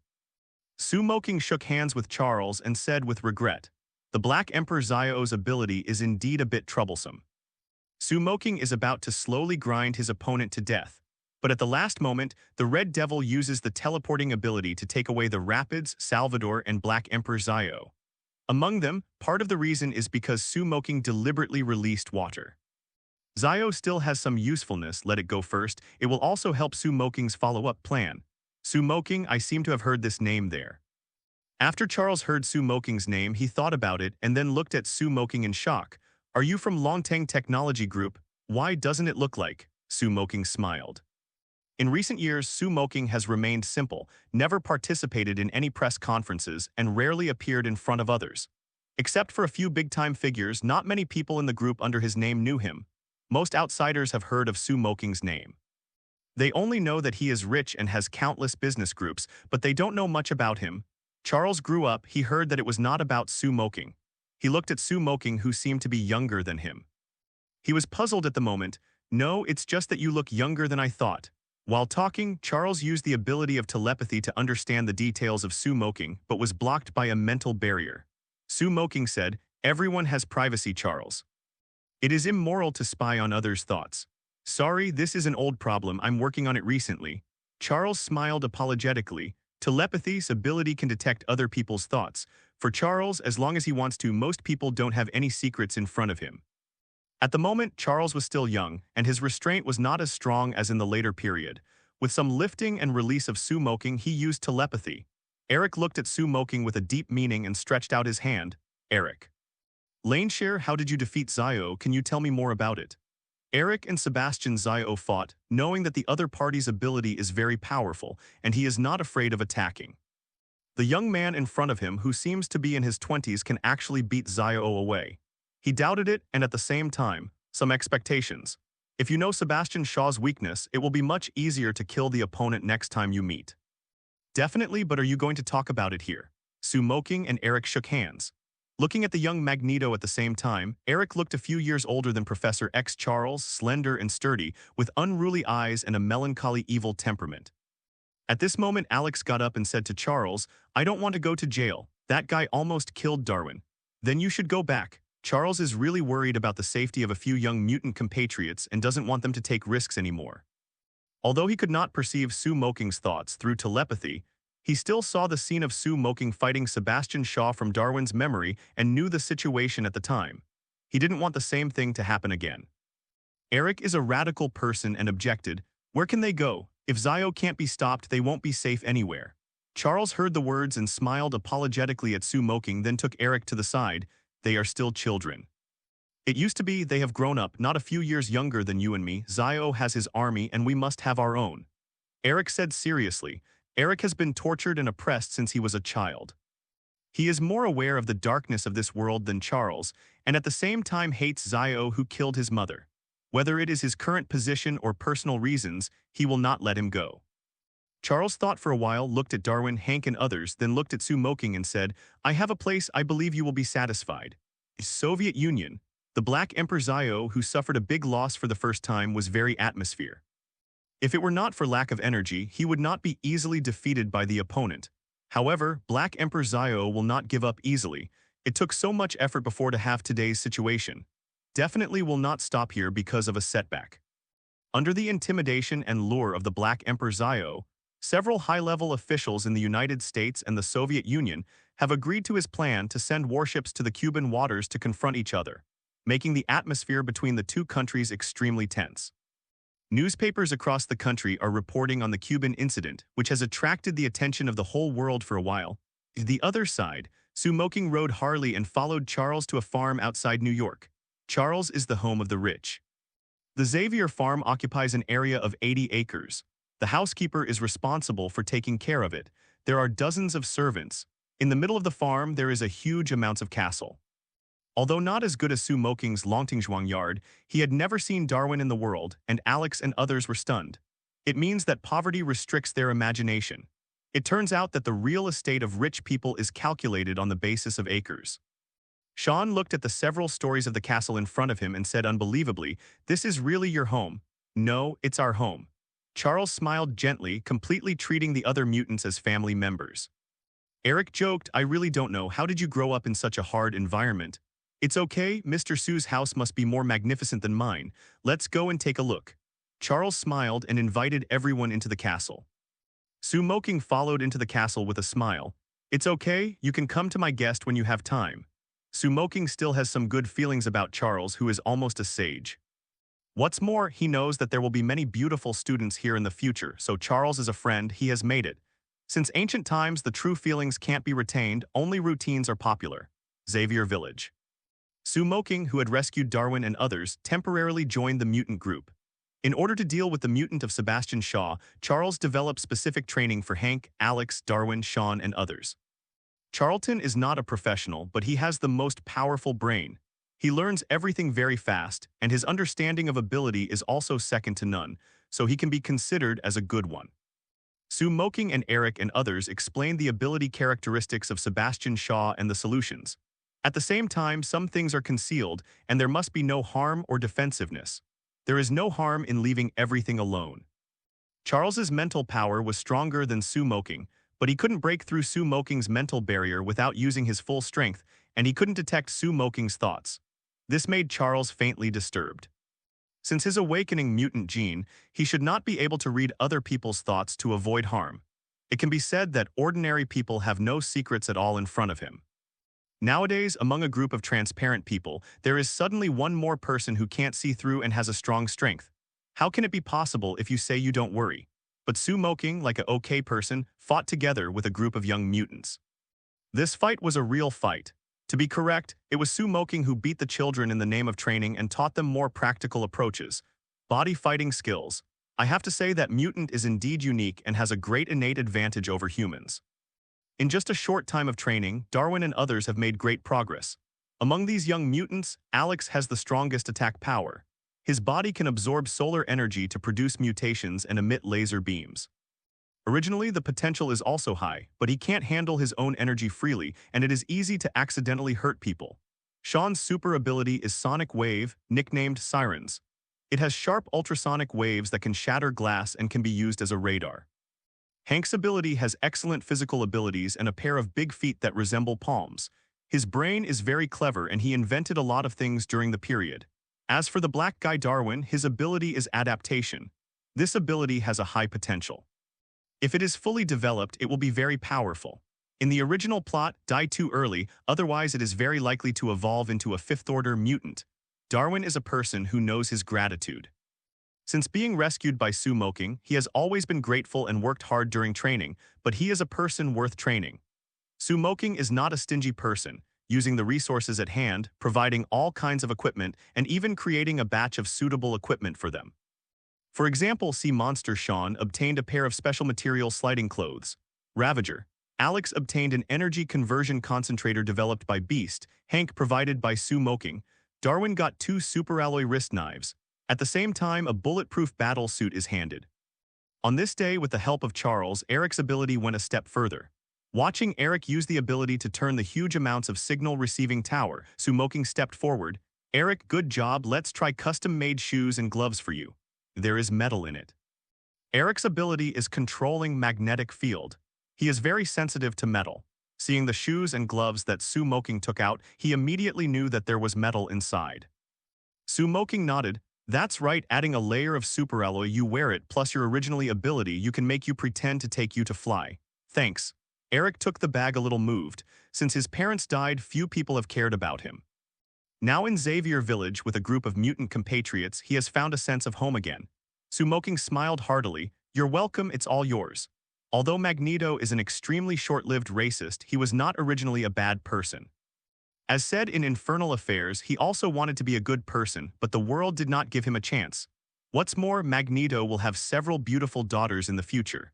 Fortunately, Eric doesn't know what Su Moqing is in. Otherwise, it is not a question of not being moved. If Su Moqing doesn't take the knife and bucket, it will be regarded as Eric's mentality. At this moment, Mora opened the window, poked his head out, and shouted to Su Moqing and the others, Hey, come in and have a look. The president is about to give a speech. Let's go in and take a look. Charles patted Eric and Sue Moqing on the shoulders, and the three walked into the hall together. Darwin and Alex came one after another. The crowd gathered together and quietly looked at the old-fashioned black and white TV. Our country's position is that any transport of nuclear missiles that crosses the Cuban defense line will be regarded as a Soviet strike against the United States. In this regard, the United States will definitely take a full counterattack. Eric turned off the TV series and said affirmatively, "Where will we find Zio?" "How do you know?" Sean asked suspiciously. Sue Moqing, who was on the sofa, tilted Erlang's legs and explained, "Zio wants to start a nuclear war between the two superpowers, and he will definitely help the flames." Charles nodded. "Everyone prepare, we will leave early tomorrow morning." After the others left, only Charles, Eric, and Sue Moqing remained in the hall. Charles sighed. "Cuba, the Soviet Union, the United States, there is no difference. Zio is declaring war on the world, declaring war on us. He must be stopped. I'm not going to stop Zio." Eric said. Sue Moqing took a sip of the coffee next to him and nodded slightly. "Agree, I think it's better to kill him directly. Charles has a very good personality. It is not an exaggeration to say that he is the virgin. Even if he knows that Zio Eguin is full, he still doesn't want to kill him. Violence is not the best way to solve the problem. It's enough to solve Zio." Sue Moqing and Eric glanced at each other, smiled tacitly, and then shrugged. "This problem will stop here. If Zio succeeds in provoking the Third World War tomorrow, no matter how much we discuss here, it will be in vain. Everyone, go to bed early." After speaking, Sue Moqing returned to the room. Charles and Eric discussed the future of mutant again. Charles believes that the greater the ability, the greater the responsibility. We should live in harmony with humans and guard the hard-won peace. Eric believes that Charles's ideas are too naive and humans cannot be trusted. Mutant should fight for his own benefit. In the end, the two broke up unhappy. The next day, the X-Men wore black combat uniforms, equipped with communicators, daggers, and stun guns. Originally, they planned to be equipped with pistols, but Charles insisted not to kill, so they changed them, and they boarded the supersonic aircraft developed by Hank and headed towards Cuba. The sea advances. When Sue Moqing definitely rushed over the Cuban waters, a freighter named Aral Sea was heading towards the embargo line established by the United States military. In the waters on both sides of the Aral Sea, the United States and the Soviet fleet are facing each other. The situation is critical. On the main ship of the United States fleet, Commander Paul Johnson looked at the pattern displayed on the radar and asked his subordinates, "How is the cargo ship?" "Against the direction, at a position of 12 nautical miles, it is estimated that we will reach the embargo line in 3 minutes, sir." A soldier replied. Paul Johnson sighed. "If they cross the line, then ask for their blessings and raise a combat alert. All personnel are in a state of preparation and are on standby to prepare. Combat alert, combat alert." With the passing of Paul Johnson's order, the warship sounded the battle alarm. As long as the Soviet freighter crosses the embargo line, it means that the nuclear war will officially begin. As the cargo ship continued to advance, the warships of both Monsieur and Monsieur entered the war mode, turning their guns and aiming at the opposing warship. At this moment, a new order came from the Soviet Union, and the Kremlin changed its original plan to make the Aral cargo ship turn around and return. The commander of the Soviet warship breathed a sigh of relief. He experienced World War II and knew the cruelty of war, not to mention nuclear war. Once war really starts, it is not impossible for all mankind to become extinct.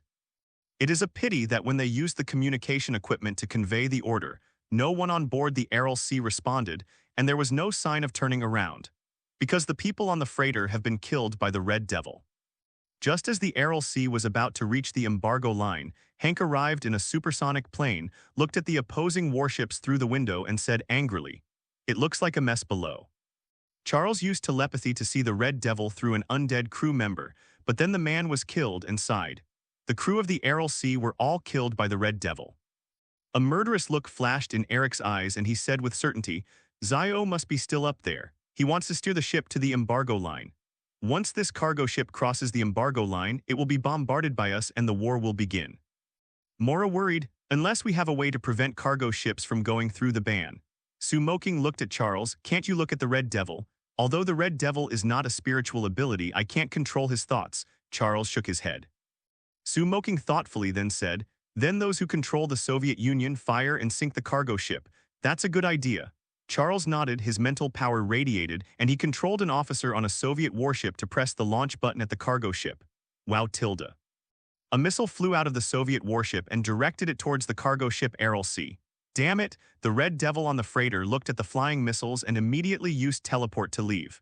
Boom tilde. As soon as the Red Devil walked away, the missile bombarded the Aral Sea freighter and immediately exploded it. In the flames of the explosion, the flooded Aral Sea slowly sank. The United States fleet and the Soviet fleet were a little caught off guard, especially the Soviet commander. He turned to look at the officer who launched the missile just now. He seemed lucky and admired, saying, "Congratulations, you stopped a war and brought him to confinement. Go to the room." What? The unlucky officer who had just escaped from Charles's control was escorted out of the command room by two soldiers without knowing what had happened. At the same time, in the deep sea, a nuclear submarine was affected by the aftermath of the explosion and shook.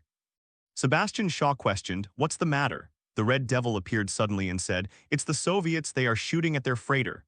"No, it seems that our compatriots are here. The mind controller is really troublesome. It seems that we are going to use a backup plan." Sebastian Shaw said, putting on a helmet that isolates mental power, and then walked to the nuclear energy room, ready to absorb nuclear energy to enhance his strength and prepare for the decisive battle. On a supersonic plane, Charles could not perceive the position of Zio and others.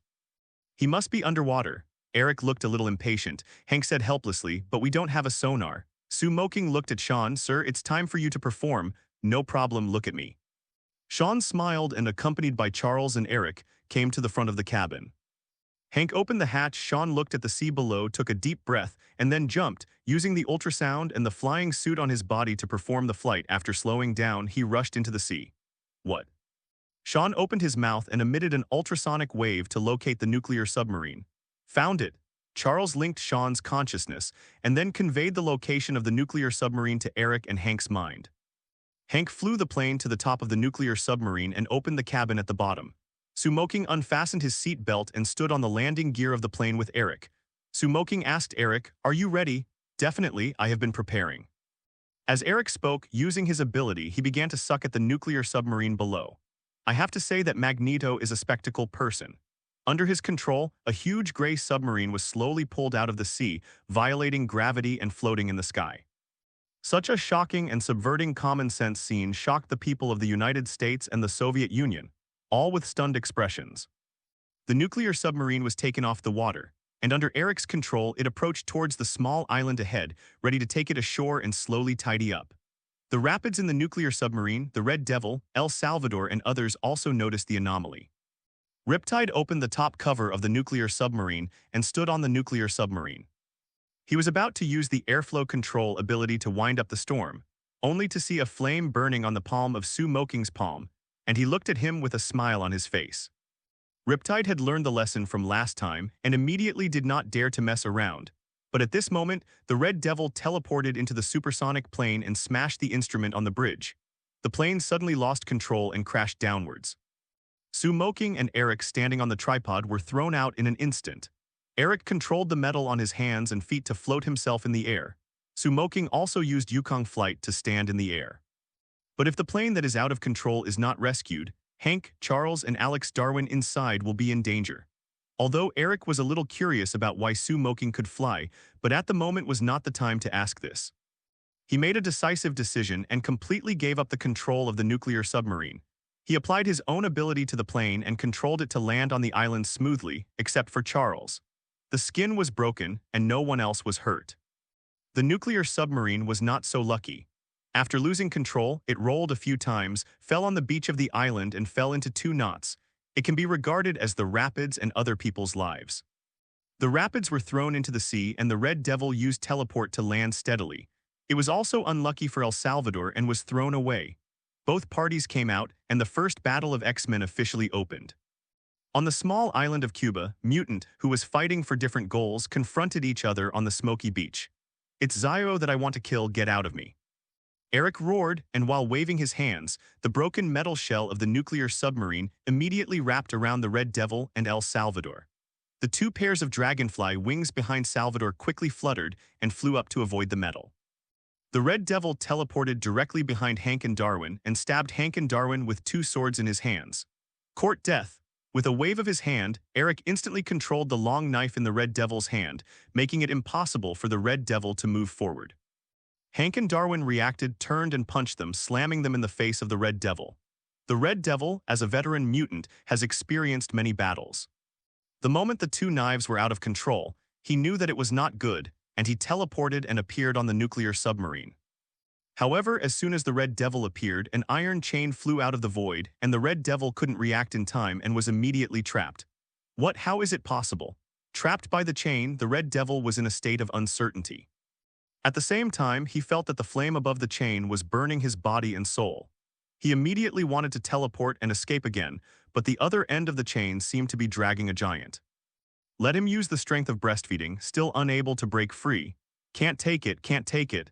The Red Devil's heart fell to the bottom and fell into deep despair. This was all in Su Moqing's calculations. The iron chain in the void was overridden by the small three-headed dog of hell in the psychic space. After binding the Red Devil, the small three was caught by Honglian holding onto the body. Although the Red Devil's teleportation can take people, the number is limited. After reaching a certain weight, the Red Devil is powerless, not to mention the small third, plus it is more than 60 meters high and the big fat Pier Honglian is nearly 100 meters long. It would be strange if he could move it.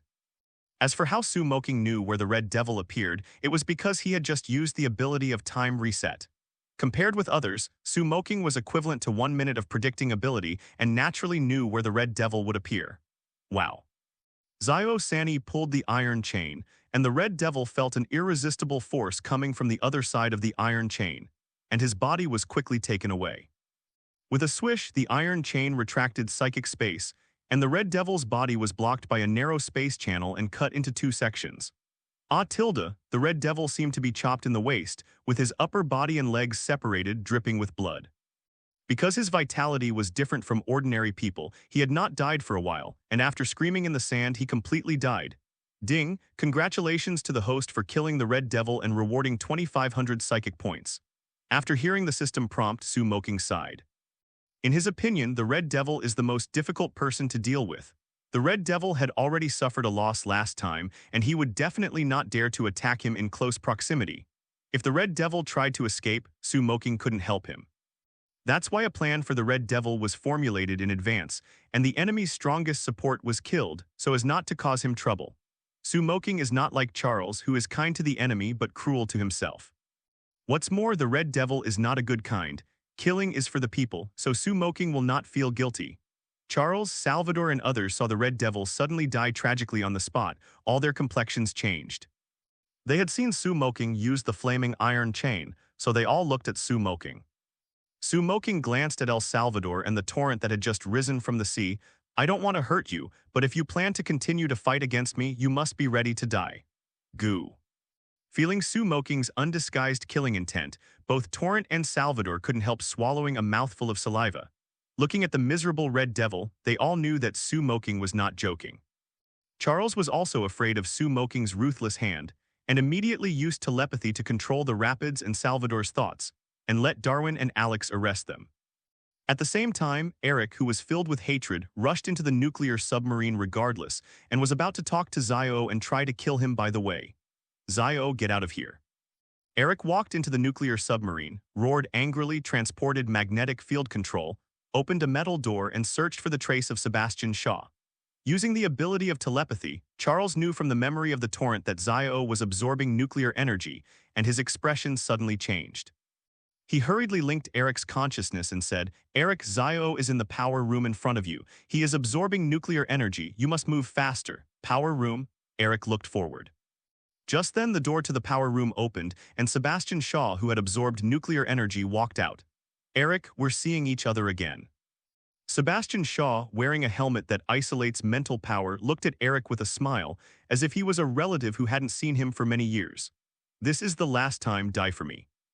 As soon as I saw Zio, Eric was like a firecracker that was lit, and it exploded in an instant. However, Eric did not lose his mind. After learning about Zio's abilities and defects, he also thought of a way to deal with Zio. With a big wave of his hand, pieces of steel plates and iron sheets spun around and wrapped Zio. Eric is going to trap Zio with metal, and then throw it into the sea, drowning Zio alive. Eric, it seems that you have learned to be smart, but it's a pity that you can't hold me down. If it were normal times, Sebastian Shaw without energy absorbing would really fall into Eric's hands.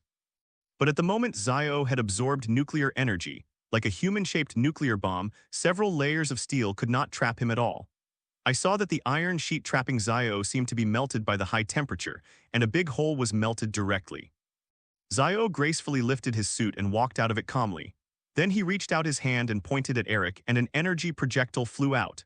Eric hurriedly overpowered the metal to block him, but he was still blown out, dizzy and bleeding from his nose. Eric, we are all atomic children. Come with me, we are the same kind of people. Let us create the world that belongs to our mutant. Sebastian Shaw didn't know what to think and killed Eric. S. Mother has a special affection for Eric and has never been cruel to Eric. If Zio didn't kill Eric's mother, perhaps Eric would agree with Zio's point of view, but at the moment, Eric only thought about how to kill the other person. Moqing walked into the nuclear submarine and saw Zio Boo Boo pressing forward, like a cat and mouse, teasing Eric, and immediately grabbed Eric and exited the nuclear submarine. Boom tilde. Soon after Moqing took Eric out of the nuclear submarine exploded, and Sebastian Zio Zianting walked out of the fire. Looking over Eric, Moqing, Charles, and others, Sebastian Shaw sighed, "Why are you against me, just for those lowly and shameless low-level humans?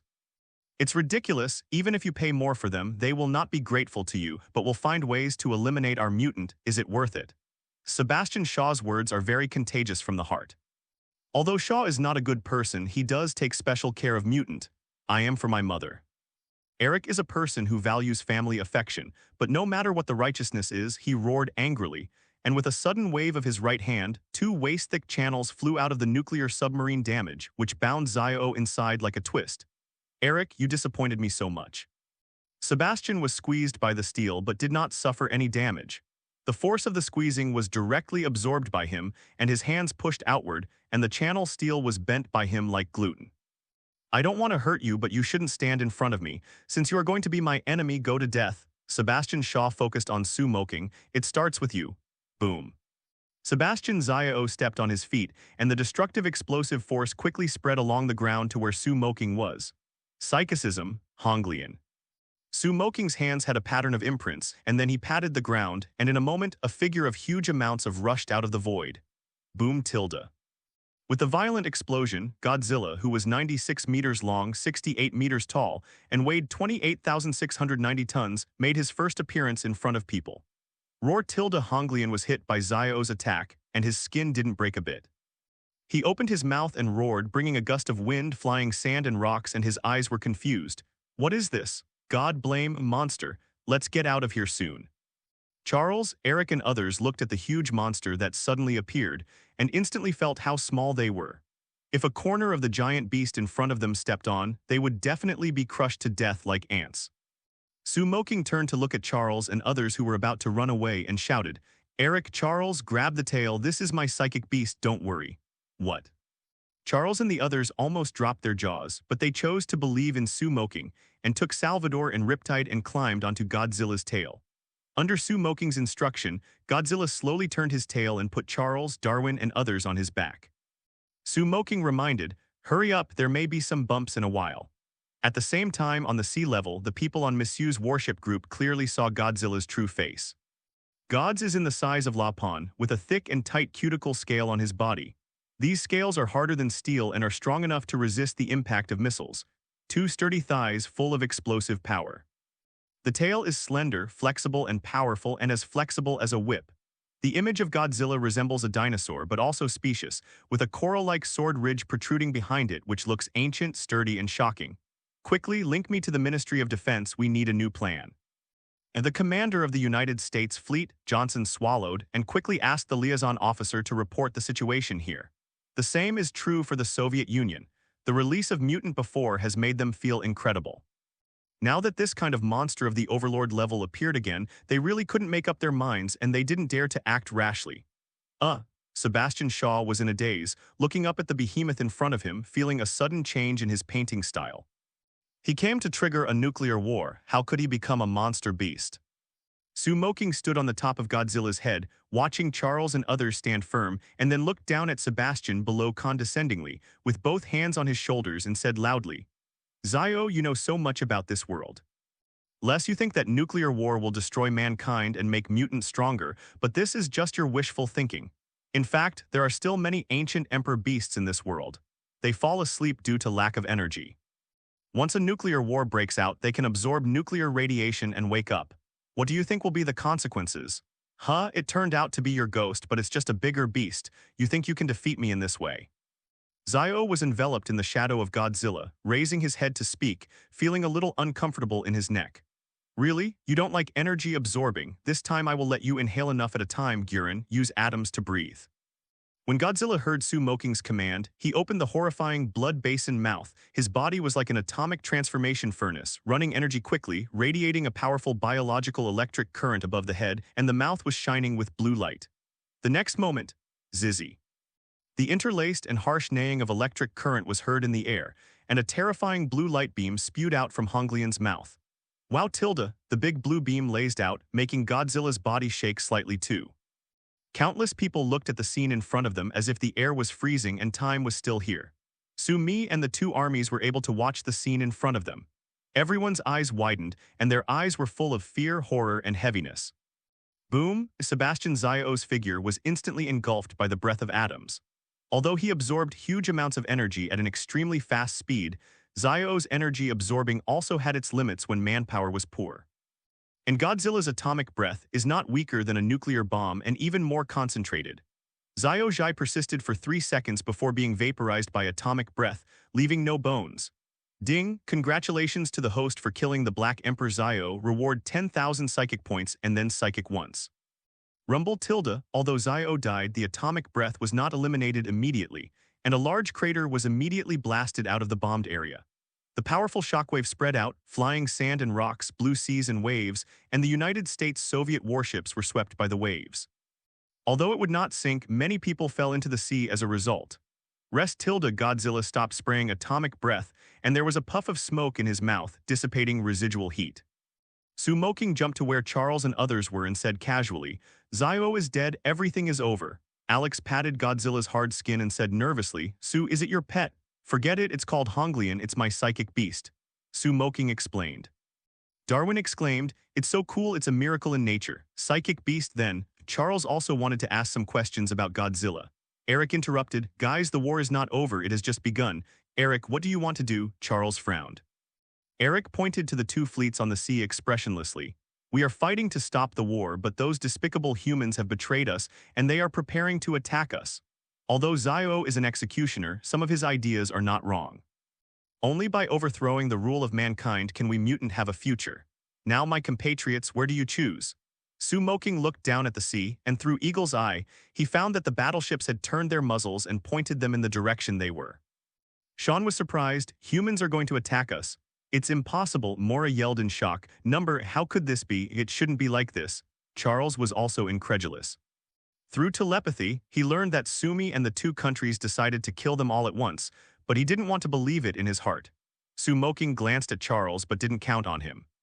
Charles was the kind of person who was beaten on the left cheek and sent his right cheek to be beaten. To say that it sounds good is the virgin, and that it sounds bad is to be guilty. Rumble. Just when Charles, Moira, and others were in a state of uncertainty on the distant sea, the naval guns on both sides of the Misu roared. One by one, shells and missiles were overwhelmingly facing Su Moqing and their location, and they launched a carpet bombing. The fish see food but not the hook, and the man sees the benefits but not the harm. The emergence of mutant is an extremely unstable factor for humans. In order to preserve the power in their hands, certain self-righteous people will always do some brain-dead things. The United States Department of Defense, in the spacious conference room, at the moment is having heated discussions, and the issue discussed is the attitude towards mutant. An old congressman led said, "The people of the Soviet Union have always been with us and jointly attacked the mutant and the monster on the island. We can end this threat forever. This opportunity is not to be missed." Howard Stark, one of the founders of S.H.I.E.L.D., stood up and said, "You can't do this. Sue is there too. They are fighting to stop a nuclear war. If something happens to Sue, the United States will also be turbulent." Howard, who is nearly 46 years old, created S.H.I.E.L.D. with Carter's agent and a part of the top executives of the United States a few years ago. Together with Howard's original identity, he has a certain influence. Moqing also has some forces in the United States military, and some people have expressed disagreement to launch an attack. There are disputes where there are people, there are those who want to save Moqing, and there are those who want Moqing to die, and there are more such people. A gray-haired admiral righteously said, "Who knows that damn Sue is a mutant and also has such a big monster? We can't let him go anymore. The existence of those mutants has threatened human society. We must completely eliminate them before they cause more harm." "You don't even know what a stupid decision you're making." Howard patted the table and glared at the general. "Howard, calm down. I know you and Sue are friends, but this concerns us as a whole. He hides too many secrets and we can't take risks." The Secretary of Defense said solemnly, "The existence of Moqing is not a secret to the senior executives of the United States, but Moqing holds a lot of economic lifeline, and he has no secrets and has no handle to grasp. So the United States political axe also opened its eyes. Close one eye. But the form is different now. The emergence of mutant has had an impact on human society. Regardless of whether mutant wants to overthrow the rule of mankind, it's just that mutant has the power to overthrow mankind, and that is something absolutely intolerable." Both sides held their own opinions, and after a quarrel they finally adopted a democratic method and voted with a show of hands. The result is obvious. Except for Howard and a few congressmen, most people raised their hands in favor of a war on mutant. Cuban waters, boom boom. Thousands of shells and missiles dragging a long smoke tail attacked the island where Moqing and others were located. Moqing is calm because he knows Eric's ability. Charles, Darwin, Alex, and others looked at the missiles flying in, feeling very uncomfortable and apprehensive. "Stop firing, stop firing." Mora took the satellite phone and connected to the CIA, trying to get those high-level officers to stop the attack. But when the CIA received the order, no one paid any attention to Mora. Perhaps in the eyes of these high-level officials, as long as the hidden danger of mutant can be eliminated, the little Agent Mora is worth the sacrifice. The big deal is to chase the title of a hero and pay a little more pension even if the benevolence is exhausted. My fellow citizens, you have all seen it. Humanity has declared war on us. Countless shells and missiles shot across the sky towards the island. Even Moqing, who had known it so long ago, was very upset at the moment. Godzilla turned his head to look at the flying missile. There was some restlessness. Moqing comforted him. Just when the missile was about to hit Godzilla, Eric stretched his hands to the sky and a huge magnetic storm erupted. The flying missile shells froze in midair. Oh God! The officers and soldiers on the Soviet and Mi fleets were all shocked to see this scene. Mutants' ability surpassed their imagination and the unknown fear invisible spread. "See, this is human beings, our reward." Eric was filled with righteous indignation and turned to look at Charles and other mutant. "We just stopped a nuclear war and saved the world, but they want us to die. These bastards, fact squid." In the hearts of young mutants such as Alex, Darwin, and Hank at the moment was very painful and angry. They worked desperately. Well, they did not contribute much this time, but they can be regarded as helping Moqing save world peace and fight for the safety of all mankind. But these people shed their grievances and kill the donkeys and in turn beat them up. How can they not be angry? Charles's mentality calmed down quickly and he persuaded Eric. "Eric, we are not Zio, we are the next stage of human evolution, we are still humans, now is the time to prove it." When Moqing heard Charles' words, he was both admired and speechless. "Such a sage mood," Moqing said. "I and other laymen, I really can't agree." In contrast, he still prefers tooth for tooth and blood for blood. Being a human being, what you want is fairness. Moqing did not intend to stop Eric at all. Hearing this, Eric looked at Charles angrily and shouted, "Charles, when will you deceive yourself? Humans won't live in peace with mutant. Look at these missiles hanging over our heads. This is them." Attitude towards mutant.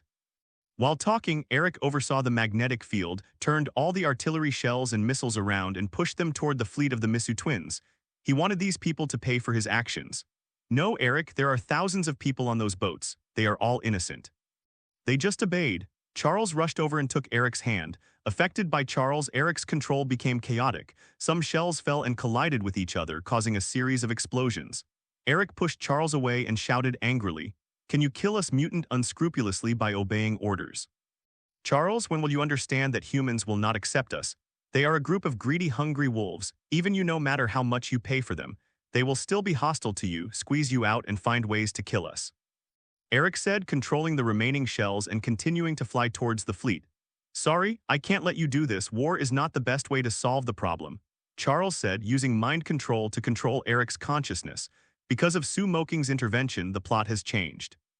Zio and the helmet that can insulate mental power were melted by Godzilla's atomic breath, and Eric naturally couldn't stop Charles' mental power. The moment Eric lost his mind, those missiles suddenly lost control and fell to the sea below. Some of them collided, and a series of explosions should be sent out.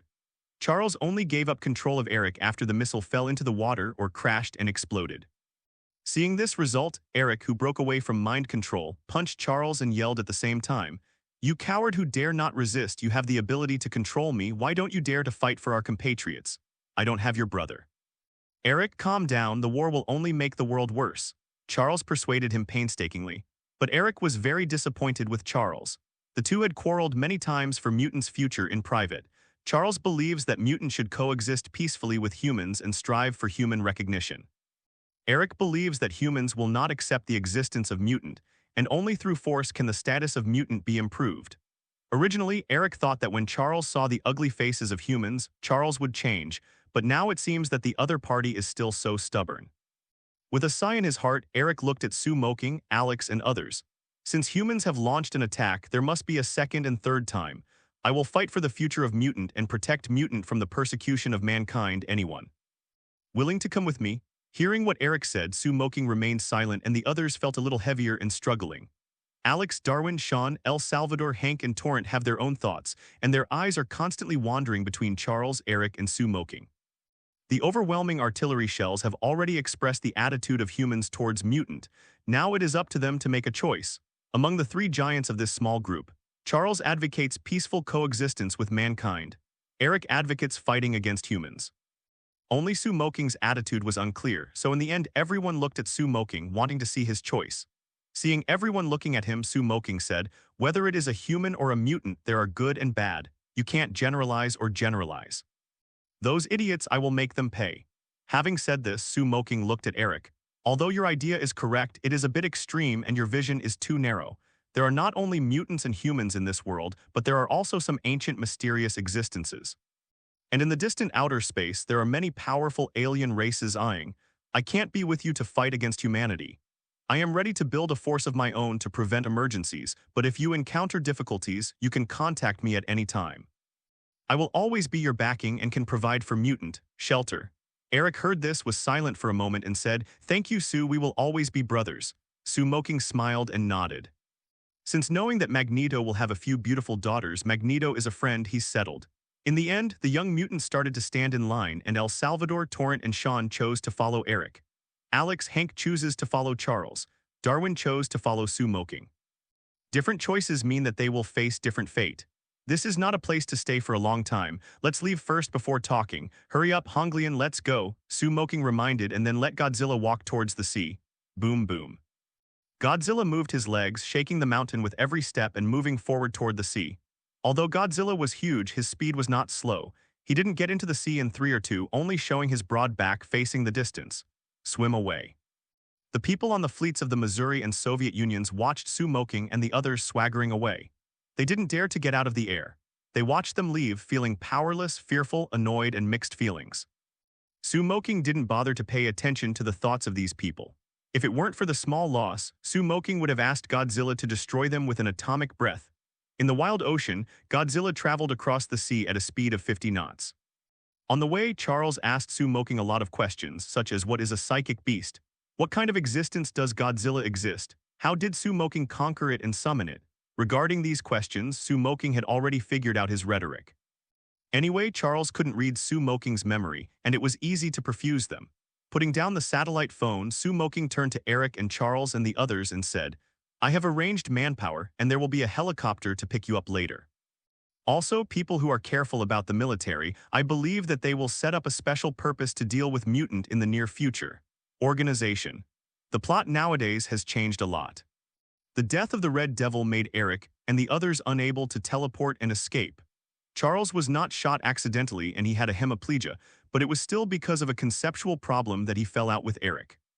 Among the group, Mora was the most embarrassed and did not say a word along the way. As a CIA agent, she has the consciousness to sacrifice for the country, but sacrifice and being abandoned are two different things. Nowadays, there are some complaints in her heart. Moqing cast a glance Moira, who was leaning against Charles, thoughtfully. Now that Charles is not hemiplegic, maybe there will be some sparks with Moira. But this is not a big deal, Moqing doesn't care. This time he took the initiative to expose himself and summoned Godzilla, which was actually intentional. It's a temptation, and it's a set-off depending on which fish will get the bait. In recent years, Moqing's business empire has controlled more than half of the United States. There are also many branches in other countries. It is not an exaggeration to say that it is a wealthy country. Naturally, there are many jealous people.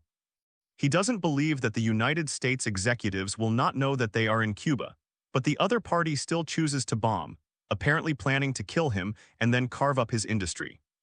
Through this incident, Moqing can clearly distinguish those who need to be eradicated, and those who have emerged he will naturally clean up after he returns. As for exposing Godzilla, it is to guide others and let them know that there are giant behemoths in this world. I believe it will not be long before someone will start work in this area. At the same time can also play a deterrent effect. There are benefits, and there will be some troubles, but they are all in Moqing's grasp. After a while, 2 helicopters flew in and picked up Charles, Moira, Eric, and others. Moqing took Godzilla back into the psychic space, and then looked at Darwin standing behind him. You will be responsible for recruiting people with special abilities for me and organizing a special team. I will give you 300 million startup funds, no problem. 300 million. 2 weeks passed after the first battle in a blink of an eye. After the First War, Charles took Hank, Alex, and Moira from the CIA and began to work on transforming the Xavier Jungyuan, turning it into the Xavier Genius Academy, serving as a shelter for mutant and war orphans. During the period, there were originally some extreme humanists who were going to come to find trouble, but soon these people were overwhelmed. Because after Moqing went back, he used the power in his hand to start liquidating the old accounts one by one against those who jumped higher, causing a bloody storm. At the same time, the use of Tang Technology Group and other companies caused an unprecedented financial turmoil, which almost paralyzed the United States economy, caused prices to continue to fall, and countless people took to the streets to make a noise. The entire United States was turbulent. Mr. Axe realized the seriousness of the problem. If you want to say, there are always some people who are born to be cheap. Usually Moqing behaves a little low-key and kind. These people push their noses on their faces, always wanting to step on them twice, or dig 2 pieces of meat from Moqing. Whenever something goes wrong, I will ask for mercy everywhere. In Erpy Lion, I don't know if it's their standard equipment. At the same time, Eric replaced the Black Emperor Zio, took over a group of mutant subordinates, and then established Brotherhood to fight for the future of mutant. Some institutions that captured mutant for experimentation were knocked out by Brotherhood, causing serious deaths and injuries. Panic. And Charles began to sing White Faces, got in touch with some dovish counselors, and had a singularity with Eric, forming a situation of mutual restraint. In a harmonious society, most people still want to make big things smaller and smaller ones. Although there was occasional friction between humans and mutant, in general, it gradually subsided. Under the night, the bright moon and breeze. In Stark's Jungyuan, a dinner is being held to celebrate the full moon of Howard's son. Howard wears a formal mustache, holding a wine glass, and solemnly said to the handsome young man in front of him, "Sue, I know they are really too much this time, but now things are so big that even members of Congress you should be satisfied with the next batch. These B***, if you don't let them see the form clearly, they don't know how many pounds they are. Don't worry, I have a sense of measure." Moqing said, changing the subject, "Don't talk about these unhappy things or talk about you, my son." Howard nodded, and then there was a slight hint of color on his face. "In other words, I can't compare to you, but I am a father now. Why haven't you 2 moved yet? It's not you, right?" In the end, this coquettish old man winked his eyes with an expression of undue beating. "Cut, I can't. I'm afraid you will feel inferior if you take it out." The corner of Moqing's mouth twitched slightly. The ability of Monster Physique gave him almost immortal ability, but at the same time that he was willing to have something to do and to obtain a long life, it also meant that Moqing would have more in terms of reproduction of offspring. The prohibition of layer invisible. This is a special cosmic law. Regarding this, Moqing is not in a hurry. Anyway, he has a long life. It doesn't matter if he doesn't have any children. You can enjoy life if you should. If you give birth to 2 cheats, you don't know how much you have to worry about. That's good. In the words of Moqing, husband and wife are true love and children are just accidents. After chatting with Howard, Moqing suddenly said, "Your son's name is Tony." Stark, right? Hold me over and let me see if he has the same virtue with you. My son definitely have a virtue with me. Howard smiled and asked the butler Jarvis to inform him. After a while, a graceful woman walked over with a child with a full moon. Moqing looked at the blue-eyed child who was still biting the pacifier and said in his heart, "This is the famous Iron Man in the future." Gently teasing little Tony with his hand, Moqing patted Howard on the shoulder and smiled. "This kid is not bad, give me face, let him be my godson." Howard looked at Moqing for a while then smiled, "No problem." Moqing smiled wickedly, then took out his camera and took a few photos of Tony, which he called it, leaving a memory of his childhood. There were a lot of people here tonight and Howard was busy. Moqing asked him to arrange it himself. After the dinner, Moqing drove the latest speed car launched by the Stark Group and returned to Longtingzhuang Courtyard. In the smoky artificial hot spring, Moqing soaked in the water comfortably and relaxed. Suddenly, she felt that the wooden door outside the hot spring pool was opened. Then she saw Feng Beiabo and Raven walking over in bathrobes. "Brother Su, I'll wipe your back." Raven walked forward with a smile. Baby Feng is still cute, and he walks into the hot spring pool generously, spitting out blisters. Moqing smirked and took Raven's hand and pulled her into the water. Raven let out a startled roar, the water splashed all over, and just now, Moqing had come to her and kissed Raven's red lips. After a while, Moqing smiled. "Little witch, I suddenly had a bold idea, do you want to?" Baby Feng on the side took out a cold, shining long knife from nowhere and said quietly, "No, you don't want to. Baby, you're skinny too." Moqing flashed, brought a large splash of water, and then a series of hot groans sounded. "It's another wonderful night." The next day, Moqing became refreshed and checked his personal interface. Host, Moqing current psychic points, 114,986 level, early stage of the disaster. Psychic creatures. Godzilla costume, Predator, Hell, three-headed dog, King Kong, Unicorn, Omega, Dilu beast ability. Monster Physique, Eagle Eye, Weapon Mastery, Hellfire, Royal Flight, Time Reset, Gravity Field. During this period of time, in addition to having stronger attributes, Moqing previously killed the Black Emperor Zio and obtained random psychics, and it was Dilu beast. With a thought, a petite white cat appeared in front of Moqing. Although the Dilumen looks like a cat, it was originally a precious sacred coefficient code beast, possessing power that is not commensurate with its appearance. It wears a sacred ring on the tail, stands on its hind legs, and wears a pair of gloves like lion claws on both front paws. "Master, do you have anything to say for calling me?" Dai Lumen uttered a word and walked to the side of Moqing with graceful catwalks. Moqing stroked the furry head of the Dilumen with his hand, and at the same time checked the properties of the Dilumen. Psychic Beast, Dilu Beast category, Sacred Digital status, Mature potential, World-destroying level, current level. Late elite ability, Meow Punch. Cat Eye. Moqing is no stranger to Dilumen. When he watched Digimon when he was a child, he also hoped that he would be accompanied by a Digimon to travel the world. It's a relatively happy childhood memory. Moreover, it seems that the complete body of the Dilu beast is the celestial beast. Thinking of this, Moqing seems to have another bold idea. Then he shook his head and threw this evil idea away. "Zio Dai, you and Zio-san will have activities in this village in the future. When I'm away, help me protect my baby and Raven." As Moqing spoke, he also summoned the three-headed dog from the hell. Under Moqing's signal, the three-headed hell dog shrank and turned into an ordinary black dog file size. The left and right heads were also retracted into the body. From the outside, it is a big black dog, but if you look down on it, it will definitely eat. Big loss. In recent days, Moqing has done a lot of things which have affected the interests of many people. Some people who do not know how to live or die, who are clearly unable to fight, sent people to assassinate. Although they were all easily resolved by Moqing, for the safety of Bao Bao Feng and Raven, Moqing still let the two less conspicuous psychic beasts, Dilu and Hell three-headed dog, visit the home nursing home. As for Godzilla and King Kong, because they are too big, they can only be stocked on Skull Island, while Costin, Omega, and Alpha are not very powerful. They are also placed on Skull Island and let King Kong and Godzilla take care of them. The strength of the unicorn is good, but the unicorn on its head is not easy to hide, so it is also placed on Skull Island. In addition, Iron-Blooded Johnson has been mixing well over the years, and he is about to be promoted to the Iron-Blooded Elder. He has several thousand iron-blooded little brothers. The former Roar embraces him and carries a group of little brothers from this universe to that universe all day long. Moqing has considered whether to bring a few iron-blooded teams over to be the guards. However, I think that there are more eyeliners watching here recently, so I didn't implement it to avoid unnecessary trouble. After all, the identity of a mutant has caused an uproar.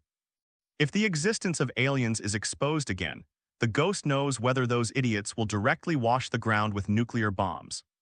After the psychic arrived at the Dilluman, Moqing got another chance to extract ability, but he didn't extract it for the time being, and he was going to wait for the Dilluman to evolve and then take a look. After the Dillu Beast and the three-headed dog of hell were settled, Moqing sent his heart to the Jagged Mother Star through psychic space.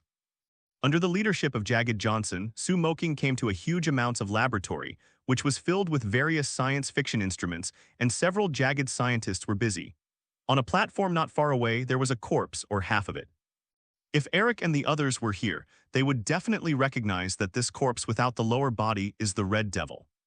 When Godzilla was using atomic breath on a small island in Cuban waters, Moqing took the opportunity to open psychic space and let the three-headed hell dog pull the upper body of the Red Devil in.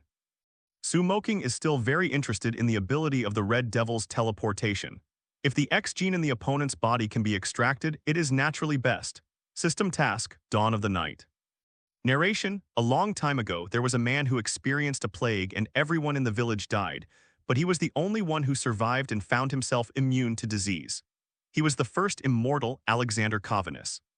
Covenus has at least 3 sons, 2 of whom are William and Marcus. William became the ancestor of werewolves after being bitten by a wolf, while Marcus was bitten by a bat and became the ancestor of vampires. However, as a white werewolf, William has no self-reason. People who have been bitten by him will become werewolves, but they are as irrational as William. They cannot return to human form and are contagious. In order to save William, Marcus went to help a dying Lord Victor, gave him unlimited life, and asked him to help him control William and then lied to kill him or William will kill all vampires and werewolves. So with their efforts they caught William. Victor wants to imprison William. Marcus hopes that he will not do so, but he fails to persuade him because he has no real power in the Vampire Legion. The 2 races of vampire and werewolf have fought for centuries in order to obtain absolute dominance of the underground world. In the protracted contest, the vampire tribe gained the upper hand.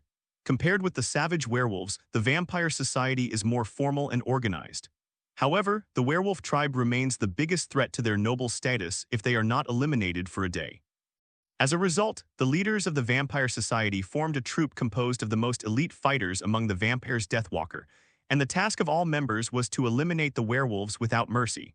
Selena is one of them. Mission requirements: help Selena get revenge and help her obtain ability that is not afraid of the sun. The time limit is 1 month. Completion reward: 1,000 psychic points. Selena's allegiance, no penalty for failure. Does the host receive it? Underworld. Moqing thought for a while, and after giving a few words to Jizu Johnson, he returned to psychic space and said, "Receive the task. In the world of Legends of the Night. Rumble." At night in London, the sky was gloomy and it was raining heavily, and occasionally a flash of lightning pierced the night sky. In the urban streets of the 1990s, rows of street lights were on, illuminating a small space of each, but more places were still shrouded in darkness. On a European-style church, a beautiful European woman with a pale face and sharp eyes, even in a black leather trench coat, is quietly watching the pedestrians going back and forth on the street below. The shoulder-shouldered black short hair was messed up by the cold wind. Selena, known as the Goddess of the Moon, is tied to the stone eaves like a sculpture. The black leather trench coat reflects a faint brilliance in the lightning. Don't add a heroic appearance in the rain and wind. Selena let the cold rain drop on her face, like sapphire eyes, staring at the corner of the wall hundreds of meters away. On the corner of the wall is her vampire partner, Kane. At the moment, Kane was holding a point-and-shoot camera, secretly taking pictures of a big black man. This black man is not an ordinary person, but the werewolf King Lucian's capable man Rise, the chief warrior of the werewolf clan. After Kane took the photo, Selena watched Rise walk into the subway station and immediately jumped off the top of the 20-meter-high building and followed Rise quietly, wanting to see what the hell was the werewolf doing. A height of more than 20 meters is fatal for ordinary people, but it is commonplace for a death walker like Selena. As a member of Blood Clan, although there is no legendary black magic, but the physical quality is far beyond ordinary people, coupled with a long lifespan, let Selena learn a lot of fighting skills and various knowledge. At the moment, it was about 7 o'clock in the evening. It was the rush hour of the subway and crowded with pedestrians. Holding a black umbrella, Moqing walked into the subway station along the flow of people. In the subway station, Moqing put away the umbrella and hung it on the railing beside it. stepping towards a young European man. This man is more than 20 years old. Some handsome named Michael is the male protagonist in Underworld and a direct descendant of Alexander Covenus with perfect blood flowing in his body. It has been 2 days since Su Moqing came to this world. I was able to find this place because Su Moqing spent money to hire a private detective to investigate Michael. Michael is now a doctor. He has not been bitten by a werewolf or a vampire. The perfect blood in his body is fairly pure. Since this morning, Su Moqing has been observing Michael's movements and found the traces of the werewolf. Because he hasn't seen Selena, he hasn't stunned the snake. Underworld is regarded as a science fiction movie. The vampires and werewolves in it are all genetically mutated creatures. They are not magical creatures, and they are not powerful. According to Su Moqing's estimation, ordinary vampires and werewolves are only elite-level strengths at best. Victor, Marcus, and the giant werewolves can barely be regarded as the early days of the army, and Alexander Covenus may be stronger, but it's too strong. The main thing is that modern weapons need to be guarded. Although in the original plot, no one used weapons of mass destruction, it was a movie after all. Now that you are on the scene, you have to be cautious to avoid capsize in the gutter. In this world, for Su Moqing, the most valuable thing is perfect blood. Perfect blood, it is Su Moqing who has the ability that makes people immortal. Michael has a weak lineage, and there is no such ability, and can integrate different bloodlines, especially the latter, which Su Moqing values. Following Michael into the subway station, Su Moqing glanced back and found that the werewolf Ritz, the vampire Selena, and the others came with their heels. Selena's appearance and temperament really make people feel amazing, cold, and handsome, giving people a sense of heroism. Selena didn't notice Su Moqing. At the moment, she was quietly following Rise and another werewolf. As a member of the Deathwalker, Selena has been desperately hunting werewolves for hundreds of years. Because in her impression, the werewolves killed her family, her only belief now is to kill these brutal and inhuman beasts. A group of people with different goals came to the platform of the subway station. At this moment, the werewolf Rise sniffed and smelled an aura that disgusted him. He stopped suddenly and looked back. When he saw Selena and another Deathwalker, she directly drew 2 micro-submachine guns from her back and fired at the location where Selena and another vampire were. Da-da-da, the bullet flew. Su Moqing turned calmly, leaning against a thick square pillar. The stray bullet hit the head of the column and the stone chips splashed. The pedestrians around who were driving the subway screamed and fled around. Some of the more unlucky ones were hit by the stray bullet and fell in a pool of blood. I have to say that the world is indeed chaotic. Even if you have a gun, the subway station doesn't even have a security check. Moreover, vampires and werewolves unscrupulously opened fire among the crowd, showing lawlessness. If under normal circumstances, vampires and werewolves would have been wiped out.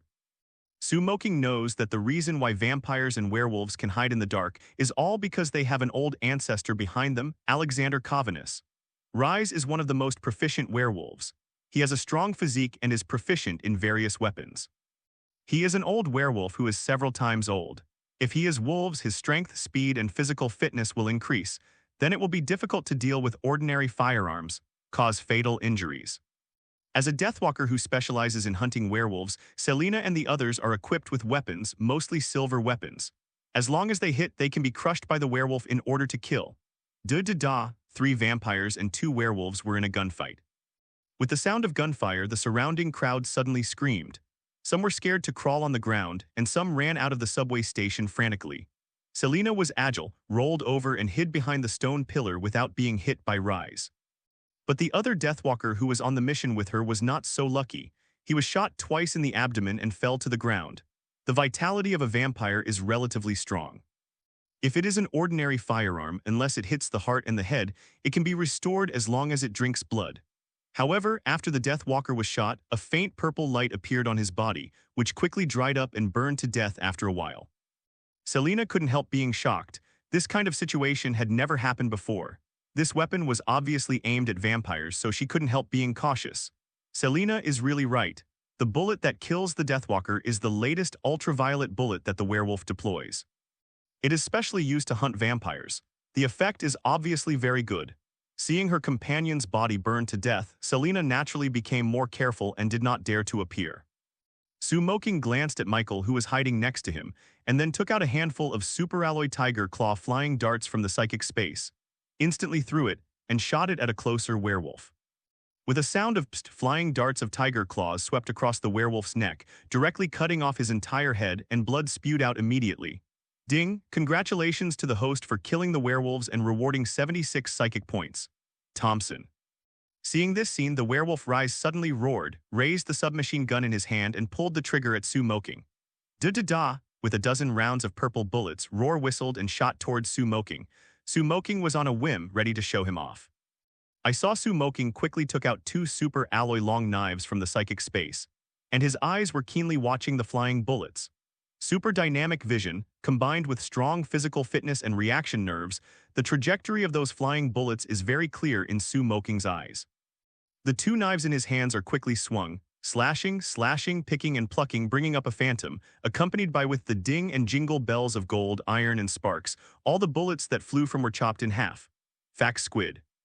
Rai's bullet was empty, and looking at Moqing, who was unscathed, his two big eyes almost stared out, looking like hell. Holding a double knife to split the bullet, this tamer is unscientific. Without waiting for Rise to transform, Moqing quickly stepped forward, took the knife and dropped it, almost a roar sucked and cut off Rise's bald head. Ding, congratulations to the host for killing the werewolves and rewarding 198 psychic points. The two werewolves died one after another, but the matter was not over. The other vampire who came with Selena suddenly shot Moqing without knowing what the wind was. Bang tilde.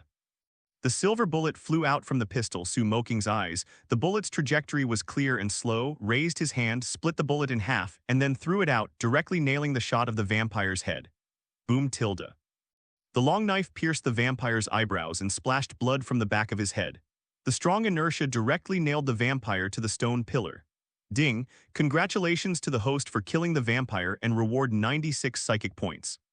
Everything happened in a blink of an eye. Moqing didn't know what the vampire's brain was crazy, but he didn't have much good feelings about vampires, werewolves, and the like, especially males.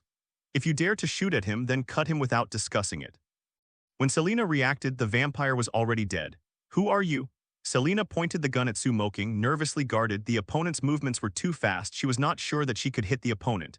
Moqing smiled and said, Selena, relax, we are not enemies. On the contrary, I came here by your call.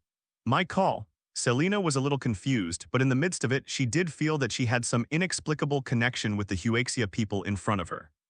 But Selena did not relax and said coldly, how do you know my name? I hate people pointing a gun at me. Can you put the gun down and talk? Moqing smiled slightly, looking very friendly, if it weren't for seeing a few corpses next to it. Selena thought about the skill that Moqing had shown just now, knowing that she was definitely not the opponent of the other party, and the pistol in her hand could not bring her a sense of security.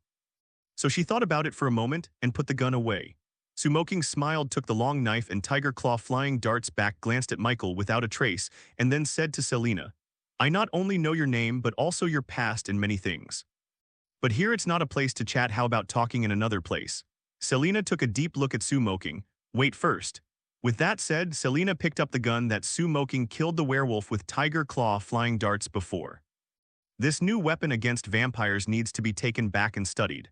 After putting away the ultraviolet bullets, Selena said to Moqing, come with me. For some reason, although it was the first time to meet Moqing, Selena felt that the other party was worthy of trust. The two quickly walked out of the subway station and got into a black car. Selena's operation made the car roar like an angry bull and left. About a few minutes later, the police car arrived. But as soon as the police blocked the scene, a group of people from special departments arrived in full gear. After taking out their credentials, they took over the follow-up work and skillfully packed the corpses of vampires and werewolves into the helicopter. Selena is a vampire who has lived for 6 centuries because she is the adopted daughter of Victor, one of the 3 elders of Blood Clan. In Blood Clan, Selena also has a high position. The elegant and beautiful appearance, as well as the aloof and noble temperament, made Selena known by Blood Clan as the Goddess of the Moon. At the moment Selena was driving a car, fast walking through the street, Moqing sat in the passenger seat, looking at the scenery outside the window. The two talked a few words. The car gradually drove out of the city, getting more and more remote, and finally stopped in front of the old villa on the outskirts. This is Selena's safe house. Only a few Blood Clan knew about it. After leading Moqing into the basement, Selena walked to a safe, entered the secret, and took out 2 handguns filled with bullets into her waist. The holster, then turned around and took out a bag of blood from the fresh-keeping box next to it and drank it by himself. Moqing sat on the sofa familiarly and turned on the TV with the remote control. the news of the subway shootout is being broadcast on TV. However, according to the reporter's explanation, the gun battle was a gang rage, and there were no reports of vampires and werewolves. Obviously, Alexander Kovanis used his own power to erase the traces of vampires and werewolves and protect these unscrupulous descendants. Selena finished drinking a bag of blood packs and felt a lot more energetic. Looking at Sue Moqing on the sofa, her bright red lips slightly opened. "Let's talk. What the hell is going on? Why are the werewolves following you?"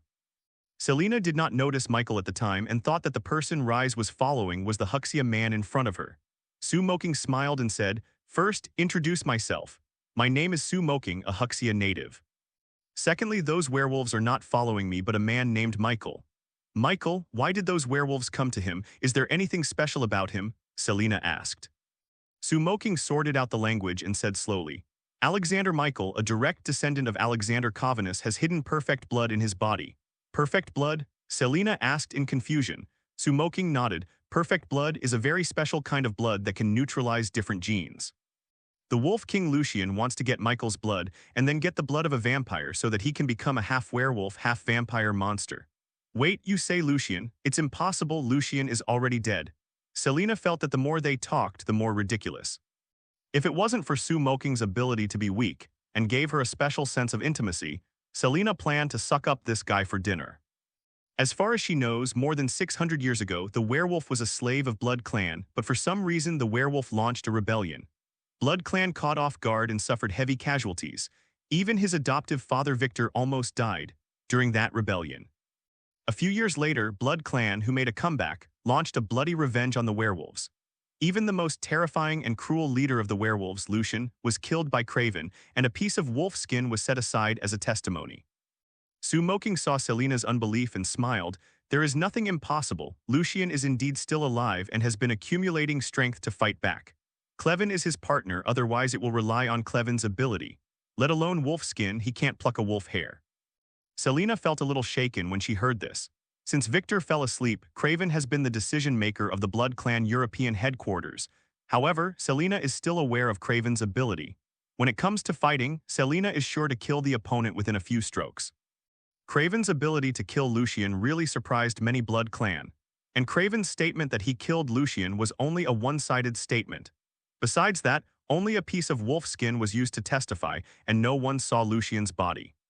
In this case, if what you say is true, then once Lucian succeeds, the entire Blood Clan will be in danger. I need to go back to wake up the Elder and let him stop Clevin's conspiracy. Selena is a very assertive person. After listening to Sue Moqing's remarks combined with what she knows, she has made a decision in her heart. At the moment, Selena still doesn't know what kind of person Victor is, but Sue Moqing, who has watched the Underworld series, is very clear. She shook her head and said, "If I were you, I wouldn't do this. What you are saying, you have to stay calm." Selena was faintly disturbed when she heard the words, but she nodded and said, "Let's talk about it. Your parents were not actually killed by werewolves. They were actually killed by Victor." Sue Moqing told the truth about the death of Selena's parents. Although Selena was mentally prepared, she was still agitated when she heard Sue Moqing's words, and she shouted, "You lied." Since the death of her parents, Selena feels that the whole world is gloomy. When she was most desperate and helpless, Victor appeared and said that the werewolf killed her parents. If they want to avenge their parents, they need to be transformed into Blood Clan.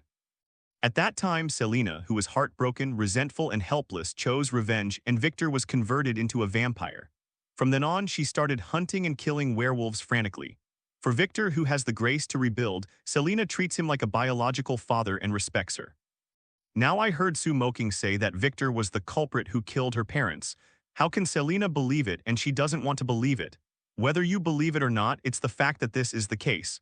Craven also knows about this. If you don't believe me, you can ask him. Sue Moqing said vowedly. Selena shook her head and said, "It is very simple to prove that what you said is true or false as long as you give me your blood. Vampires in this world do not know magic, but they have some special abilities, one of which is blood recollection, which can learn the memories of others by consuming the blood of the other party. Sue Moqing definitely won't let Selena suck his blood. Let's not say that his physique is different from ordinary people. Will Selena have any adverse reactions after inhaling? Only his many secrets cannot be easily exposed. I'm afraid not." Sue Moqing hadn't finished what he said. A rocket flew into the old villa where they were dragging a cigarette tail. Then the whole villa exploded violently. The fire blazed into the sky, the rubble was flying, and the sky-shattering noise spread all over the country. The basement where Moqing and Selena were located was affected, and the aftermath of the explosion violently blasted the floor, causing gravel and flames to charge down. Moqing's body still resisted knowing, but he felt a little pain and was not fatally injured. But Selena did not have the strong physique of Moqing. She was hit by a shattered stone slab. The bones on her body broke countless on the spot, blood flowed, and then the flames swept through, engulfing Selena. Boom tilde. There was another shocking explosion, and Moqing was also buried in the ruins. Wow tilde Moqing pushed away the stone planks pressed on her body and got up from the ruins. Ahem tilde the villa had collapsed, surrounded by burning flames and choking smoke. Through the light of the fire, Moqing, who was slightly embarrassed, saw two off-road vehicles parked not far away. There were a dozen heavily armed men standing beside the car, and one of them was carrying a single soldier rocket launcher. The explosion just now was obviously caused by these men.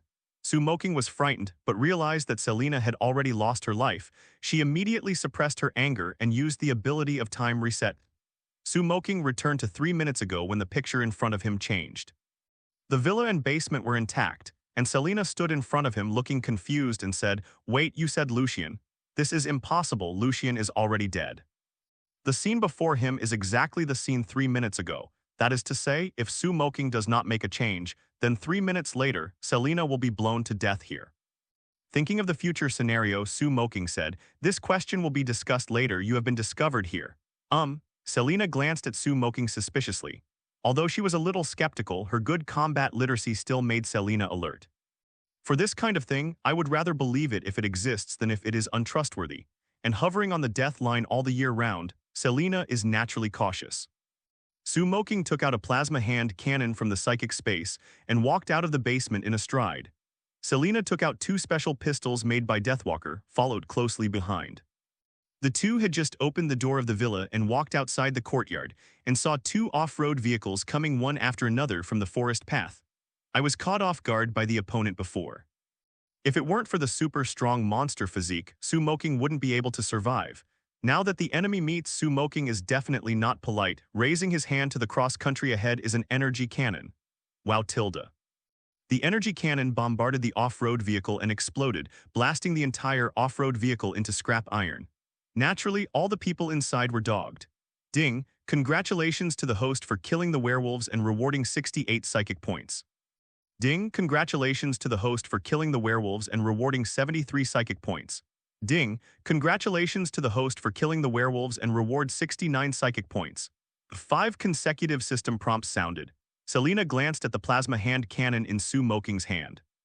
She had never seen such a powerful weapon before. Seeing its power, she could catch up with cannonballs. Who is he? Why do you know so many secret things? Why have such advanced weapons? A series of questions popped up in her heart, but Selena was not idle in her hands. She raised her gun-holding hands and aimed at the trailing car behind her. After feeling the breath of a werewolf, she pulled the trigger without hesitation. Boom, boom. More than a dozen gunshots echoed in the open suburbs, and bullets shot at the werewolf on the off-road. Fact squid. Everything happened too fast, from Moqing breaking the first cross-country vehicle to Selena shooting, no more than 2 seconds apart. The werewolf who drove obviously had also undergone special training, and his reaction was not slow. As early as the moment the cross-country exploded in front of him, he instinctively turned the steering wheel, turned the body, and parked diagonally on the side of the road. The doors and windows of the off-road vehicle were smashed and shattered by bullets, and sparks and broken glass splashed everywhere. A werewolf on the left side of the car was shot by Selena on the spot, and 2 others were injured. Although the strength, speed, and resilience of these werewolves are much higher than those of ordinary people, they are not indestructible monsters after all. Especially when they are not transformed, their defensive power is not very strong. Damn Deathwalker, get out of the car. With a loud shout, the 4 surviving werewolves swiftly opened the right door and ran out. Moqing raised his hand, and another energy cannon hit the off-road vehicle. Boom tilde, the off-road vehicle burst into flames and blew up. The remaining 4 werewolves hid quickly, but did not suffer much damage. 2 of the werewolves tore their clothes and began to transform. I saw their bodies swell rapidly, their skin became dark and thick. Their bodies grew thick gray-black wolf hair, their skulls became canine shapes, their sharp teeth were staggered, a wolf tail stretched out behind them, and their hands and feet became thick. The nails have also become sharp, and his eyes are full of brutal animality. Wow tilde da da da, the two untransformed werewolves shot back, and the two transformed werewolves howled a wolf don't rush towards Moqing and Selena from the side. Wow tilde. The wolf roared and quickly approached, with a bloodthirsty light in his eyes. After the plasma hand cannon was used, it needed a period of buffering. Moqing put it away and ran to avoid a few bullets. At the same time, he took out a flying darts of tiger claws and threw it at the running werewolf. Hanman suddenly got up. The werewolf couldn't dodge and was shot on the wolf's head by flying darts with tiger claws.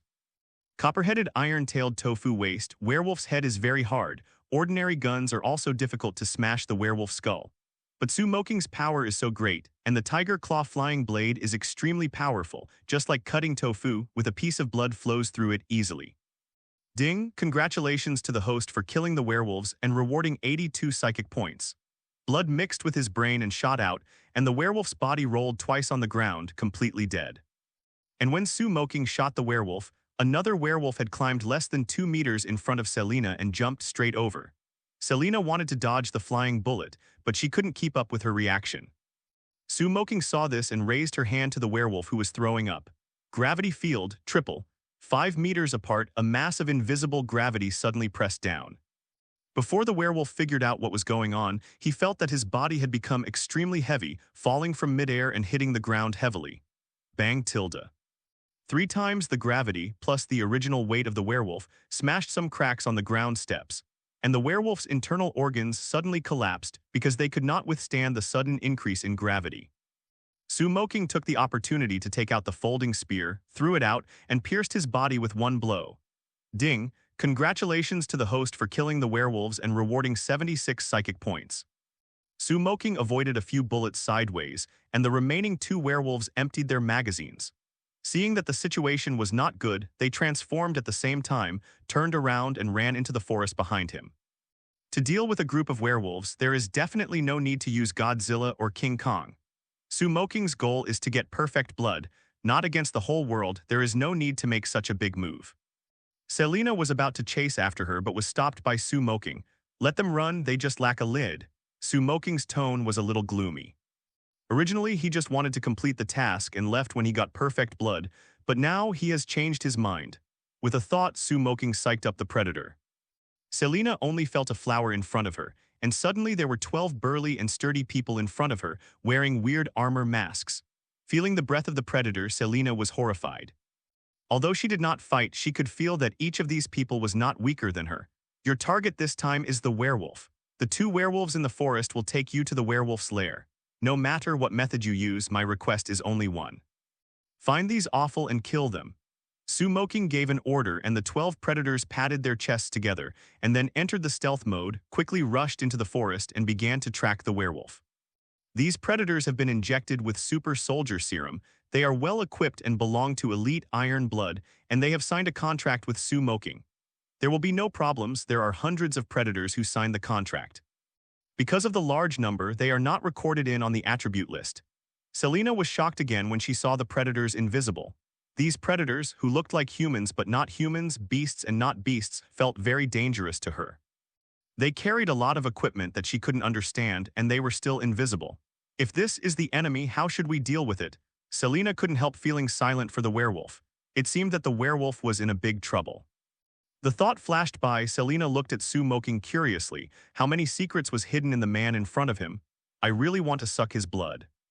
Moqing looked at Selena with straight eyes, licked her sexy lips unconsciously, and thought with narcissism. There is no way for a handsome person. Beautiful women can't help being hungry and thirsty. Selena is indeed a bit hungry, but her hunger is fundamentally different from the hunger that Moqing understands. The two are not on the same channel at all. For Selena, Moqing's blood is very attractive. Selena has a faint feeling that if she sucks Moqing's blood, she will undergo earth-shaking changes. Moqing didn't know what Selena was thinking and looked at the burning off-road vehicle. What did we talk about just now? Selena suppressed her bloodthirsty instinct and said, Lucian. Well, it seems I have to tell you again. Moqing shrugged. Selena wondered, why do you say again? This is not important, let's talk about Lucian and Victor.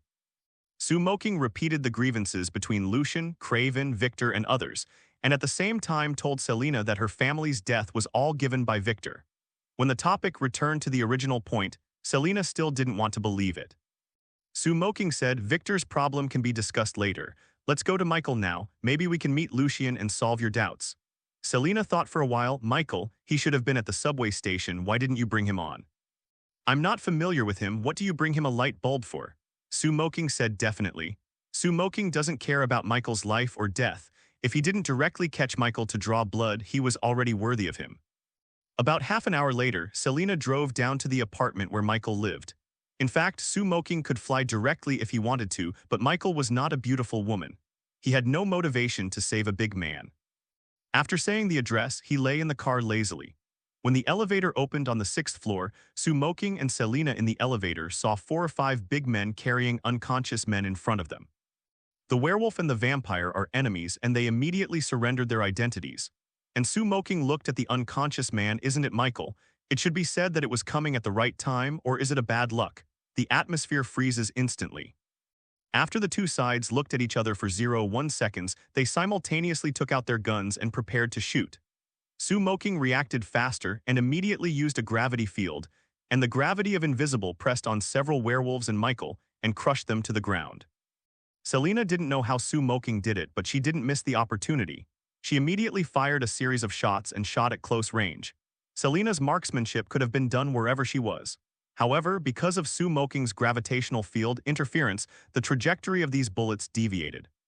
Originally, Selena planned to shoot a few werewolves and catch Michael for questioning, but because of the deviation of the bullets, 2 of them hit Michael on the head. Then Michael was a tragedy, Michael's unexpected tragedy. Even Moqing felt very surprised. Selena was also taken aback. She didn't expect that she would accidentally kill Michael. She felt a little guilty in her heart, but that was all. Selena is not a bloodthirsty person. Under normal circumstances, she will not deliberately harm ordinary people. But after all, she is a vampire who has lived for hundreds of years and has seen too many life and death clutches. Killing a stranger by mistake is not something particularly worthy of her concern. Only for a moment, Selena fired at several werewolves again, killing all the werewolves suppressed by Moqing's gravity field. Then he looked at Michael's body and frowned. Moqing took out a set of blood collectors and drew out Michael's blood while it was hot. This blood collector was originally prepared by Moqing for Covanus. After all, Covanus's perfect blood was the purest and the most effective. Michael is just a candidate, but since Michael is dead, it can't be wasted. Saving is a traditional virtue. As it was used as waste, Moqing was directly drained by Michael, collected 7 bags of blood, and burned the bodies of him and the werewolf on the spot with a Hellfire. Number. Lucian, who heard the gunshots catching up, just saw Michael and a few werewolves being burned by Moqing and roared in his mouth. Lucian was trembling with anger and his eyes were bloodshot. Then he noticed the blood bag collected by Moqing. His eyes flashed and a half-meter-long blade suddenly popped out of the sleeve of his right hand, charging Moqing like a cheetah. Come over. At the same time Lucian made this move, Selena held the gun in both hands and fired continuously, emptying all the remaining bullets of the special pistol. Lucian's skill was good, dodged most of the bullets. Only a few bullets hit him. Lucian's figure paused slightly, his teeth hissed, and the bruises on his face burst out. The bullets that shot into the cortex and were jammed by muscles, but the 2 roar-sucking rooms were pushed out of the body, and the gunshot wounds on his body healed in a blink of an eye. Gravity field, 4 times. Moqing raised his hand and pressed down in the air. 4 times the force of gravity acted on Lucian, pressing him directly onto the ground. ****. Lucian fell on all fours, resisting the heavy pressure, roared, his body changed drastically, gray wolf hair grew rapidly, his body shape doubled, his clothes and trousers broke instantly, and in a blink of an eye he became a head more than 4 meters long. Giant wolf. The corridor where 4 people can run side by side seems a bit crowded to the giant wolf. Selena can vaguely see the wolf skin on his body with a gap as big as a palm. Roar tilde. With a howl of a wolf, the wolf-like Lucian, whose physical strength was nearly twice as strong, carried the gravity field forward. It can be carried the gravity field 10 times. Moqing strengthens the gravity field, and 10 times more gravity acts on the giant wolf. The body of the giant wolf hit the ground, and the floor instantly broke and collapsed. Rumble. With several noises in succession, the giant wolf smashed directly from the 6th floor to the underground parking lot under the gravity and fell from the stop. ***. The giant wolf's mouth spewed out a large mouth of blood mixed with internal organs. His stomach was almost collapsed. His body was shrunk and bloody. He had obviously suffered fatal injuries, and his body was slowly shrinking into a human form. Lucien turned back into a human form, trembling to remove the rocks from his body, but before Lucien got up, a spear flew down, pierced his body, nailed it to the ground, and completely wiped out Lucien's vitality. Ding, congratulations to the host for killing the Wolf King Lucien and rewarding 480 psychic points. When the system prompt sounded, Moqing and Selena cleaned up and then jumped off the fault. After landing, Selena came to Lucien's body, saw the necklace on Lucien's neck and tore it off. Selena once read this necklace in Blood Clan's ancient book. Victor gave it to his daughter, but was snatched by Lucien during the werewolf rebellion that year.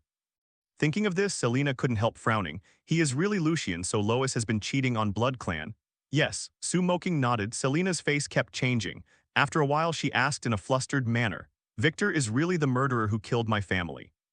Originally, Victor asked your father to build a dungeon to imprison William, the first owner of the werewolf.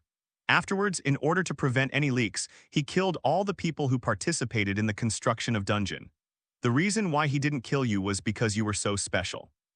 Like his daughter, hearing Moqing's words, Selena had already believed by 7 points and then couldn't help but ask, these are old events hundreds of years ago. Even a veteran-level vampire may not know it. Why are you so clear? I know you don't care anyway, it won't hurt you, just drink this first. Moqing said, took out a blood bag drawn from Michael and handed it to Selena. Selena had heard Moqing say that Michael had perfect blood before, and he took the blood bag dubiously and then drank it. Michael's perfect blood is not as pure as Alexander Covenus, but it also has some effects. For vampires, it has a great effect. The most important thing is that it can make vampires live in the sun. Down, after Selena drank the blood bag, she keenly felt that her body was undergoing a certain change.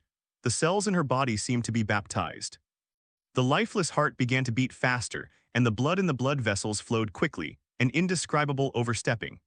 Dare to spread all over the body, as if every cell is jumping for joy. The original sky blue eyes have turned dark blue at this moment. While Selena was drinking blood, Moqing incinerated Lucien's body, retracted the folding spear, and then looked at Selena of metamorphosis and asked, how do you feel? Very good. Selena touched the position of her atrium and sighed. I almost forgot this feeling of rapid heartbeat. The heartbeat is speeding up, that's because there is a handsome man in Yushu standing next to you. Moqing joked. Selena stretched out her red tongue, licked her blood-stained red lips, half joking and half seriously said, you are handsome and can't be a meal. I'm really interested in your blood. Moqing's mouth twitched slightly when he heard this. I think you are Baluachun and you think I am Zijilang, in the middle of the night in the town of St. Andrews, north of Budapest, in a heavily guarded villa. The lights are brightly lit, and many handsome men and women of European descent in luxurious dresses gather together. This is the headquarters of Blood Clan in Europe, where many high-level vampires gather and live a life of day and night. As Victor's adopted daughter, Selena was originally strong, and she was quite prestigious in Blood Clan. As a pragmatist, Selena decided to find Clevin to confirm the truth after learning the truth from Moqing. The black car came to the front door. After the two vampires at the door verified Selena's identity, they opened two heavy electronic iron doors. Selena drove in with a blank face. After parking the car, she took Moqing to the gate of the old castle. Crunchy Tilda. Selena opened the door with a gloomy expression and walked into the hall with Moqing, who was calm and calm. Moqing looked around and saw a large group of gorgeously dressed vampires gathering in the hall, chatting and laughing, living a life of drunkenness. The long lifespan has allowed vampires to accumulate a lot of wealth, but vampires can only feed on blood and fear the sun. They inevitably lose a lot of fun in life. They can only have fun in the dark and kill a long time. From the outside, the vampires here are all handsome men and beautiful women. Even if you don't want to find an ugly one, it is not easy. It can be seen from this that vampires are the standard face control, and only those who are handsome in appearance will be favored by them and develop into the descendants of vampires. Moqing and Selena walked into the hall, and the surrounding vampires suddenly noticed them. Selena, the goddess of the month, all these vampires knew, but Moqing was obviously a humankind, which made them take another look. Feeling the vigor and vitality in Moqing's body, these seemingly elegant vampires all faintly agitated. In their eyes, Moqing is a rare blood food. Many vampires seem to be jealous, but because of the existence of Selena, they are more restrained. At this moment, Craven took a few of his men and walked down the stairs, looking at Selena next to Moqing with stern eyes, and said displeased, how can you bring an outsider here? He is your snack. In the eyes of most vampires, human beings are food. Sometimes vampires will trick some humans into coming to the castle, having a bloody feast, and discovering bloodthirsty animality. But Selena has never participated in this kind of activity and has never brought people to the castle. Moreover, the Huxia man in front of him is more stylish than him, and the relationship with Selena seems to be extraordinary. This makes Craven, who has always regarded Selena as a forbidden, very unhappy. Moqing didn't care about this. He didn't need to care about a group of dying people. Selena glanced at Moqing, then looked directly at Craven. "We need to talk." "Yes, come to my room." Craven cast a proud glance at Moqing, as if he was warning, then turned and walked up to the second floor. Selena followed, leaving Moqing alone, standing among a bunch of vampires. Without Selena's pressure, the surrounding vampires were all about to move, and their eyes glowed with scorching bloodthirsty, like a hungry person looking at a table full of people. They couldn't help but move their index fingers, wanting a bite. "Handsome guy, come here for the first time. Are you interested in sitting in my room?" An enchanting, beautiful blonde female vampire with a smile on her face initiated an invitation to Moqing. This vampire was called Erica and belonged to the younger generation of vampires because he hooked up with the ruler of Clevin, and with Clevin's power he was a fox and a tiger. Among the vampires, he was considered to have a relatively high position. Although the surrounding vampires were jealous of Erica eating alone, but due to Craven's face, they did not dare to offend Erica easily. Moqing looked at the sexy and glamorous Erica, smiled and said, "It's better to be respectful than fate." After hearing this, Erica smiled triumphantly and eagerly pulled Moqing into her room. As soon as she entered the room, Erica closed the door and entangled Moqing like an octopus. Moqing stepped back 2 steps, avoiding Erica's hug. Although Erica is also a beautiful woman, Moqing is not hungry enough to choose food. He doesn't like picking up people and broken shoes. The reason why he came here is just to be quiet. "What's wrong? Am I not beautiful?" Seeing Moqing avoiding, Erica was a little annoyed. Moqing smiled and said, "Sorry, I'm not interested in glamorous bastards."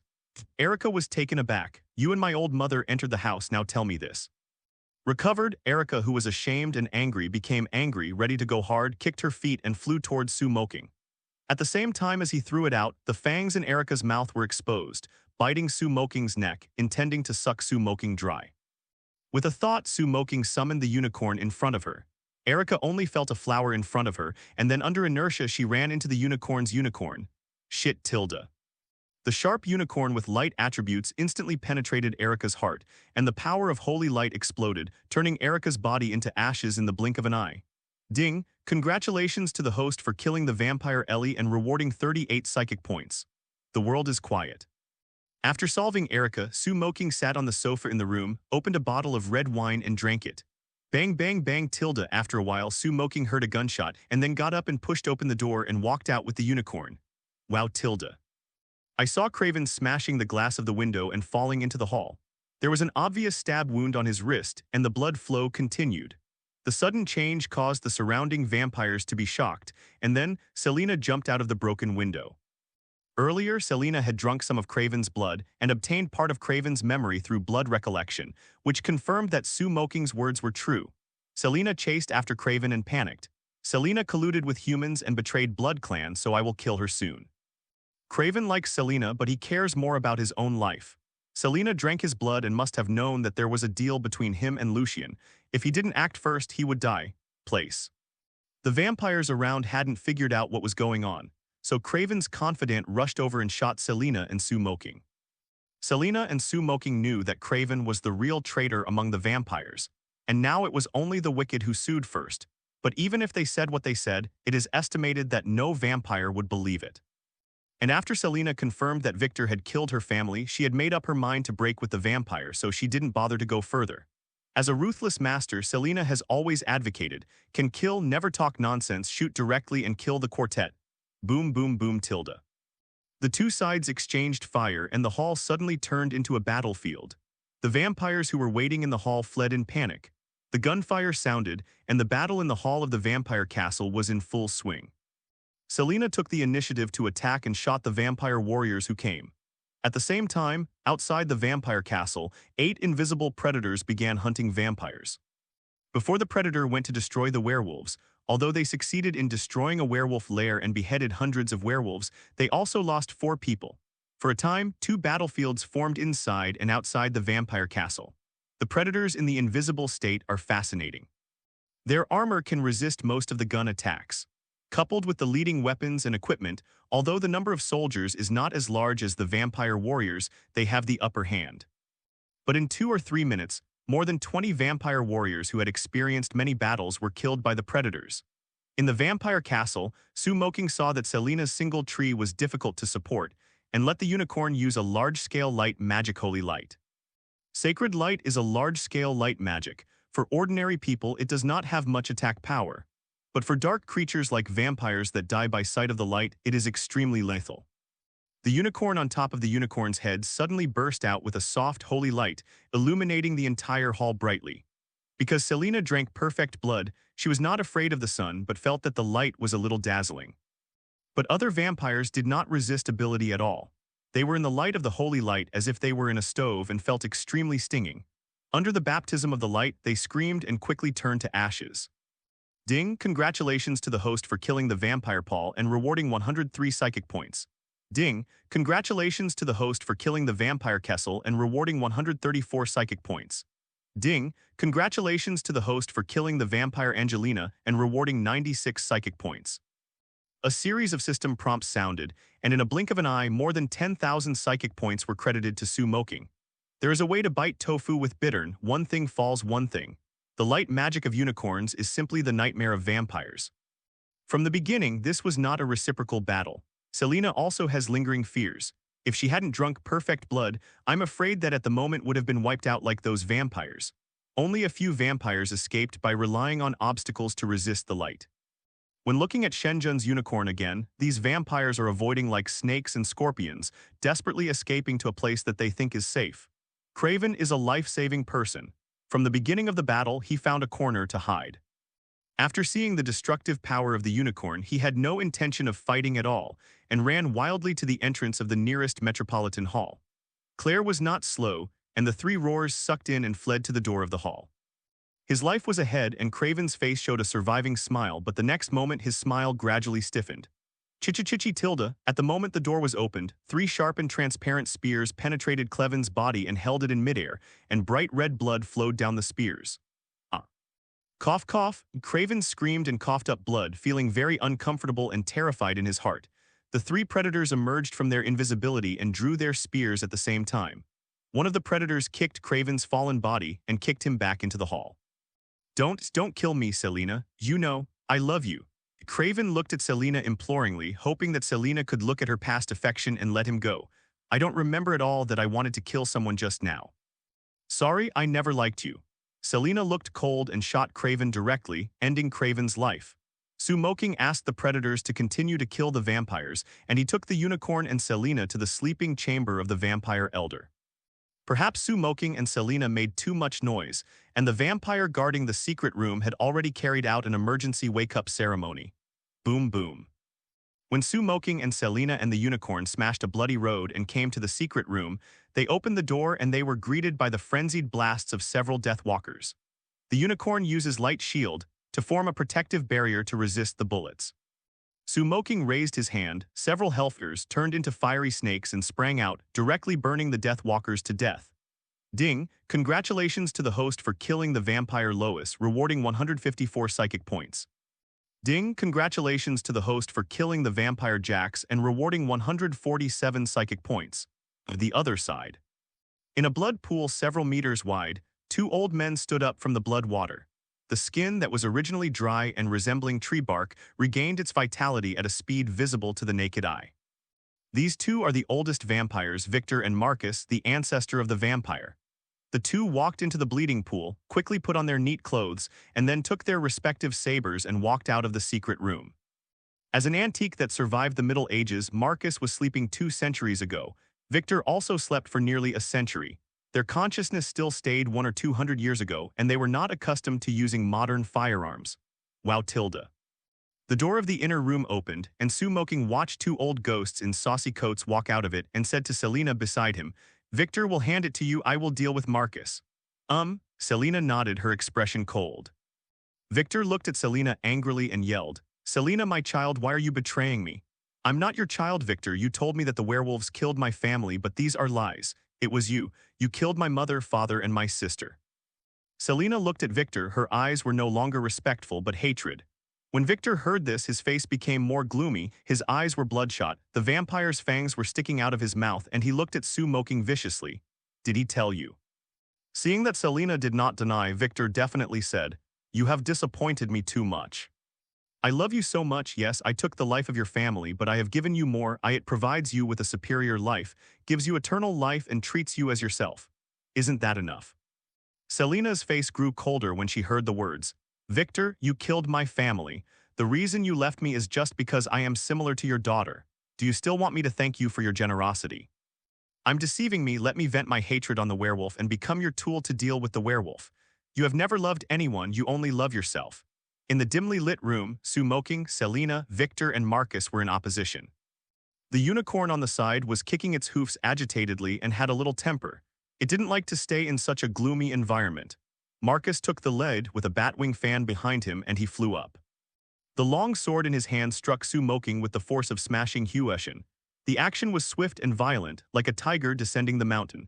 Facing Marcus's menacing attack, Sue Moqing calmly raised his hand and shot out a Hellfire. Roar. Crimson Hellfire flew out, exuding scorching waves. Marcus was in midair facing the Hellfire that was coming to his face. Before he could react, he was swept by the raging Hellfire whole body. What? Suddenly, Marcus, the original vampire owner who had lived for more than 6 centuries, fell to the ground, wailing in pain, and his body was incinerated at a speed visible to the naked eye. Ding! Congratulations to the host for killing Marcus, the ancestor of the vampire, and rewarding 666 psychic points. At the end of the battle, Marcus was only handsome for 3 seconds and rushed directly to the street.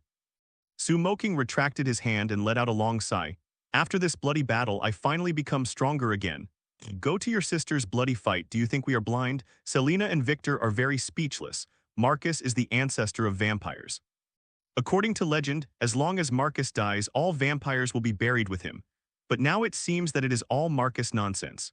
And Marcus, known as the most powerful among vampires, died so easily that he was killed by a spike. Selena's okay. Victor was almost scared to pee. His strength is not as good as Marcus. If he faces Sue Moqing, wouldn't he also be killed by a spike? Sue Moqing looked at Selena and Victor in a daze and handed Selena the long sword left by Marcus. If you can't make it, let me come. When Victor heard this, his pupils suddenly shrank, and he was confident of defeating Selena, but he was completely unsure of the mysterious Eastern man in front of him. Now the situation is not good for him. Victor can't guess Sue Moqing's thoughts. For the present, he can only watch the changes while observing the surroundings to see if he can run away. Selena took the knight's sword and said to Sue Moqing, This is a grudge between me and Victor. I hope you don't interfere. Okay then, I respect your choice. Sue Moqing took the unicorn back to the sidelines to watch the battle. But having said that, if Selena is really in danger, Sue Moqing will not sit idly by. Victor saw Sue Moqing retreat, his eyes flickered, and then he let out an angry roar and his figure moved instantly. Selena's body moved along with it. Both of them were far faster than normal people. Definitely in the eyes of Sue Moqing, the speed of the two of them was about the same as that of a turtle crawling. The figures of Victor and Selena brought up an afterimage, and the long swords in their hands quickly fought against each other, sparking sparks everywhere. Selena, who has absorbed perfect blood, has no weaker power and speed than Victor. If it is an ordinary person, it is difficult to catch them with the naked eye. Selena is nearly 100 years younger than Victor. She has rich combat experience from hunting werewolves in the Middle Ages to the present. Choke. The two swords clashed head-to-head and their bodies moved constantly. There were no special moves. The swordsmanship was open and closed with hacking and slashing as the main method, but each sword took the key point directly. Of points, during the battle, Victor was surprised by the unknown outsiders. Selena was cultivated by him. He naturally knew Selena's strength very well, but now Selena is faster than him. On the one hand, he is not inferior to him in terms of strength. What the hell is it? The power of a vampire is accumulated over time. Generally, the older the vampire, the stronger the power. Selena's transformation now obviously exceeds Victor's cognition. With Sue Moqing watching his eyes on the side, Victor couldn't help being distracted. 1 minute after the match, Selena found an opportunity and slashed half of his head with a sword. Even if Victor's resilience is good, he is not dead after all. After being fatally injured, the regenerative healing factor like the unintentional magician fell to the ground unwillingly. Congratulations to the host for completing the Dawn of the Night, rewarding 1,000 psychic points, Selina's allegiance. After Victor's death, Selina and Su Moqing automatically signed a contract to establish a psychic relationship. Does the host extract Selina's ability? Hearing the system prompt, Su Moqing checks Selina's attribute list. Psychic Beast, Selina category, Vampire status, complete body potential, breaking the army current level, mid-elite. Ability, Bloodthirsty, Remembrance of Blood, Close Combat, Proficient in Firearms, Remembrance of the Extraction of Blood. After reading Selina's attribute list, Su Moqing directly chose the Blood Recollection ability. Blood Remembrance, you can get the other party's memory by sucking the other party's blood, which can be regarded as a more practical ability. Through this method, a lot of useful information can be obtained. For example, the practice methods of magic or martial arts. After Su Moqing selected ability, a bloody light burst from Selina and entered Su Moqing's body, but disappeared within a few seconds. Selina looked at Victor's body in a daze, with a sense of loss in her heart. Su Moqing came to her and hugged her body. Everything is over, you will follow me in the future, and I will take you to a new world and start a new life. While Su Moqing spoke, the battle of the predators was also coming to an end. Without using heavy weapons, it is difficult for vampires to cause fatal damage to elite predators. The vision system of the predator can easily find the hiding place of the vampire, and with the semi-automatic shoulder shelling to kill, in the case of the loss of two predators, the vampires inside and outside the castle can be wiped out. In fact, if it weren't for Selina to take revenge in person and intentionally leave a hand, Su Moqing could summon Godzilla or King Kong directly. With their disaster-level power, they could take these vampires away with just one skill. The vampires in this world are really not that powerful. After Su Moqing's verification, even Marcus, the ancestor of the vampire, is just like the elite late stage. The host has completed the task of the Dawn of the Night, and the current world has placed the space coordinates. Will the host return immediately? Not returning for now. Su Moqing did not return to the Marvel world with Selina's understanding, because he has not yet obtained the perfect blood of Alexander Covenus. After solving Victor and Marcus, Su Moqing teleported the predator back to the predator, and then took Selina to ride on the unicorn and waited quietly in the distance of the vampire castle. About 20 minutes later, 2 military combat helicopters flew over, and 2 heavily armed special forces jumped off the plane. After checking, these special forces carried the corpses of the vampires hunted by the predators to the car. Victor's body was also loaded into a helicopter, and then a special soldier placed a mini-bomb in the castle. After a set time, the helicopter took off. Regret for a minute, a huge explosion, the entire vampire castle turned into ruins. When the lift left, Su Moqing let the unicorn follow far away. About 10 minutes later, the unicorn carried Su Moqing and Selina and followed the helicopter to a pier. From a distance, the helicopter was docked on an aircraft carrier. Su Moqing said to Selina, "You stay here and wait for me for a while and I'll be back soon." With that said, Su Moqing flew up and flew towards the aircraft carrier. The vampire corpse on the plane was quickly sent to the morgue dedicated to the aircraft carrier. A gray-haired old man with the dignity of the superior walked into the morgue, looking at the corpses of Victor and others, his head wrinkled slightly. Seemed to breathe a sigh of relief and asked a special forces captain next to him, "Are there only these corpses?" Some vampires seem to have been killed by special means, and their bodies were incinerated to ashes, and some could not be brought back, so we used mini-bombs. The commando captain said respectfully, "This white-haired old man is Alexander Covenus. With a long lifespan and skill, he has become the leader of the high-level military. It is precisely because he has been cleaning up the mess for werewolves and vampires that werewolves and vampires did not have large-scale conflicts with humans." After hearing the return from his subordinates, Covenus looked cold and said coldly, "The headquarters of the werewolf and the vampire were attacked one after another. This is obviously a premeditated operation. Can you find out what forces did it? The opponent's tactics are very sophisticated and they don't." The captain of the special forces was answering a question, and Su Moqing rushed into the morgue like a ghost. Alexander Covenus and the others had a flower in front of them, followed by a pain in the back of the neck, and fainted to the ground. Su Moqing directly took out the blood sampling device to draw Covenus' blood, and in less than 2 minutes he drained Covenus. Ding! Congratulations to the host for killing decedent Covenus and rewarding 1,500 psychic points. At the end of Covenus' life, Su Moqing did not have any psychological burden. Covenus may be a good father, but he is definitely not a good man. For hundreds of years, he has been sheltering werewolves and vampires, causing countless people to be poisoned. Collecting the collected perfect blood into psychic space, Moqing flew away. Not long after Moqing left, an alarm sounded at the dock, but these had nothing to do with him. In fact, these soldiers should feel fortunate. If Moqing's self-control is not good, they are afraid that they have become psychic points now. Moqing returned to the place where Selena and the unicorn were, took out a bag of perfect blood drawn from Covanus, handed it to Selena and said with a smile, "This is Covanus. The blood, drink it and see if it works." Selena took the blood bag, bit through the bag and drank perfect blood. She immediately felt that her body had undergone some changes and her physique was striding forward to a higher level. At the same time, she learned something about Ki through the blood recollection, deeds of Vinners. After understanding most of the things, Moqing took Selena and the unicorn into the psychic space and then taught them back to the Marvel world. Early morning, in a villa on the outskirts of New York. Moqing was lying on the bed, covered with a layer of silk quilt, and Selena, who was like a kitten, was in his arms.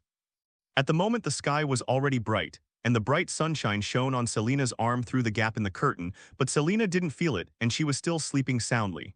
Last night she was very tired.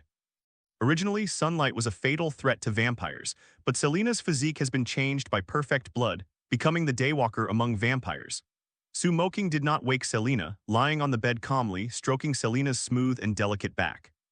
After a while, Selena opened her eyes in a daze and looked at Moqing, who was smiling but not smiling. Thinking of the absurdity of last night, there was a rare blood on her face. Moqing smiled and said, "It's dawn, I will take you to experience a new life." Selena responded a little shyly, put on clothes together with Moqing. And after washing, they came to the balcony and looked at the colorful garden and the bright sunshine in front of them. When Selena's whole body is bathed in the sun, she feels her whole body is warm and she feels very happy. Only after losing will one know how to cherish. Since becoming a vampire, Selena has been living in the dark shadows, bathing in the sun, which is a luxury for vampires. Looking at the brightly colored scenery in front of her, although the sunlight is a bit dazzling, Selena's heart is full of joy. Moqing took Selena to the street to shop and familiarized herself with the environment. After shopping for most of the day, Selena was hungry, so Moqing took her to the hospital under her to get some blood bags. Raising a vampire is very difficult for ordinary people, but for Moqing, it is not a problem at all. There are 7 hospitals under his name in New York City alone, and a large amount of high-quality blood can be obtained with just one command. As for perfect blood, Moqing gave it to the scientists who signed the contract on the jagged star for research. Although I know that perfect blood has a strong compatibility, but more research, there are only benefits. No harm. Science is a very rigorous thing, especially in genetics. A little carelessness will cause a lot of trouble. This is not a short time to get the result. Moqing is not in a hurry, he has time and enough patience. After buying many daily necessities for Selena, Moqing took Selena back to Longtingjuan Courtyard. Then Longtingjuan Courtyard is lively. Raven ate the vinegar and had a temper with Moqing. As for Bao Bao Feng, there is not much emotional fluctuation on the surface, as if his heart is still calm and calm. If it hadn't been for seeing her picking up a long knife, Moqing would almost believe it. Selena is not a character with few words. The 3 women finally merged and evolved into a Shura field. The Dilu beast who likes to play pranks is fanning the flames next to him, and the 3-headed dog from hell who guards the door looks like a big noise. Hello, everyone! As we wrap up this video, I want to share a quick note. I have a Patreon account. If you'd like to support me and enjoy on-demand audiobooks, you can become a Patreon member. Alternatively, you can check out my Google Drive link, which has 500+ novel audiobooks available through my Ko-fi or Patreon shop. I appreciate your support.